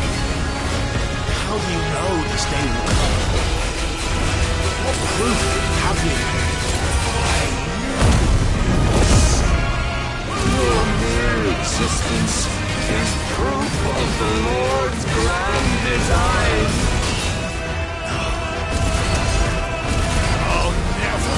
Serve your God!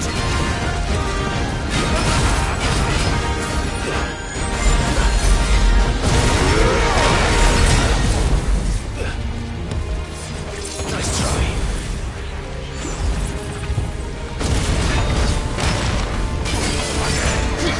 Too slow.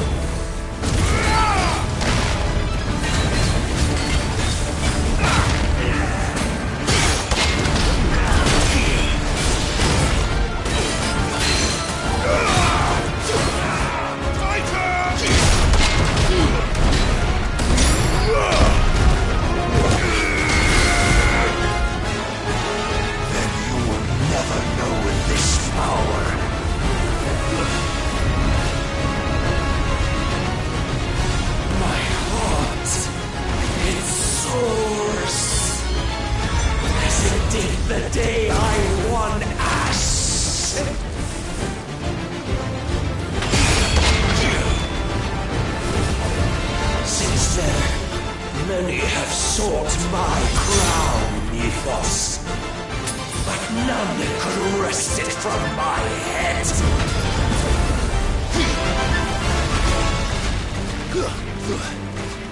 Come! Have you the strength? Have you the will?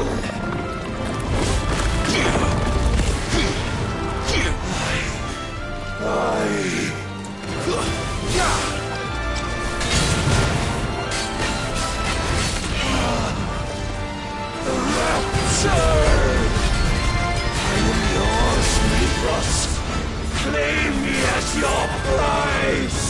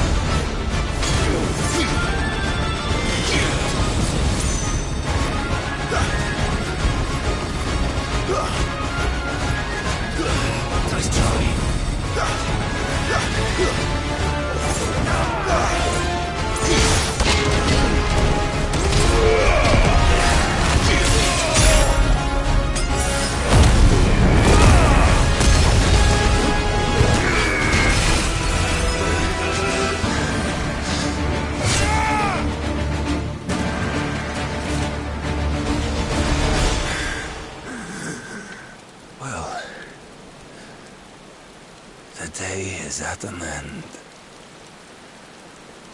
And we both know the truth. It is I who stand victorious. My will that prevailed. Your will? No. It was his. Clive Rossfield.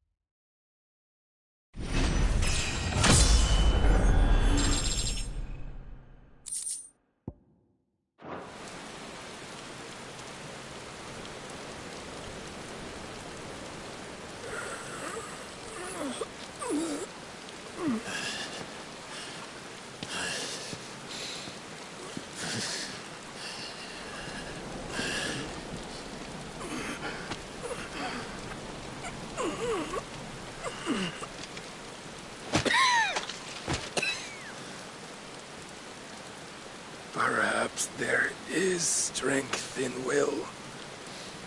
Would that I had not relinquished my own.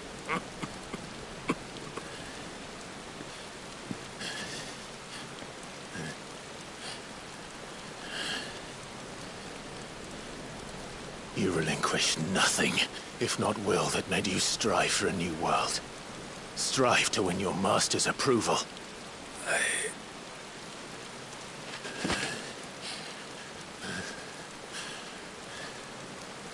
You were shown a fantasy, and you chose to believe it. But you were wrong. There is no world, but the one we live in. And that world is worth saving, even if it means killing a god.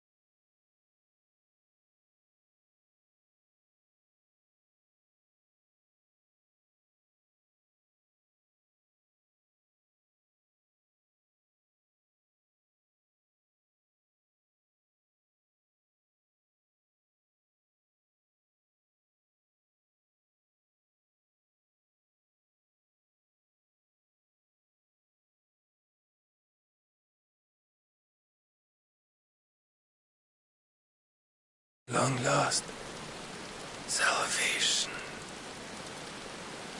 I'm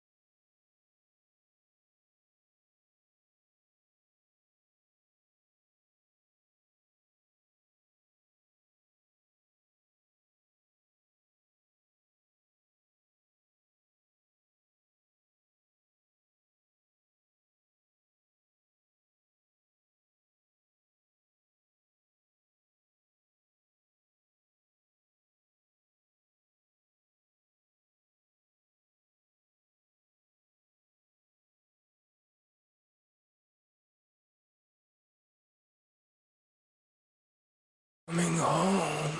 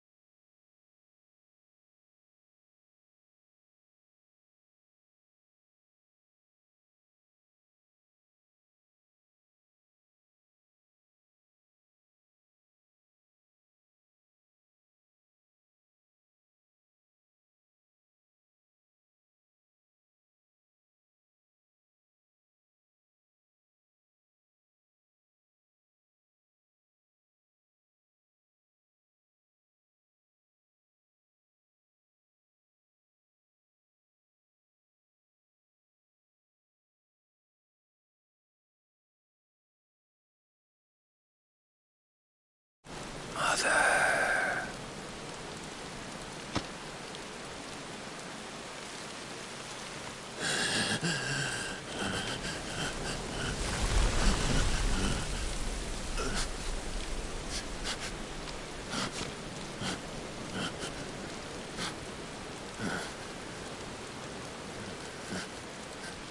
Tell me, how does it feel? Show yourself! Face me! How does it feel to consume your rival's strength? To gorge yourself on their beam? To edge step by trembling step ever closer to the divine? With or without a will, you are still but a vessel, our vessel. Behold, how your body shudders in anticipation of its fate.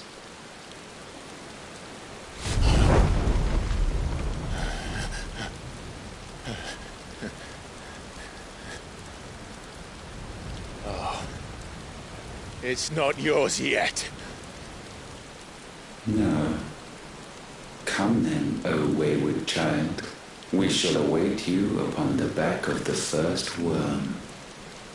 There, all shall end and begin again.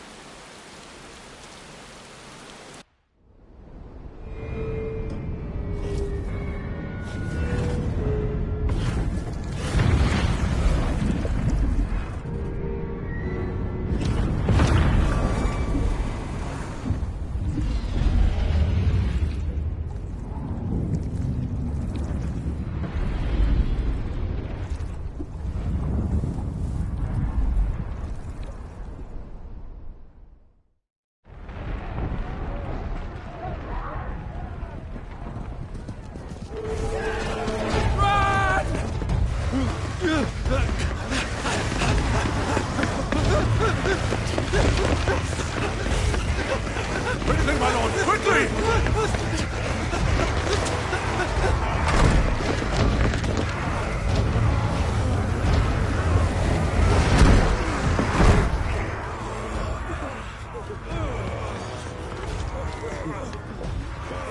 Why the hell is my city calling with the captain?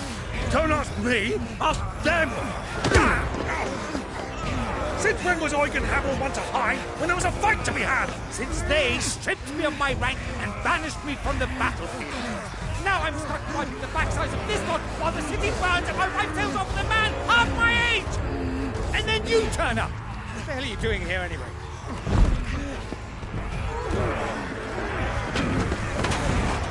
What indeed? The enemy numbers 200,000 or more, counting the Yorks. There are simply not enough soldiers garrisoning in the capital to repel an army of that size. Then what of the central keep? Held by a contingent of soldiers and bearers from the surrounding boroughs. They are the sole reason it still stands. And all it took was an army on their doorstep to bring them together. The prospect of death does put things into perspective. Perspective. Perhaps it's what we've lacked all along.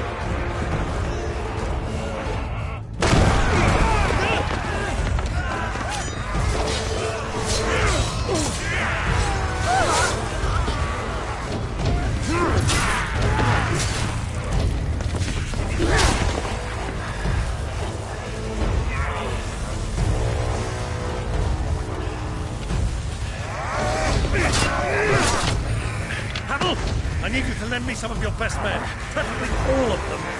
My best men? Does it look like I'm any more? I admit this might not be the most convenient time, but my nephew's in trouble, and I may have already promised him your help. Your nephew, the outlaw? Never! My soldiers have better things to do than die for nothing. And you and he are of the same mind. Pride fights for the opposite. He fights for a world in which they shouldn't have to live and die for nothing! And he fights today to give us all a chance of a better tomorrow! Be that as it may, a handful of men cannot stand against a kingdom!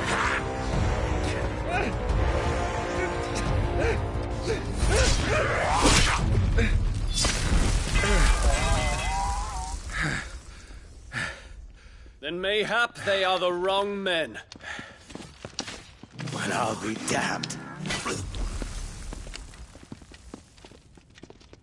Our numbers are few, but I shall rally as many of my dragoons as I'm able. You, apprise the Lord Strategist of the state of the city's defenses. Yes, Your Radiance. And you would fight alongside us? I owe the Phoenix a debt.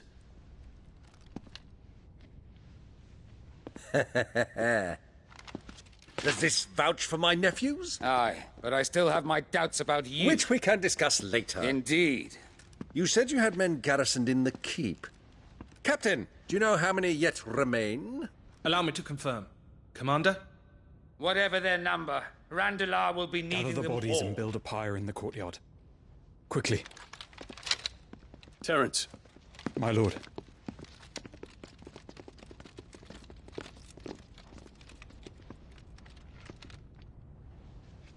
You will find a girl there. A girl? We are in the middle of a war. I owe her my life, and I always pay my debts. You are to see that she is provided for. Dion, I cannot leave. But you shall. If I'm ever to be worthy of the forgiveness of our people, then I must earn it. And I must earn it by my hand, and my hand alone. Know that I do not ask this lightly. And know that I will do it.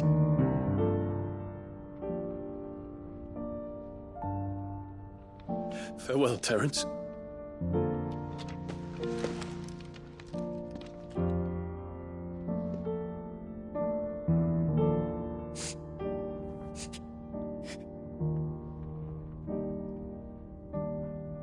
Farewell, my prince.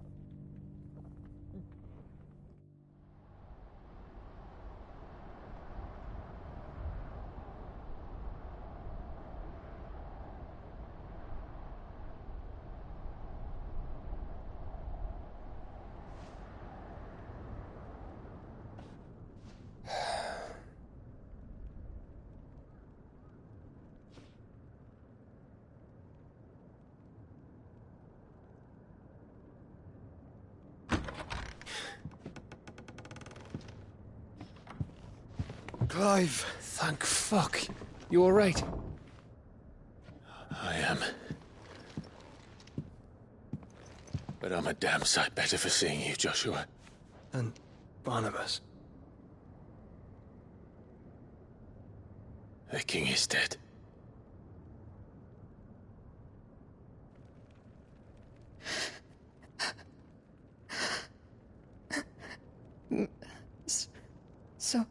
So they're all...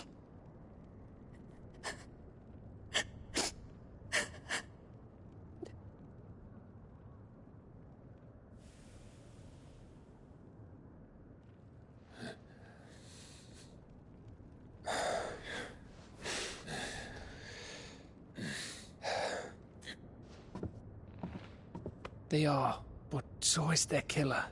He can't hurt anyone anymore. You're safe.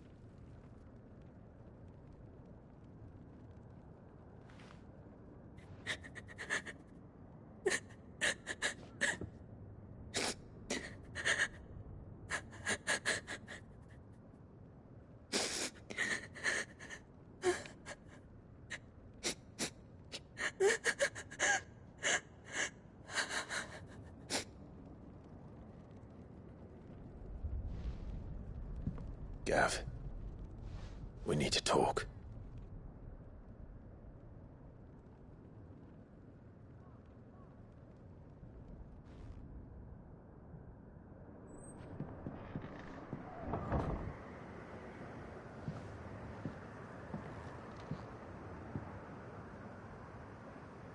I'm sorry, Clive.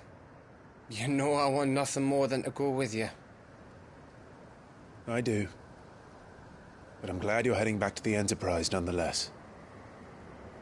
And not just for Edda's sake. Our people need to know what happened here. You can count on me. As can she, I hope. Thank you, me lords.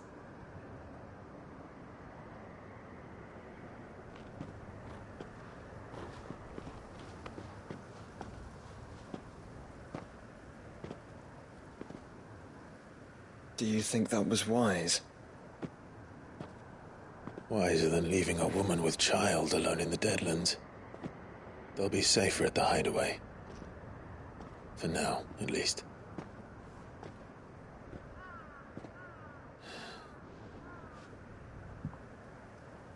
This land is overrun with Akashic.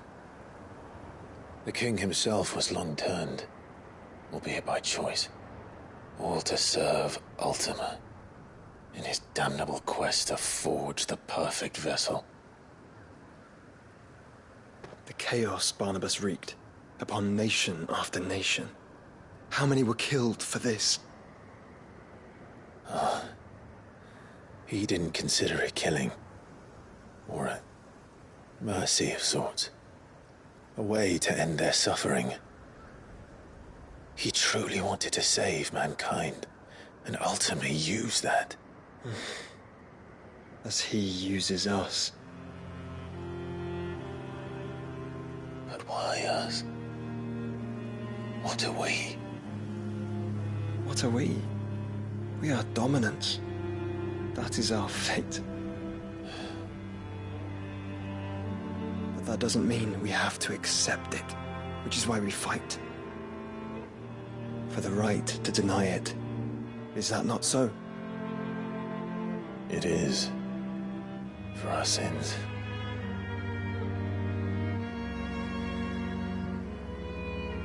Barnabas said something else.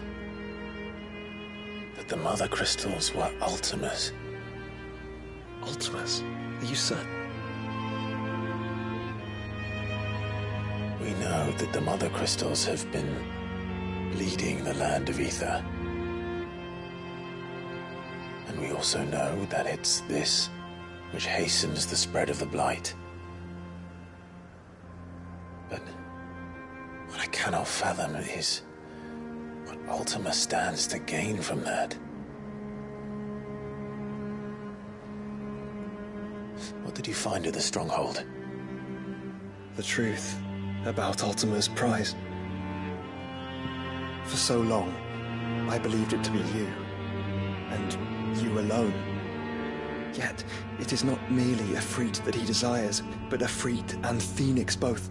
That which we became in the skies over Twinside. Only when the twin flames are joined shall his vessel be complete. Quite why he needs a vessel is another question. Unless there is something he cannot achieve without one. Something his immaterial form precludes. Something requiring an unthinkable amount of ether and a body resilient enough to channel it. If I did not know better, brother, I would think that he meant to cast a spell. A spell 1,000 years in the making. A spell to end all spells. And he cannot do it without us. Nor without the Mother Crystals. But if we destroy them all, we will stop not only the Blight, but Ultima as well.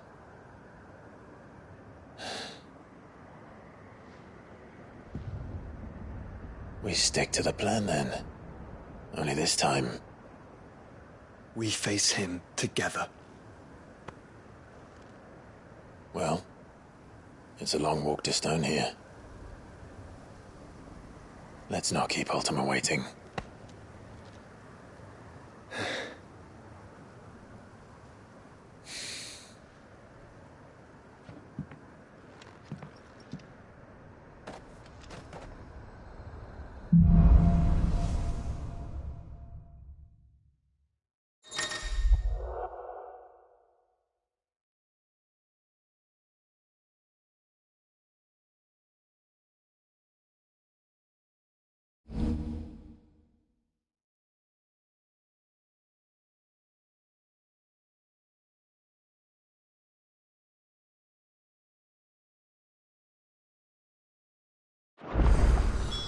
When Barnabas fell, his magic died with him.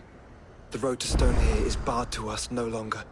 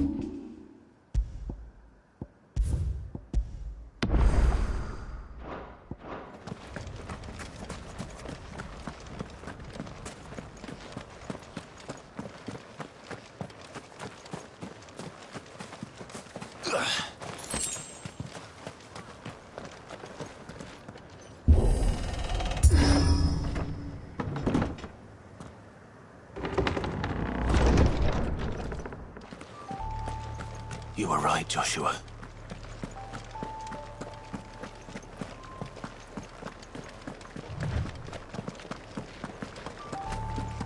Bodies up ahead.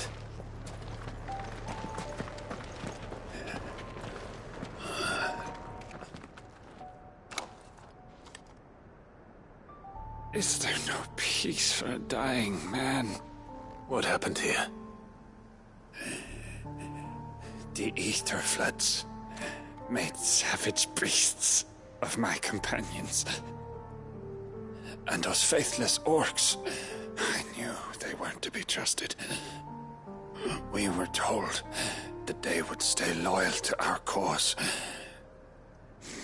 Something commanded their loyalty, but it was not us. It's a wonder they stayed faithful for so long. Perhaps they sensed our downfall. The king is gone, our nation in ruins. What becomes of us loyal pawns now? Sworn to a shattered throne. Fuck Walud. Fuck the dead king and his god. Fuck this withered shithole. The floods do not affect you. You are a bearer, albeit one who's lost his brand. Pray, hear me, brother.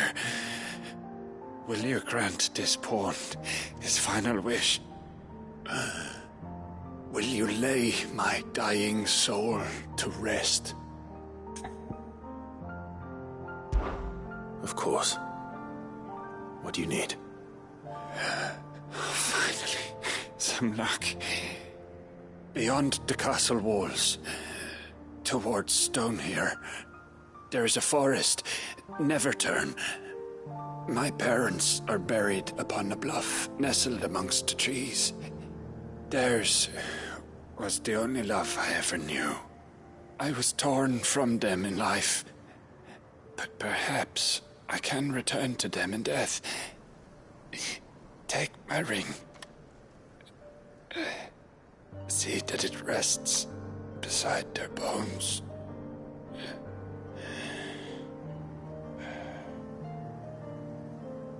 May you find peace at last.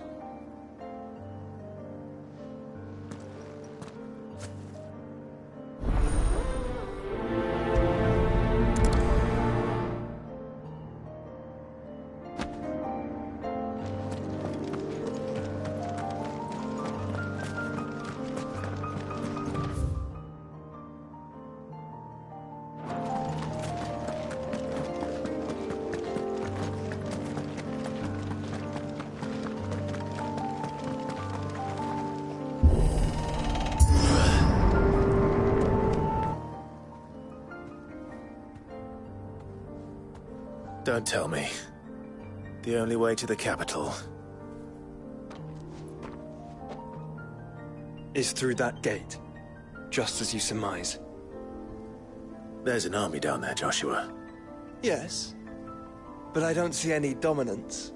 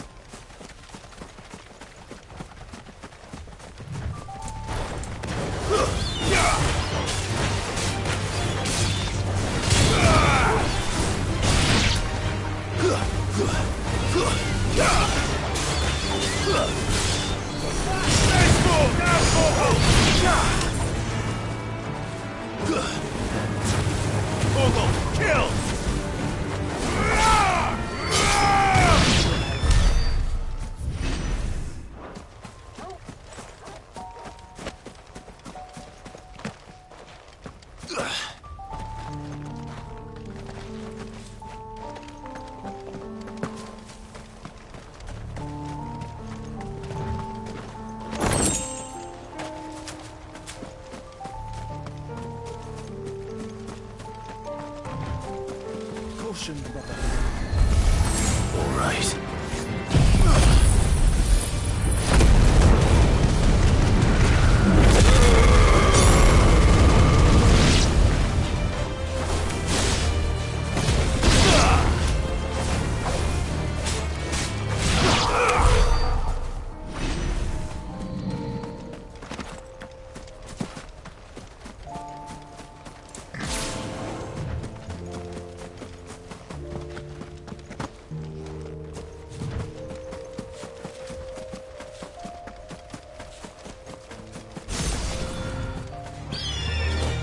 Soil and stone! Down for both!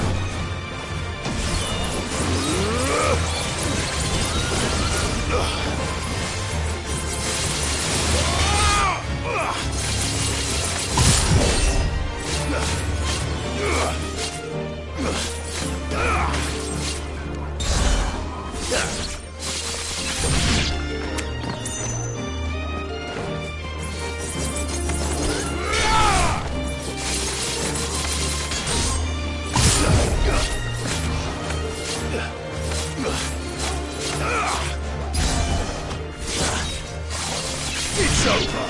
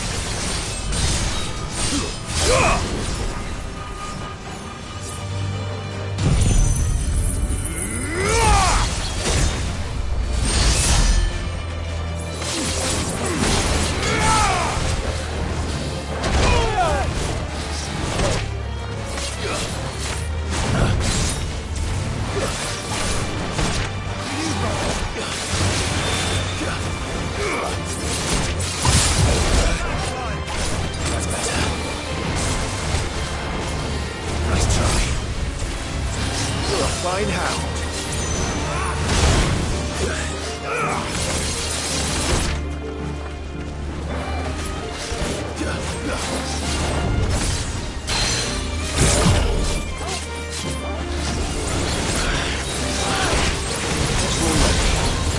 Nice try.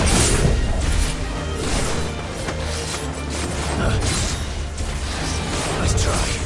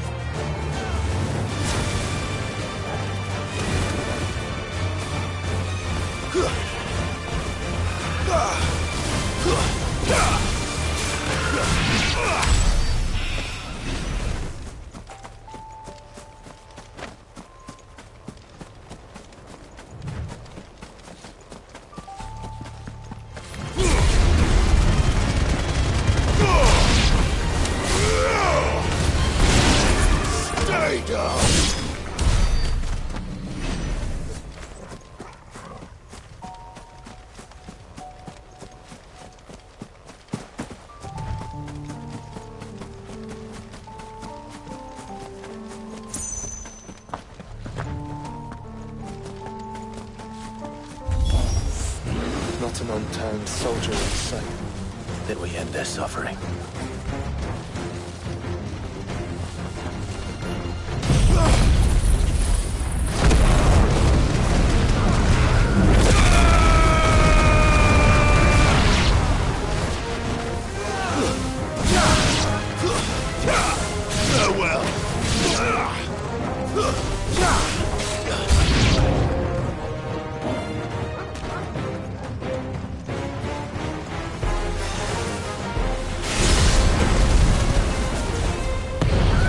You don't think all this is for us? I wouldn't put it past Ultima. He's made nothing easy so far.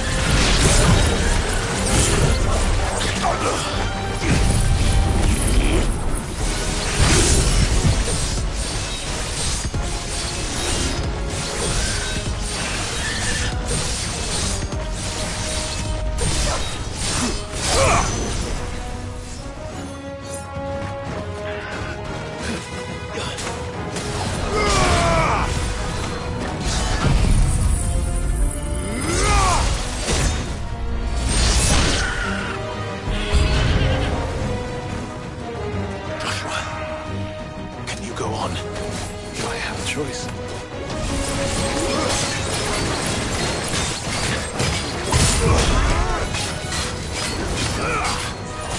Thanks, boy.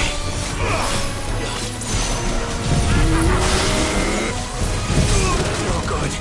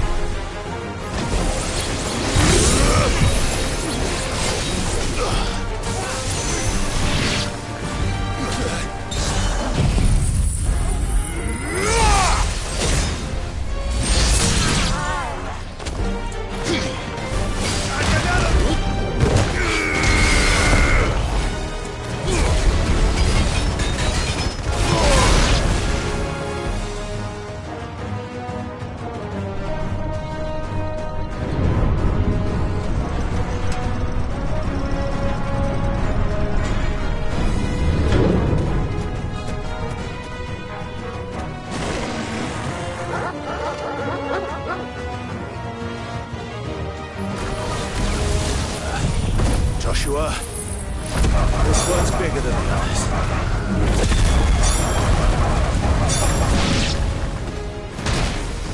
And Mina, by the way. Ugh!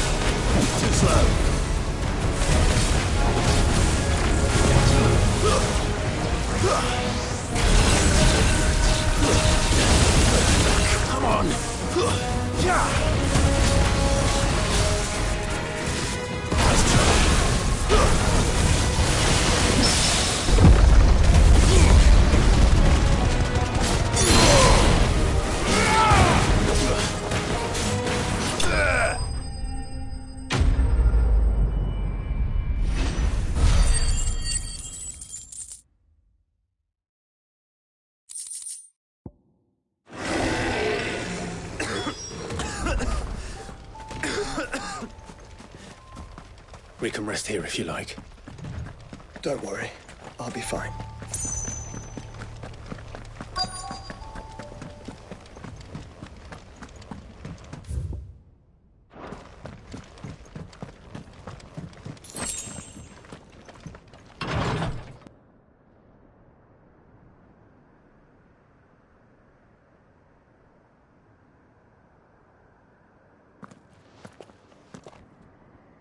Look, Clive.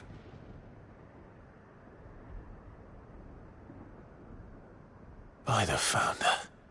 The place is a fortress.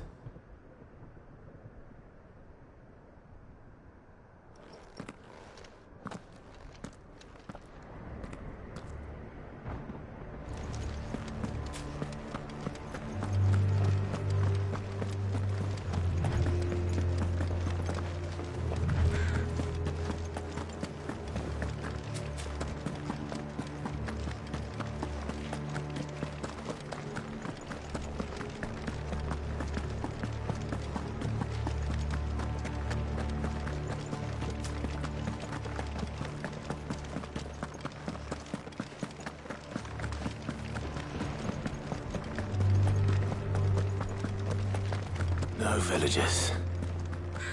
No knights. Not even any bodies. One could almost believe the whole kingdom had turned to Kashek.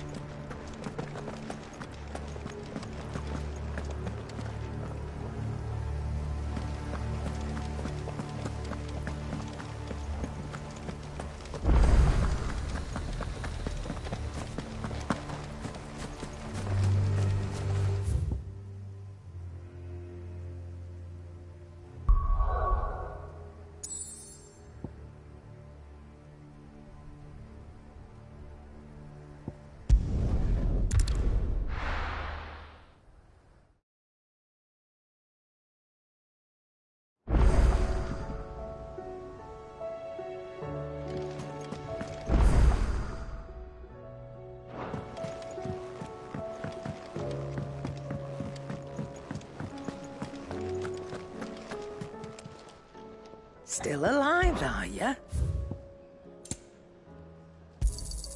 You'll not find a better price than that. It'd better all be here. The stews. Trouble with your gear, or... So, what'll it be?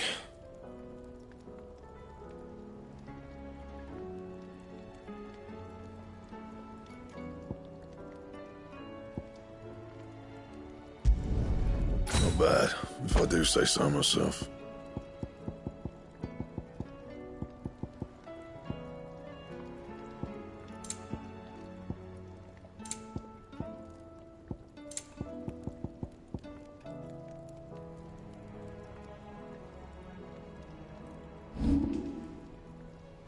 That it? Fine.